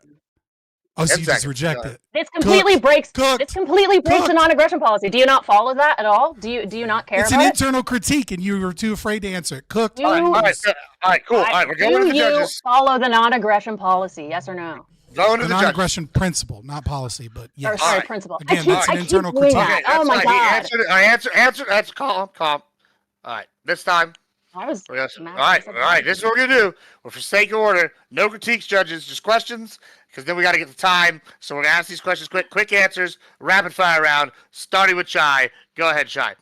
What the fuck? That's a good question. All right, thank you so much. Give me a real question. Okay, yeah. Scott, are consumers rational? What do you mean by rational? Like, now I'm going way back to the beginning of the debate because I'd like to hear about like traditional welfare programs again. When people are consuming, government sort of forces them to contribute to their own retirement plan or taxes the general public in order to supplement them in one way or another. And you made the point very early on that this takes money out of the consumer's pockets. But what it does is it redirects that money in ways that are less efficient than the money that would have been directly in their pockets, which is, I think, part of the point you're trying to make, which is, I understand that's not the principal point, that's the internal critique point, but the assumption is that money would be saved for end-of-life purposes or whatever it may be, and are consumers rational in that way? So from an Austrian perspective, they are rational actors, in so that they act based off of their desires, right? And so the argument is whenever you take money out of someone's pocket, you are invariably taking money away from what it is that they value most and redirecting it into what central planners think are better values because of, and I assume when you say rational, you mean that they, work against their own long-term interests, right? That some people, I mean, like, for example, like we see that there is an increase in overdoses when Social Security checks go out, right? We know that Social Security checks go out around the first of the month, and that's when we see the most overdoses because there's a lot of drug addicts that get government money, and they wait until they get that government money, and the first thing they do with that money is they put it in their veins, and sometimes they die. So obviously, if those people weren't taxed, right? If other people weren't taxed, maybe they'll buy dumb shit, right? Maybe they won't save for retirement and they'll be fucked in some way. Hayek makes has a poignant quote in chapter 4 of The Road to Serfdom, which is centralized systems destroy spontaneous order, right? Those guardrails kind of prevent people, I think, in a way, from becoming as rational as they ought or could be, because there is this thing in the back of their mind that says, well, the state will take care of me, right? I don't really need to, plan for retirement right now, because at the end of the day, I have Social Security. So yeah, that would be my answer, I guess. Okay. All right. What else One question for Buckaroo. So again, going back to earlier in the debate when we were talking about what I thought the topic would be, was you asked Scott to identify various different variables to explain that sort of 70% recidivism statistic. And I understand that he didn't identify specific variables, right? But I also didn't hear proposed variables coming from you. Did you have some in mind? I did make, I might have made allusions to it, but just that, there are other costs that are associated with things like employment that sometimes you can't fulfill. So let's say they leave the program, they had already gotten employment, and, let's assume the program gave them a phone, gave them employment, and, I don't know, a nice pair of shoes. Okay. They go to their job, they work there, their phone breaks, they can't afford to fix it. Their shoes break, they have to tape it. They have to tape their shoes until they can afford new ones. There are just ways where you can meet someone's needs and then suddenly they have needs again, because people tend to have needs for their whole life. So that's why I was asking about variables, because there are just so many other factors in everybody's life that could be, making it harder for them to stay in society without additional support. All right. Chai, what you got for me other than what the fuck? So the whole put $500 back in your pocket thing, that really rang my ear, because personally I can kind of relate. Or maybe if I didn't have to pay college debt, I could, I don't know, have a house by now. That'd be cool. I want to know more about that. I want statistics, because that really does kind of win me over. I don't know why the money that I earn personally, when I am feeling like I'm a struggle, I'm not on my own. I don't feel success. I don't think the bare minimum of success is that. I think there is a lot more to go into success based on personal opinions and prides. But I feel like you're not going to win with the abolish it entirely. I need to hear some kind of middle ground, like maybe a solution that could fit the need of that. Do you just tell the rich people to do it? Is it charity? Like, how are we finding a common? Because anarchy isn't going to happen, unfortunately. Yeah, I mean, I, to a certain degree, I kind of have to reject the idea of anarchy isn't going to happen. But my channel name is Fabian Liberty because I do believe in incrementalism. Like I'm fine with making compromises that make our situation better in the short term. Great men plant seeds of which for trees of which the shade they will never sit in. I think this is a 100-year project. And so, yeah, I don't think I'm going to unless it's the shade that somebody poor is going to sit under, in which case we should definitely not allow that, right? But that is the reason that I was let them burn. That is the reason I like helping the poor when I actively do it. You know what I mean? But passively, I don't. Right, but that's the thing, right? Like when you go out, right? So I do this thing, and I know you do it as well. When you go out and you just let's say go to McDonald's, this is what I do. I grab some cheeseburgers and some chicken sandwiches and some bottles of water, throw them in a backpack, and I go and have conversations with people, and I gain insight, I gain wisdom. There's an exchange there. I feel better because I see the person that I'm with, and I can give them something in the immediacy that they need. Maybe I'm enabling them. Maybe it's not the best behavior. But this impersonal thing, I think, destroys that meaning that I think so many of us are looking for. And that is what we used to have. We used to have, things like, Security Benefit Association, which was a fraternal society that specifically focused on helping the elderly and helping people in like nursing homes and things like that. Isn't the elderly the majority of people who are receiving welfare benefits in the first place? If you're talking about benefits for like health care and for being unemployed, isn't it elderly people? When I worked at UPS a bit ago. Absolutely. So yeah, and they can't work. The reason that a lot of the people on welfare, now. It's fine. It's perfect. Segue. Go ahead. The reason a lot of I that's have not two my things. argument, right? First, a reason a lot of the people are on welfare is just because they can't work for some reason or another, because they're elderly or their children, and they still need to access to food and medicine and school. And because of that, we can redistribute the funds so that they have access to those things. But I wanted to mention, I worked at UPS for just over a year. I was loading trucks. It was I did the same job. Really hard job. Nice. Yeah, I did preload. What the fuck? Nice. Yeah. And when I worked there, I had a guy working across from me, and it really outlined for me like yet another reason why we should be supporting everybody. In some regard, he was 66 years old. He had a PhD in theology. His son was dying of cancer. He couldn't visit him. He couldn't spend the last months of his son's life with him. And he genuinely worried that he was going to die at work regularly. He would say, I think they're trying to kill me, because he would just be so slammed, right? And so to me, things like welfare, which again, when you're talking about the welfare that goes directly to constituents, is primarily elderly and children. When you're talking about just getting completely rid of that, to me, that's just mean. That's just cruel. So let me uncaring let me of the people of all of these people, of people like my coworker. If why does that die with that degree? He had access to adequate housing. If he had access to housing at the time, then he wouldn't have needed to work at UPS. I think what you're talking about is something that's just not.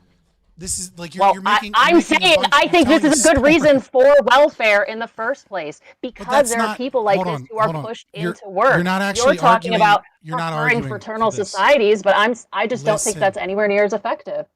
Okay, so there you go. So that right at the end, when I pushed you, you got to an actual argument, because everything. Well, when you interrupted me repeatedly and.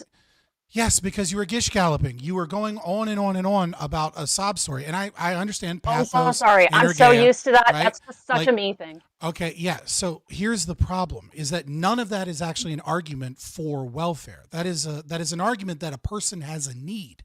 That is not an argument that the government is. Well, you were talking about how you like talking directly to people. How you like. Hold on. So that is an argument that a person has a need. That is not an argument that the government is the best source of that need. Right at the very end, you said, I don't think fraternal societies do this better. But the data actually shows that that's not true, right? Cato did a study that showcased in the 1910s that somewhere between 10 to 20% of people... The 1910s? Over... Yes, this is when fraternal societies reigned. This is when fraternal societies reigned, right? As opposed to the establishment of social I understand. You're telling me about a society that equal... existed like how many fucking years ago that we're supposed to apply to modern times and expect it to work. I hear you. I mean, we have billionaires and trillionaires. But you know, why worry about that? Are you going to just keep gish galloping and like not making arguments? Or are you going to let me make one? You can tell me about your 1910 position. Right. So right at the end, you said, I don't think these systems work better. But the data that we do have, right? Of course, we have limited data because most economic data over didn't. Years ago. Are you done? So the data that I will moderate. That's fine. Just go ahead. You promise? I mean, yeah. Just go ahead. All right. So, anyways, from when the fraternal societies peaked in the early 20s and the late 1910s. This is the period that we're talking about. And the data showed when they were attempting to tackle this, that the elderly poverty rate in most communities was somewhere between 10 to 20%. Okay. Social Security was established in 1935. And the elderly poverty rate was... Just quick question. What kind of industry existed at the time that these fraternal societies existed? Could you explain? That is completely irrelevant. Obviously, 1910 industry doesn't have anything to do with the economy that you're talking about. I would love to know, like, what kind of economy existed in 1910. I would love to know. I'm just going to continue because this is just an interjection Like every time I give an argument, you just kind of throw out random shit, hoping to like No, distract I'm from the questioning argument. why you're Like, is this trying a to chaotic apply shit a show? study from 1910 to now, over 100 years later, when we have different people in the country, we have different industries in the country. The majority of the money that's being made by the tech sector isn't even from manufacturing, it's from data collection. So I would love to know how you plan to apply fraternal societies to modern time when all the information that you have is from over 100 years ago. I wouldn't take medicine based on research from 100 years ago. I take medicine based on research from 5 years ago, Yeah, from so 2 I'm years giving, ago. So So why should we trust this? So I'm giving a historical analysis, right, to argue against your point, which is your point is the current status quo, improved by more data, is the appropriate way to deal with these situations. That was not What my I'm s- complete point, but that is, I do think it's better than yours. Okay, so it's an accurate summation. So you interrupted me to say No, that it's my not, summation but I was do think accurate. it is better than yours. Okay, Go cool. ahead. So again, 1960, the poverty rate amongst the elderly had dropped to 35% from Depression era, and it does not reach parity with the fraternal societies until 1995. Right, so we have roughly 55 years before Social Security, that is this supposed magic fix, is able to reach parity with the systems that came before, that had people engaged within their community, that had been knowing the people that were being helped, that people were What was helping the people because population of at the time? Okay, what was the population I at don't the time? have the population on. Okay, I'll look up the 19 Well, population. No, I think this is a necessary point. 1910 Somewhere around population in 50 1910 million? US. What, 40 million, 50 million? 92 million is what I'm finding here. Well, it depends on what year you're Okay, looking at. I just wrote 1910. Okay, cool. But that's just what I wrote. How is that What's fucking relevant? Let's see what the population is now. I'll let you, hold on. Here's what we're gonna do. Hold on. Here's what we're gonna do. I'm gonna let Buckaroo go. What is and I'm gonna let this? her hold on. I'm gonna let Buckaroo respond and say how it's relevant and all that good jazz. And then we're gonna give her the floor for about a minute here, and then we're gonna go to closings. And Fabian, you're gonna go first. All right, go ahead. You got 1 minute. Wait, and then Buckaroo, would you put a limit on anything? Do you think there should be like a personal limit, a general limit, a financial limit? Is there any limit to this welfare? Like, what do you think of that really quick? Yeah, and include that in your answer. You got about a minute. And I guess I'll give you 30 seconds to Chai's question, because Chai didn't ask 2 questions. That's fine. Go ahead. And then we're going to go to Fabian for closings. So go ahead. Would I put a limit on it? It depends what kind of welfare you're talking about. Would I put a limit on the welfare that's being accessed by the average person? Probably. At least if I was about to like change the welfare system tomorrow, and I was about to implement something that I thought could actually be useful tomorrow, I would probably suggest something with a limit, just because I think that's what the general public would prefer. And it's not like I'm trying to pay every person like $1 million a year. I think that would be ridiculous. I would want, just enough, again, like I said, to help them achieve gainful employment, housing, food, education. All right. Is that everything? You got 1 minute left. That was 30 seconds. Oh, yes. Again, citing a study from 1910, when we had 92 million people in the United States. Now we have about 343.6 million people in the United States. Do you still think fraternal societies would be able to manage with the scope of the population now? Yeah, actually, that's my first question. Are you asking a question? Yes. Sorry, Right, I didn't sound questioning. Yeah, sure. I think the fraternal system was a system that worked in its day and time. Our culture is different. I don't know that like a tripling in population is the biggest meaningful thing.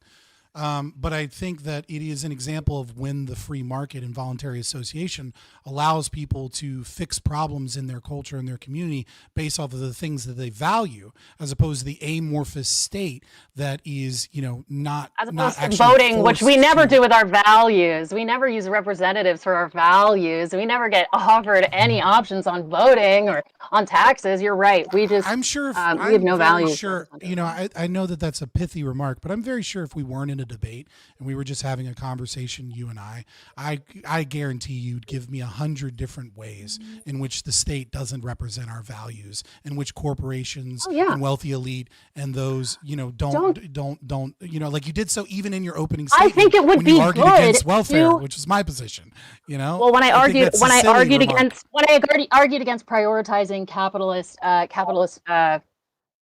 motives instead of prioritizing the people who are the ones that the government serves, the government that serves the people by printing money and distributing it so that we can participate in the economy. And so you agree that this representative democracy doesn't represent people or the values. So you agree with me. So your pithy remark is just a stupid. No, that's not what I said. What I said that we have a representative democracy. There are things that we could change with the welfare system. There are things we could change with different policies. I really like Matt Gruenig. I keep calling him Gruenig, like the Simpsons guy.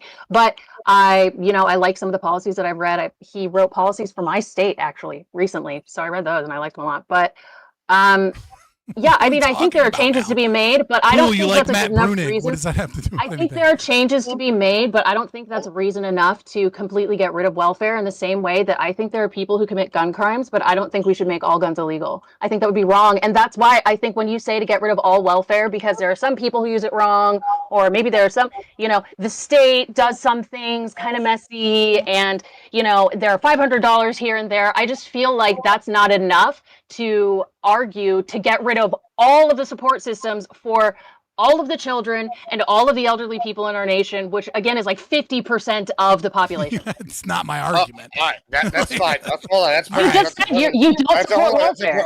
That's a perfect segue spot. All right, that's not his argument. He's got closings. It's a good segue to closings for 3. He can explain his argument. Let me set up the thing. So here's what's going to happen. Judges are going to send me in a DM who they think won. We're gonna have each have 3 minutes closings. Fabian first, and then you Buckaroo. Nobody interrupt anybody during the closings. All right, and then after we're gonna put the poll up, and y'all have about 3 minutes to vote. All right, and we'll go from there, and we'll review who won. All right, so Fabian, whenever you're ready, I'm ready. Go ahead and start. Yeah, as I stated in my opening statement. When we are talking about money, when we're talking about the national debt, when we're talking about $37 trillion in debt, we are talking about 74% of every tax dollar, which is either some form of entitlement spending, welfare, or interest on the debt, right? That when we talk about, cutting military spending, I'm all for it, right? When you talk about, a new infrastructure bill and things of that nature, that's 26% of the budget. Like, we are a nation that is increasingly being crippled by inflation and debt, and the primary driving force of that is Social Security, Medicare, Medicaid. That is the primary driving force. And if we don't have honest conversations about whether or not these programs are actually helping people and not hurting us in the long run, then we can't, then what are we doing, right? I tried to go into why I think, free market voluntary associations are better. But it seems like this debate, very quickly became chaotic and kind of bounced around. Maybe we needed more time and we would have gotten there. I don't know. But, as I stated before, the reason I made a historical analysis talking about fraternal societies is that they did do a good job of this. In the 1920s, again, 1 in 3 men was in a fraternal society. So fraternal societies such as the Legal Order of the Moose, which had 1 in 26 men in America, over 1 million members by 1912, only had to pay 1 week's wages. And this gave them access to to care for the elderly, unemployment insurance, health insurance.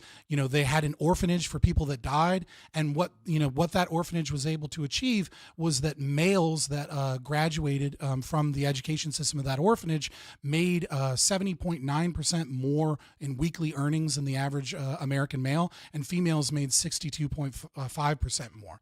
I mean, there is a pathway towards, taking care of people. Just because somebody is elderly, just because somebody is sick, just because somebody is homeless, just because somebody is in need and crying out for help, does not mean that getting the government to fix it actually fixes it, or that that's the best solution. My argument is very simple, and that is that we are being bled dry, and the problem is getting worse, and our debt is increasing, and increasingly our taxes are just paying interest on the debt. And so, am I over time? I apologize. No, you have 30 seconds. Oh, okay. And so just because, you know, the economic reality of the situation is that we cannot continue to do the status quo. We cannot continue to pay some corporate NGO, you know, a bunch of money to do a study so that we can slightly change this. We are the Titanic heading for an iceberg, and the only way to solve homelessness and familial problems and the poor is to engage in free market capitalism and get the parasitic nature of the state out of this equation. Yeah, it's not that I thought that was a known thing, you know, 3-0, like 30. But I mean, I don't know. I thought it was white power. I don't know. No, yeah, I mean, yeah, I don't know. I've always seen 3-0, or whatever. But like, I mean, yeah, okay, but yeah, whatever. Anyway, we're gonna ignore that. We're gonna go with to Buckaroo. Whenever you're ready, go ahead, start. By the way, this was 30 seconds in academic. Yeah, yeah, in debate, we usually did that, but I did that a while back, and so someone bitched at me, and so I was like, we're gonna find something else, and then I was put. Yeah, and then I was going to put the timer on screen, and I did that one time, and then 2 people bitched at me, and then I was like, so, okay, nobody gets nothing now, and I'm just going to make shit up as I go, and you're going to like it. If it was a real academic debate, we would be doing this. We'd be going, and it's so now we're going to have Gibbsy's hand signals as I see fucking fit is what we're going to get now, and we'll just have to figure it out from there. All right, go ahead, Buckaroo, whenever you're ready. I will say, when you said what they got from fraternities, I was wondering if you were also going to say they got one of those Flintstone cars so they could skedaddle their way over to take care of grandma. But, you know, in modern times, they wouldn't have a job or a grandma, so they certainly wouldn't have a car. So I feel like what shocks me the most out of discussions like this is a blind, almost childlike trust in whatever the market will provide. When we've seen countless examples of what it looks like when corporations are left to their own devices. They are profit motivated. Understandably, they're corporations, but the government shouldn't be profit motivated because it's not a business. They produce products without demand, then create advertising campaigns to manipulate the masses into buying their products while poisoning our livestock, our dinner, and our air. They move fast and break things. Sometimes they have to. Like I said, that's the nature of working in such a competitive market. But the government's in a unique position to offer funding for research that would go otherwise unlooked because they are able to take risks corporations can't afford. Out of the world's top 10 billionaires, 7 of them made their big break using technology funded by the government, or in Elon Musk's case, getting a direct loan from the government for $450 million to why is she arguing my position? Establish his first plant, his first Tesla plant.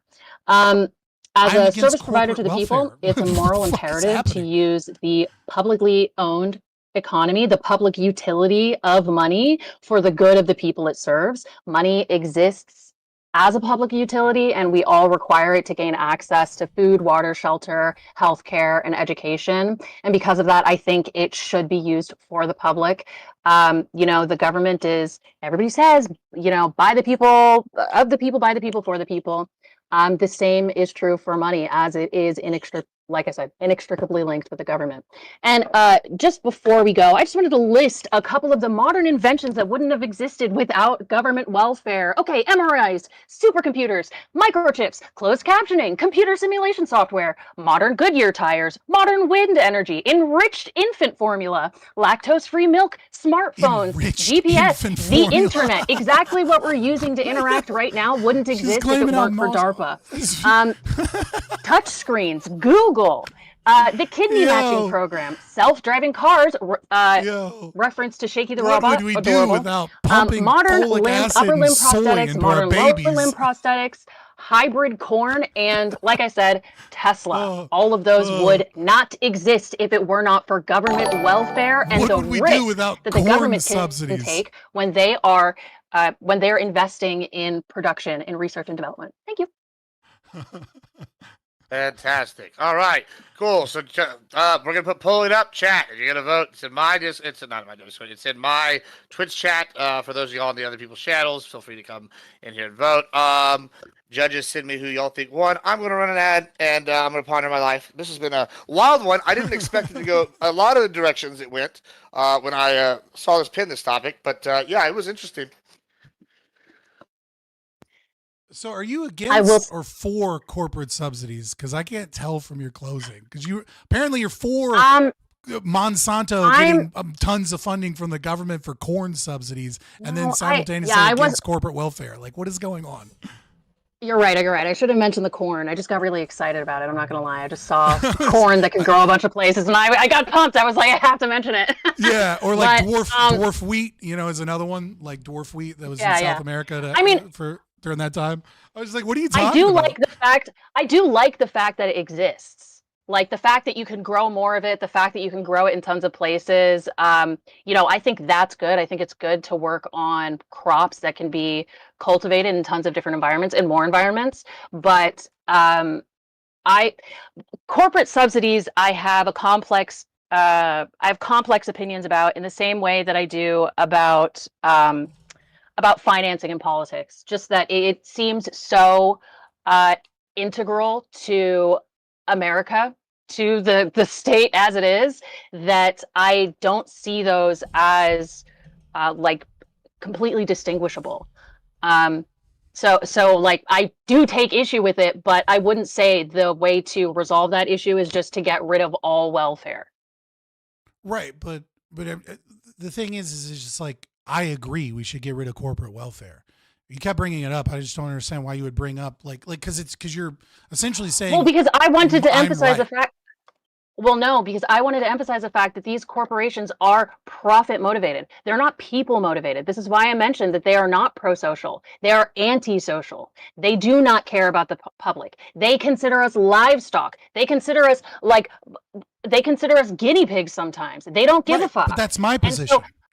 That's my point is, I would never trust a profit-motivated company with my life. Okay, I would never trust. Yeah. I would never trust it with access to food and healthcare or property. Obviously, the debate is over, right? But the libertarian perspective. Yeah, the libertarian perspective on this is and there's a great. We got 20 seconds of voting left tonight. Go ahead. Yeah. So there's a great article you can read by Hans Hermann Hoppe, which is Austrian class analysis and Marxist class analysis. And so the idea here is, the utilization of the state. But basically, corporations can make money in one of two ways. The first way is they can provide a good or service either of higher quality or lower price, right? Like to people. Right, in a competitive market. And the other way that they can do it is that they can ask the government for regulations that price out competition or for money, right? And so, like, the libertarians completely and unanimously agree that the latter should be abolished, but that means abolishing welfare. That means abolishing, a ton of, corporate lobbied regulations that help out, big companies, but end up harming smaller businesses. And so the only other way that they're left without those regulations is to provide a good or service of either higher quality or of lower price than their competitors. And we should all want that, right? Like, as you said, I like living in a world where this corn can be mass produced and it's cheaper, right?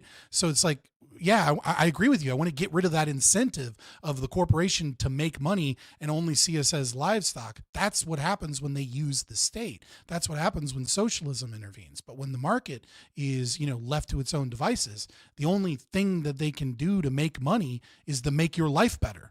That's the only way to make money. So voting's done here. I got the voting. So the chat vote is with we got a what is it? Hold on. Let me add these last two. I mean, I think it matters. It looks like it's 8-5. Fabian's got the chat vote. All right, so we're gonna go to the judges now. All right, so what the judges? We're gonna start with one judge. Tell me who you voted for and why, and then we're gonna go to the second judge. So we'll start with Chai. Go ahead. Who do you think won and why? I am more in the middle when it comes to my views. I lean a little more right. I don't believe in getting rid of it entirely, but I was looking for some kind of middle ground, certain answers, and overall, I'm happier with what Fabian said today. I feel like even though I lean more with what he's saying, you could have attacked him in different ways, which would have been more effective for you. But I feel like Chad is a little right. It came off as a little more rude and not maybe like it came very vibey. I will say I don't read chat at all. So if Chat's talking to me, I don't know. I would not read the chat if I was a debater. And I genuinely care for the well-being of others. I want to give them money, but Fabian makes me feel like because my money goes to paying for welfare, that someday I might end up on welfare. And I don't want to be on welfare because I'm paying for other people to be on welfare. That doesn't make sense.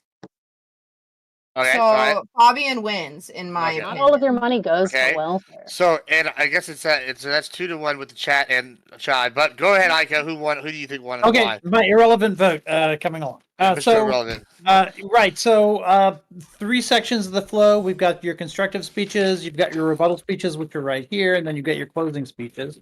At first, I thought the first thing I thought was, okay, this divides up into a framework debate and then to the internal critique debate. But then really the conversation really moves towards the internal critique a lot.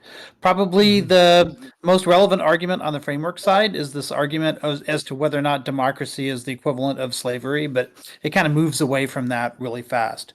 But for Buckaroo to have won that framework debate, I'd have to hear some sort of reason why, like the sort of the axioms that Fabian is assuming like aren't valid, or like, you know, is it utilitarianism? Like, what is the alternative to that?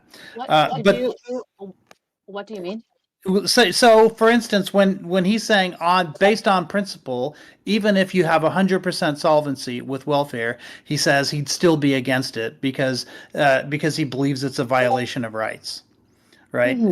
That's where you started to move in that direction with the whole like slavery versus democracy thing, right? And the coins, but it becomes irrelevant later on because you guys stop talking about that entirely, and then it entirely becomes in fact almost all of Fabian's closing statements were about voluntary associations and the solvency he says we get from those, and that's where I have to look at what we in academic debate we call an impact calculus as to who's like claiming the most solvency.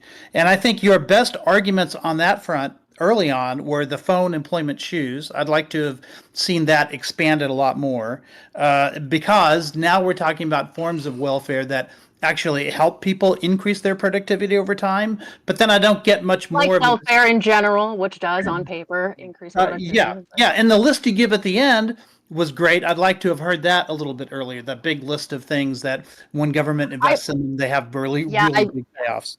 And also the other time was about the man with the son who has cancer or whatever. That had some impact, right? But then his argument, though, is that the benefits of welfare are displaced by what's lost in the status quo ante, which in his case was the lodge systems and all the other things that he was talking about.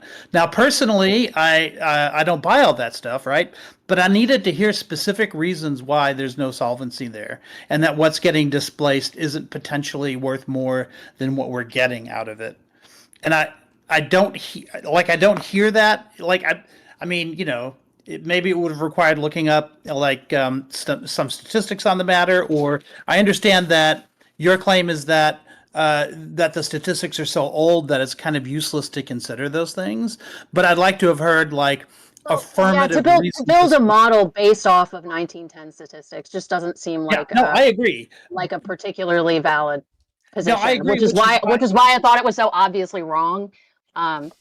Yeah, and here's what I'd like to have heard, because when I think about 1910, and in terms of what the solvency brings, right? I think of the biggest ticket items in the medical care system, for instance, because he's talking about how, at the very beginning, he talked about how healthcare was too cheap, so we have to make it more expensive.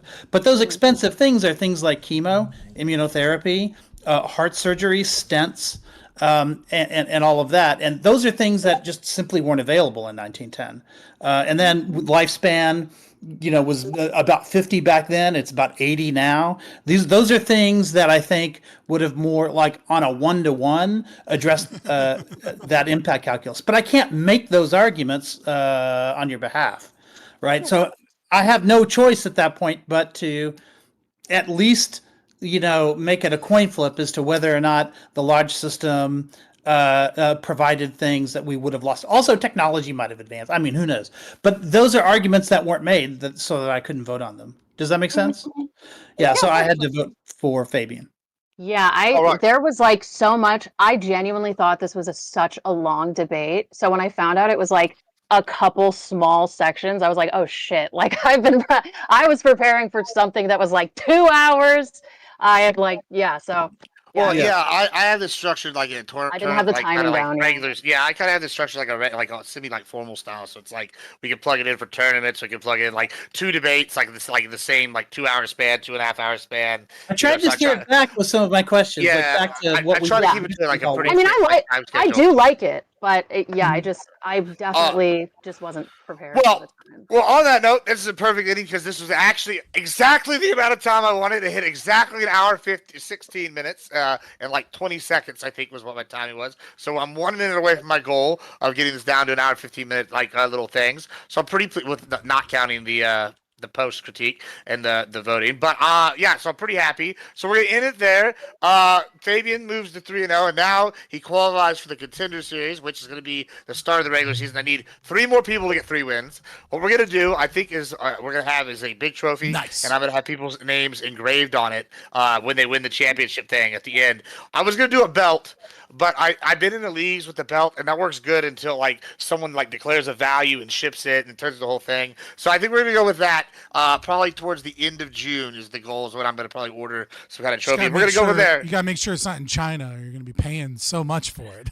Yeah, I'm just gonna go down to the local guys and have them make me one. And I found some pretty cool ones. They're surprisingly pretty reasonable for some pretty crazy trophies. So we'll see what I can do. Gibbs, it's over. Can it is over. Games? Oh my yeah, god! So, can calm we down play there. games now? Calm down there. Hold on. Yeah, can we play League? Can we play Fortnite? Yes, can we Shai, hold hands? Relax. Okay. 1 second. Just calm down. I gotta do my little spiel here. Anyway, yes, Fabian, give an outro as a winner. Buckaroo's gone, I guess. Wait, no, I want to give an outro before Fabian leaves. Thank you so much for coming on the debate, even though you missed it the first time. I should listen to what you say more because you actually said some interesting things today, and usually I just tune you out.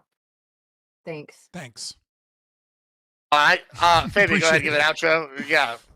Yeah, I'm Fabian Liberty. Just Google Fabian Liberty, primarily on YouTube and X. I had a great time. It was fun. Chaotic, but fun. Yeah, always something. Every one of these is very different, I'll say. Everyone is extremely different from the one before. Fucking simping for Chai in the chat. Stop that shit.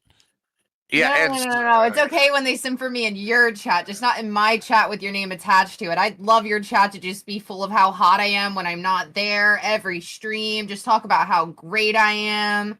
Please, just not in my chat with his name attached. And iCal goes gives an outro make some here for the stream deck. Oh, I don't think my intro would have anything that my intro didn't already have. But debate coach out of Texas. I'm on a few panels here and there. Yeah.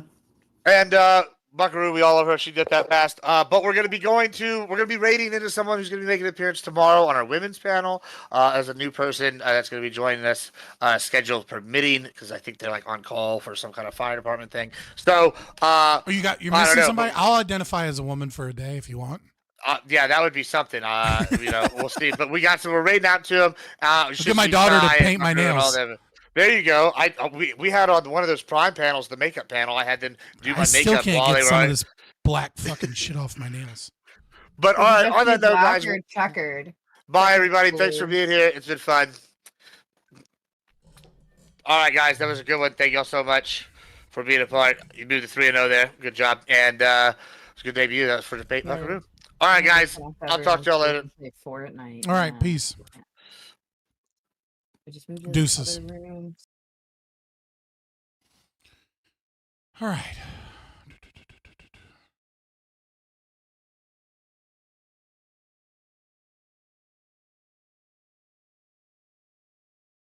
Oh shit. Hold on. Hold on. I'm invisible. Guys. There we go. Oh, I closed out Pretzel Rocks. I don't have any music. It's so quiet. I missed the debate part, but did you win? I mean, I won by the, voting mechanism for whatever that's worth. Ooh. Yeah, what's the name of the gut with the white beard? Admiral Gibbs, I'm assuming, but I'm also a gut with a white beard. I don't have as much of a gut, but I'm still a gut with a white beard. I'm rocking that dad bod, not the one that girls think is a dad bod on Twitter, right? Where it's like, it's just like a professional bodybuilder that's just in a bulk, but like an actual dad bod.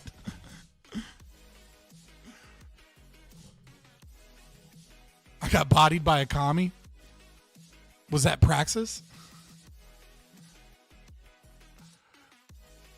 I mean, sometimes you just have to recognize that you're going into a shit fest and just have fun with it. You know what I mean? Like, if you take this shit too seriously, you'll go fucking insane. She had better time preferences? What is up with all the weird libertarian jokes? She had an argument that had never been tested? Yeah, I mean, there's a lot of, appeal to emotion fallacy in basically everything that she's saying. And I think there is, there's something to be said about, if she had been talking to, Odd Nova, she might have won with that, right? Because Odd Nova would be like, I don't care if they starve, right? Because he'd be farming the based clips, right? But it's not like I don't give a fuck about the homeless. I've been homeless. It's not like I don't give a fuck about people in projects. I was born in the projects. Well, obviously I was born in a hospital, but you know what I mean? I come from poverty. It's not like I don't I haven't experienced those things. I have a ton of dead family members that are from Appalachia that are, either committed suicide or been a part of the opioid epidemic. It's not that I don't care about these things, but there's this assumption that you either care or you're willing to sacrifice. And this sacrifice is not based off of your values. It's based off of this presumed need that somebody else has. But the reality is that it's the same thing as a cigarette tax, right? If you tax cigarettes and they get more expensive, some people stop smoking, right? Because it's too expensive. They get priced out. The exact opposite is true of our current welfare system, which is that it's an incentive to be poor. Obviously no one wants to be poor, but when you're given money because of your situation, you lose that spontaneous order. Society doesn't develop those systems to take care of of each other or to take care of families that are downtrodden because they value them. Instead, we just fund and funnel them money, and you get entitlement and you get enabling and you get, people that are in welfare traps. Some of the worst experiences, if you really want to get emotional about it, is there's this wonderful old video, and it's true today, but it's from the Cradle to the Grave by Milton Friedman, where he takes an example of this young black couple where the father is an orderly in a hospital, and he has had to make the choice because his child is dying of cancer, to quit his job in order to get the welfare benefits so that he can pay for the medical expenses. It's, you know what I mean? We shouldn't live in that. That's not that makes no fucking sense. It's an incentivization for him to intentionally go into poverty so that he can pay for his children's medical treatment. It's disgusting. I'm a minarchist, and I think that the only thing the state should do is produce cigarettes and give them to everyone for free. So a bit of a Darwin effect, right? Everyone that would smoke will just smoke cigarettes and then eventually die off. Just increase the gene pool.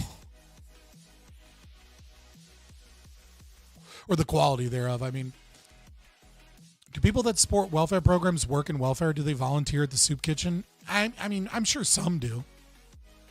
But those that do probably see how inefficient it is. but they support the idea of the state doing it. That's just, if I was in charge. It's the quintessential socialist argument is, if only I was in charge, I would do it right. And everybody believes that. They all believe, it's bad, but it's only bad because these other greedy people don't represent our democracy. But if I was in charge, I would do it right. And it's like, there's no means testing for that. And the reason there's no means testing for that is because once you're in that position of power, it's very easy to stay in power, and the incentives aren't there to get rid of the people that don't, accomplish things. In fact, very often, NGOs and, rich people, rich kids that become philanthropists and government workers are incentivized to continue the problem to justify their job, which is to manage the problem, right? Like, we do not live in a like, the welfare system is not designed to get people out of welfare.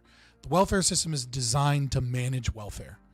And this is the same problem with, the heavy involvement of socialism in the healthcare industry. We do not have a healthcare industry. We have a disease management industry. Malburn supremacy.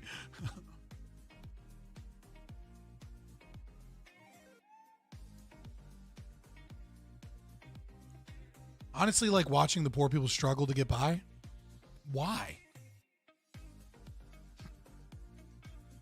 What made me cross the gap from menarchy to anarchy? Theory. Here's your reward for being thoughtful instead of emotional. I appreciate you so much, Stacy Pastry. Thank you. So it was Robert Murphy's chaos theory. I don't agree with Robert Murphy's chaos theory. Let me be clear. But when I was a minarchist, I was of the opinion that I could not see. I know read theory, LMAO, but I'm answering the question honestly, right? Which is, I was a minarchist, and I was like, I can't see a way for the state to handle, a fair judicial system, a voluntary form of like, of like criminal justice. And so I was like, okay, so the state needs to be there to enforce contracts. The state needs to be there to, to be the judicial system, and potentially policing, etc. And then I read Robert Murphy's chaos theory, and though I didn't agree with that implementation, I couldn't deny that that was obviously a possible alternative solution. Good stream, man. You got good energy. I appreciate it. I do. I really do. I appreciate it. We'll come back tomorrow and I'll react to the IP video in question by Matt Walsh. And if you join the Discord, link is in the description. Sometimes it pops up in chat.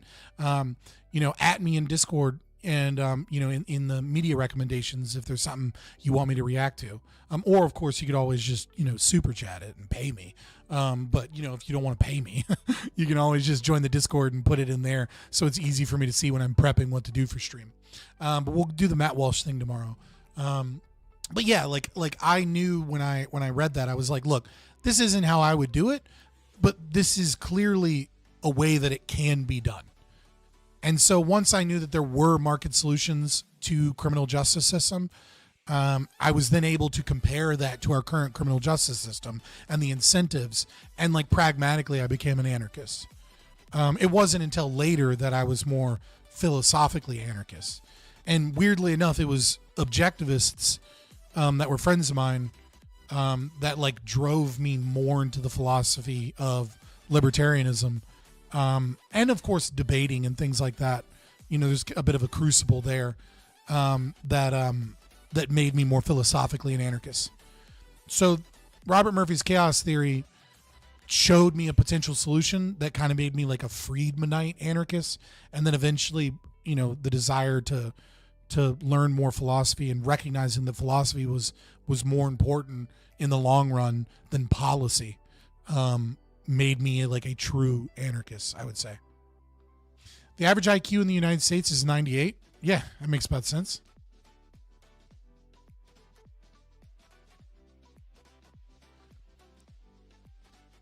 Forget means testing. I want IQ testing. Only people under 99 IQ should get assistance, but they lose their vote.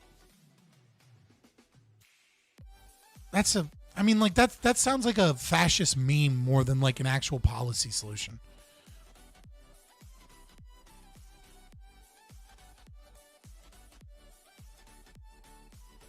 Yeah, I went through the ANCAP to objectivist pipeline too. VRO. I don't know what VRO means, but yeah. These days, I'm willing to adopt the label recently on the anarcho-objectivist side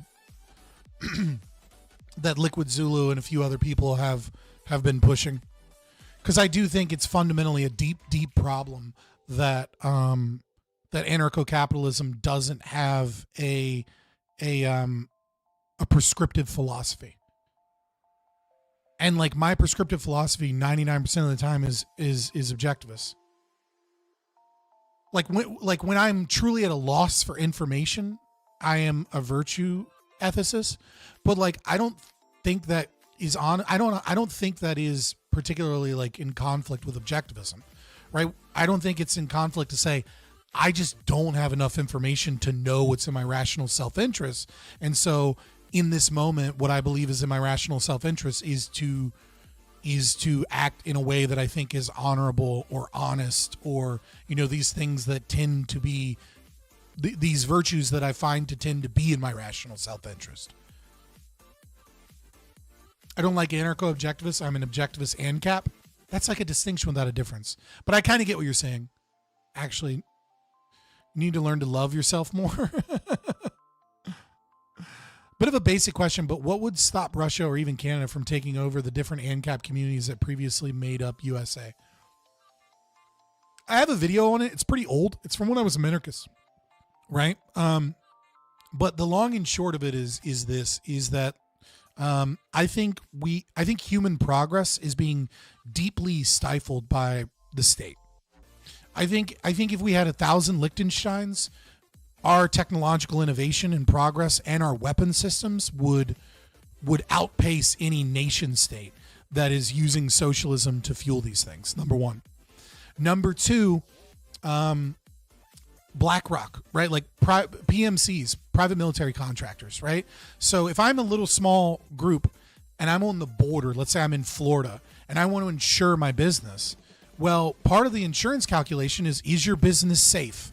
Right? Like an underwriter that's writing an insurance to give you money in the event of something bad happening is going to do one of two things. They're going to say, well, we refuse to pay you if you get taken over by a foreign nation, or they're going to say, because you're at risk of being taken over by a foreign nation, we're going to charge you, this amount of money.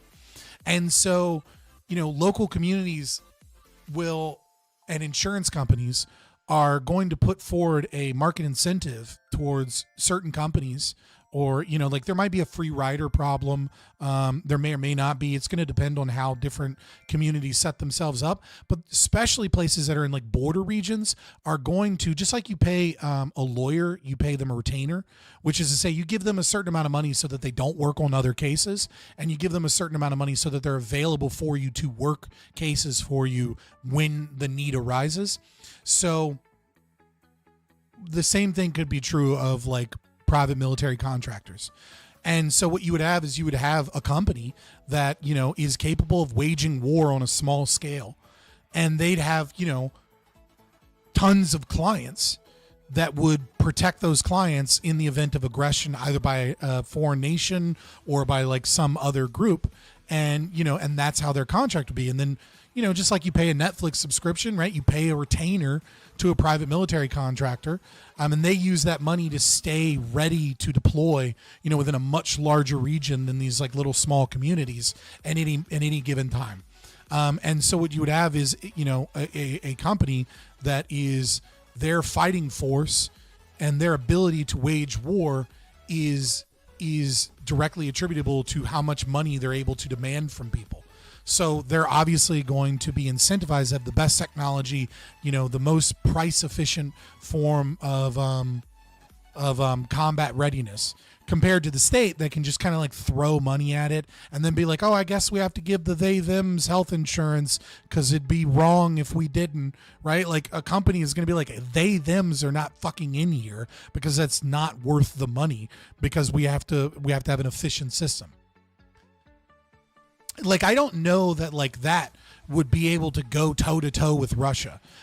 What I do know is that Russia would have to spend more money and more of their human progress and property in order to reach the same, levels of power that those companies would, because a private market is simply more efficient, right? So Russia might have 10 times the money, but, the PMCs are going to be twice as efficient.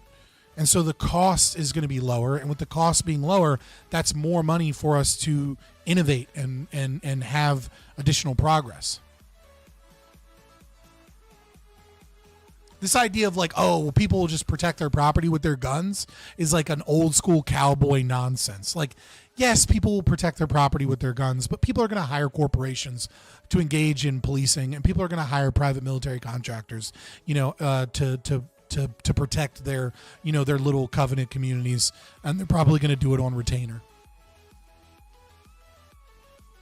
As of right now, we have a giant military that is constantly bled dry because they're constantly involved in all these other fucking, wars that are like not efficient in any way other than to maintain the power of the US dollar as like a reserve currency in the exchange of oil from OPEC plus, right? So like, 1,000 Liechtensteins wouldn't pay a military to just go bomb brown people somewhere, right? They wouldn't waste massive amounts of money on military excursions that are unnecessary, and they wouldn't waste money on feel good bullshit, and it would be in a competitive market.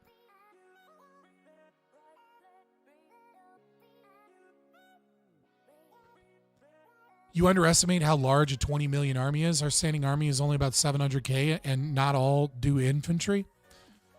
Are you talking to me or are you talking to somebody else? Because, I've been in the military. Again, I'm not underestimating, Russia's military is, we can talk about their defense systems. We can talk about their missiles. We can talk about their tech. We can talk about their lack thereof of a navy. We can talk about their Air Force. We beat them in terms of tech and in terms of manpower in most of those. They do beat us in terms of how many soldiers they have available. But there's a two-pronged problem with the Russian military soldier system. Number one is conscripts, right? People that are, we have an all-voluntary army, they do not. And conscripts suck at fighting. They don't want to be there. They're there because they're forced to be there. They're really bad. They fucking... when you look at firing squads, what you will find is that we had to do away with firing squads because they were inhumane. And the reason they were inhumane is that most people in a firing squad would intentionally miss when they would shoot at someone because they didn't want to be the one that actually killed the human being that was, under judgment. And so often what you would find is people would get littered with bullets in non-vital spots and wouldn't die quickly as opposed to dying instantly. Okay? When you have conscript soldiers, those soldiers are they act cowardly. They do dumb shit. They don't actually really fight in a meaningful way. So that's problem number one. Problem number two is the NCO Corps, so the non-commissioned officer corps. The strength of a military is one of the most important mechanisms, the strength of infantry especially, but of a military is seasoned veterans that are in charge, that are directly in charge of foot soldiers, right? So in the United States Army, you have, lower enlisted, which would be E1 through E4 in let's say the Army, right? Private second class, private first class, specialists, and in very, very rare occasions, corporals. And corporals are kind of like a weird in between. It's like you get frocked to become a corporal and you get paid like an E4 because you didn't meet the requirements to become a sergeant, but they need a sergeant and they trust you. So but what you need in order for a military to really function well at on the ground tactics, at room clearing, at carrying out the orders that come from command, is you need a strong group of non-commissioned officers. So that's your sergeant, your staff sergeant, your sergeant first class, your master sergeant, right? That middle core. Obviously you have, sergeant major and command sergeant major, et cetera. But that's military leadership in the enlisted structure. But that E5 through E8 or E5 through E7 core is really, really, really important for a well-functioning military. And when you have, yeah, sure, but like I would really say it's really more the E5 to E7 range, right? Sergeant, staff sergeant, sergeant first class. Once you start getting to master sergeant, they're in charge of like whole units. Like, yeah, they're important too. I'll give you E8 to a certain degree, but like sergeant major, command sergeant major, and even, master sergeant, which is just sergeant major, or first sergeant, in a different leadership position. So, but like you need that core NCO core in order to effectively take those high command orders and have those orders effectively done on the ground. And when you have a military like Russia does, where your population in how many people you have fluctuates, or where you try and conscript a lot of people, you have a lot of foot soldiers, but what you lack is experienced leadership to lead those foot soldiers into a successful campaign when like there isn't like where there isn't high command isn't there. You're on the ground, you're in the woods somewhere, or you're, going through a city somewhere, and like you have a person receiving orders, at a fob or something, and then you have when you go out on patrol, there's one or two guys that are, that core NCO structure, and they need to be able to take the on the ground situation and react to that on the ground situation. And you don't get that unless you've been in the military multiple years, preferably in deployment multiple times. It's just like, and so what you have is you have a haphazard group of conscripts that don't want to fight and a leadership that doesn't know how to command them. And so in many ways they're barely helpful, because the moment they go up against a military that has people that are voluntary and has a strong NCO core, like they will just divulge into chaos. They don't know what to do. They're cowardly. Their tactics are stupid. Like, and all the technology in the world won't save you, especially when your technology is behind those people as well.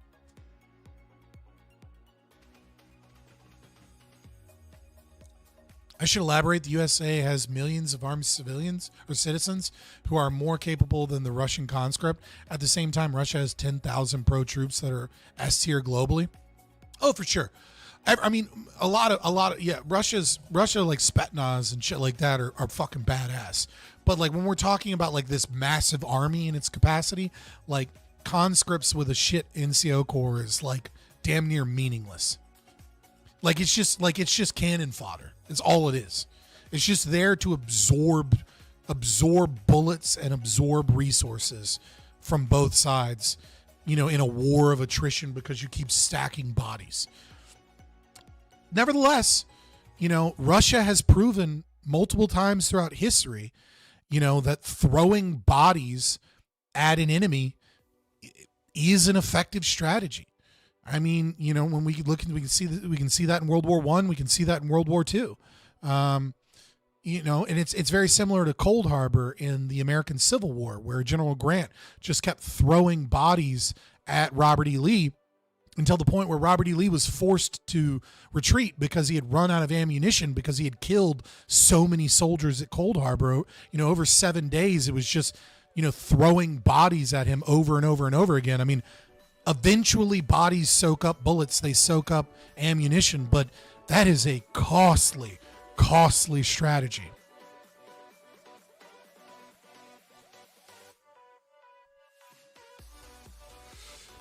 Yeah, I mean, drone warfare. Yeah, I mean, you're not wrong, but it's not like we're not developing that shit too, Casimir.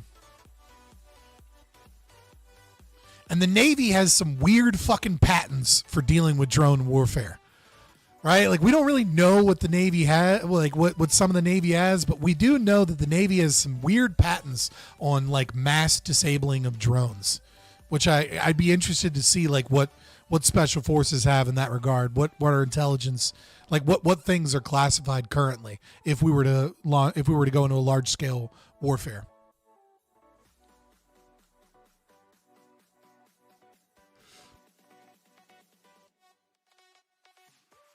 Like, drones are fucking scary. Yeah, drones are scary. It's inhuman. And I don't mean that like morally, but I mean, I guess I kind of do, but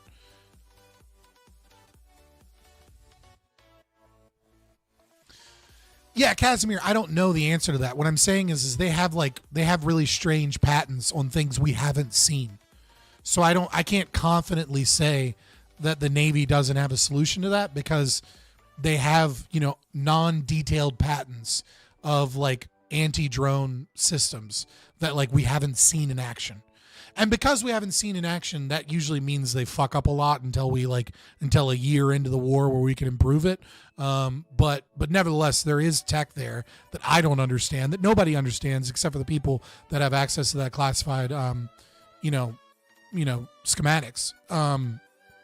But we do have an answer. We do have some answer. I can't calculate that into the equation because I don't know what the capacity is. So I'm not saying like, trust the plan or anything. I'm just saying they have some supposed thing.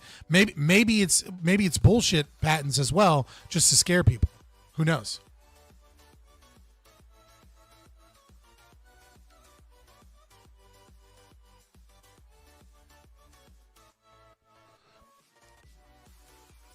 Yeah, who knows what warfare looks like. But this is an interesting way to end the night, is talking about the scary bleakness of drone warfare.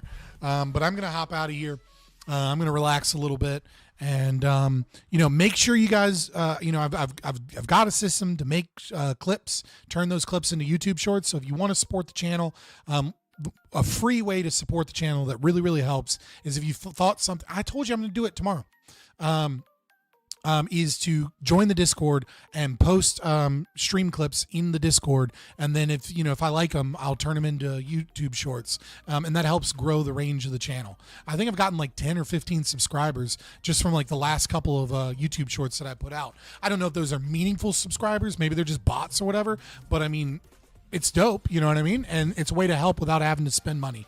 But of course, you can do super chats. You can be, join a channel membership to, for $3.99 to gain access to some emotes and just bragging rights. Stacy Pastry over here with a gold coin, which is a year. Thank you so much, Stacy Pastry, for your support of the channel. I love you guys. And, follow me on Twitter, join the Discord. That's where you're going to get the notifications when I go live. But of course, you can always like, share, subscribe the video, and, cut the notification bell on. But if you really want to know for sure when I'm going live, the best way to do it is to go into the Discord. I will see you guys tomorrow, presumably. And, we can pick up the black-pilled conversation about murdered drones, tomorrow.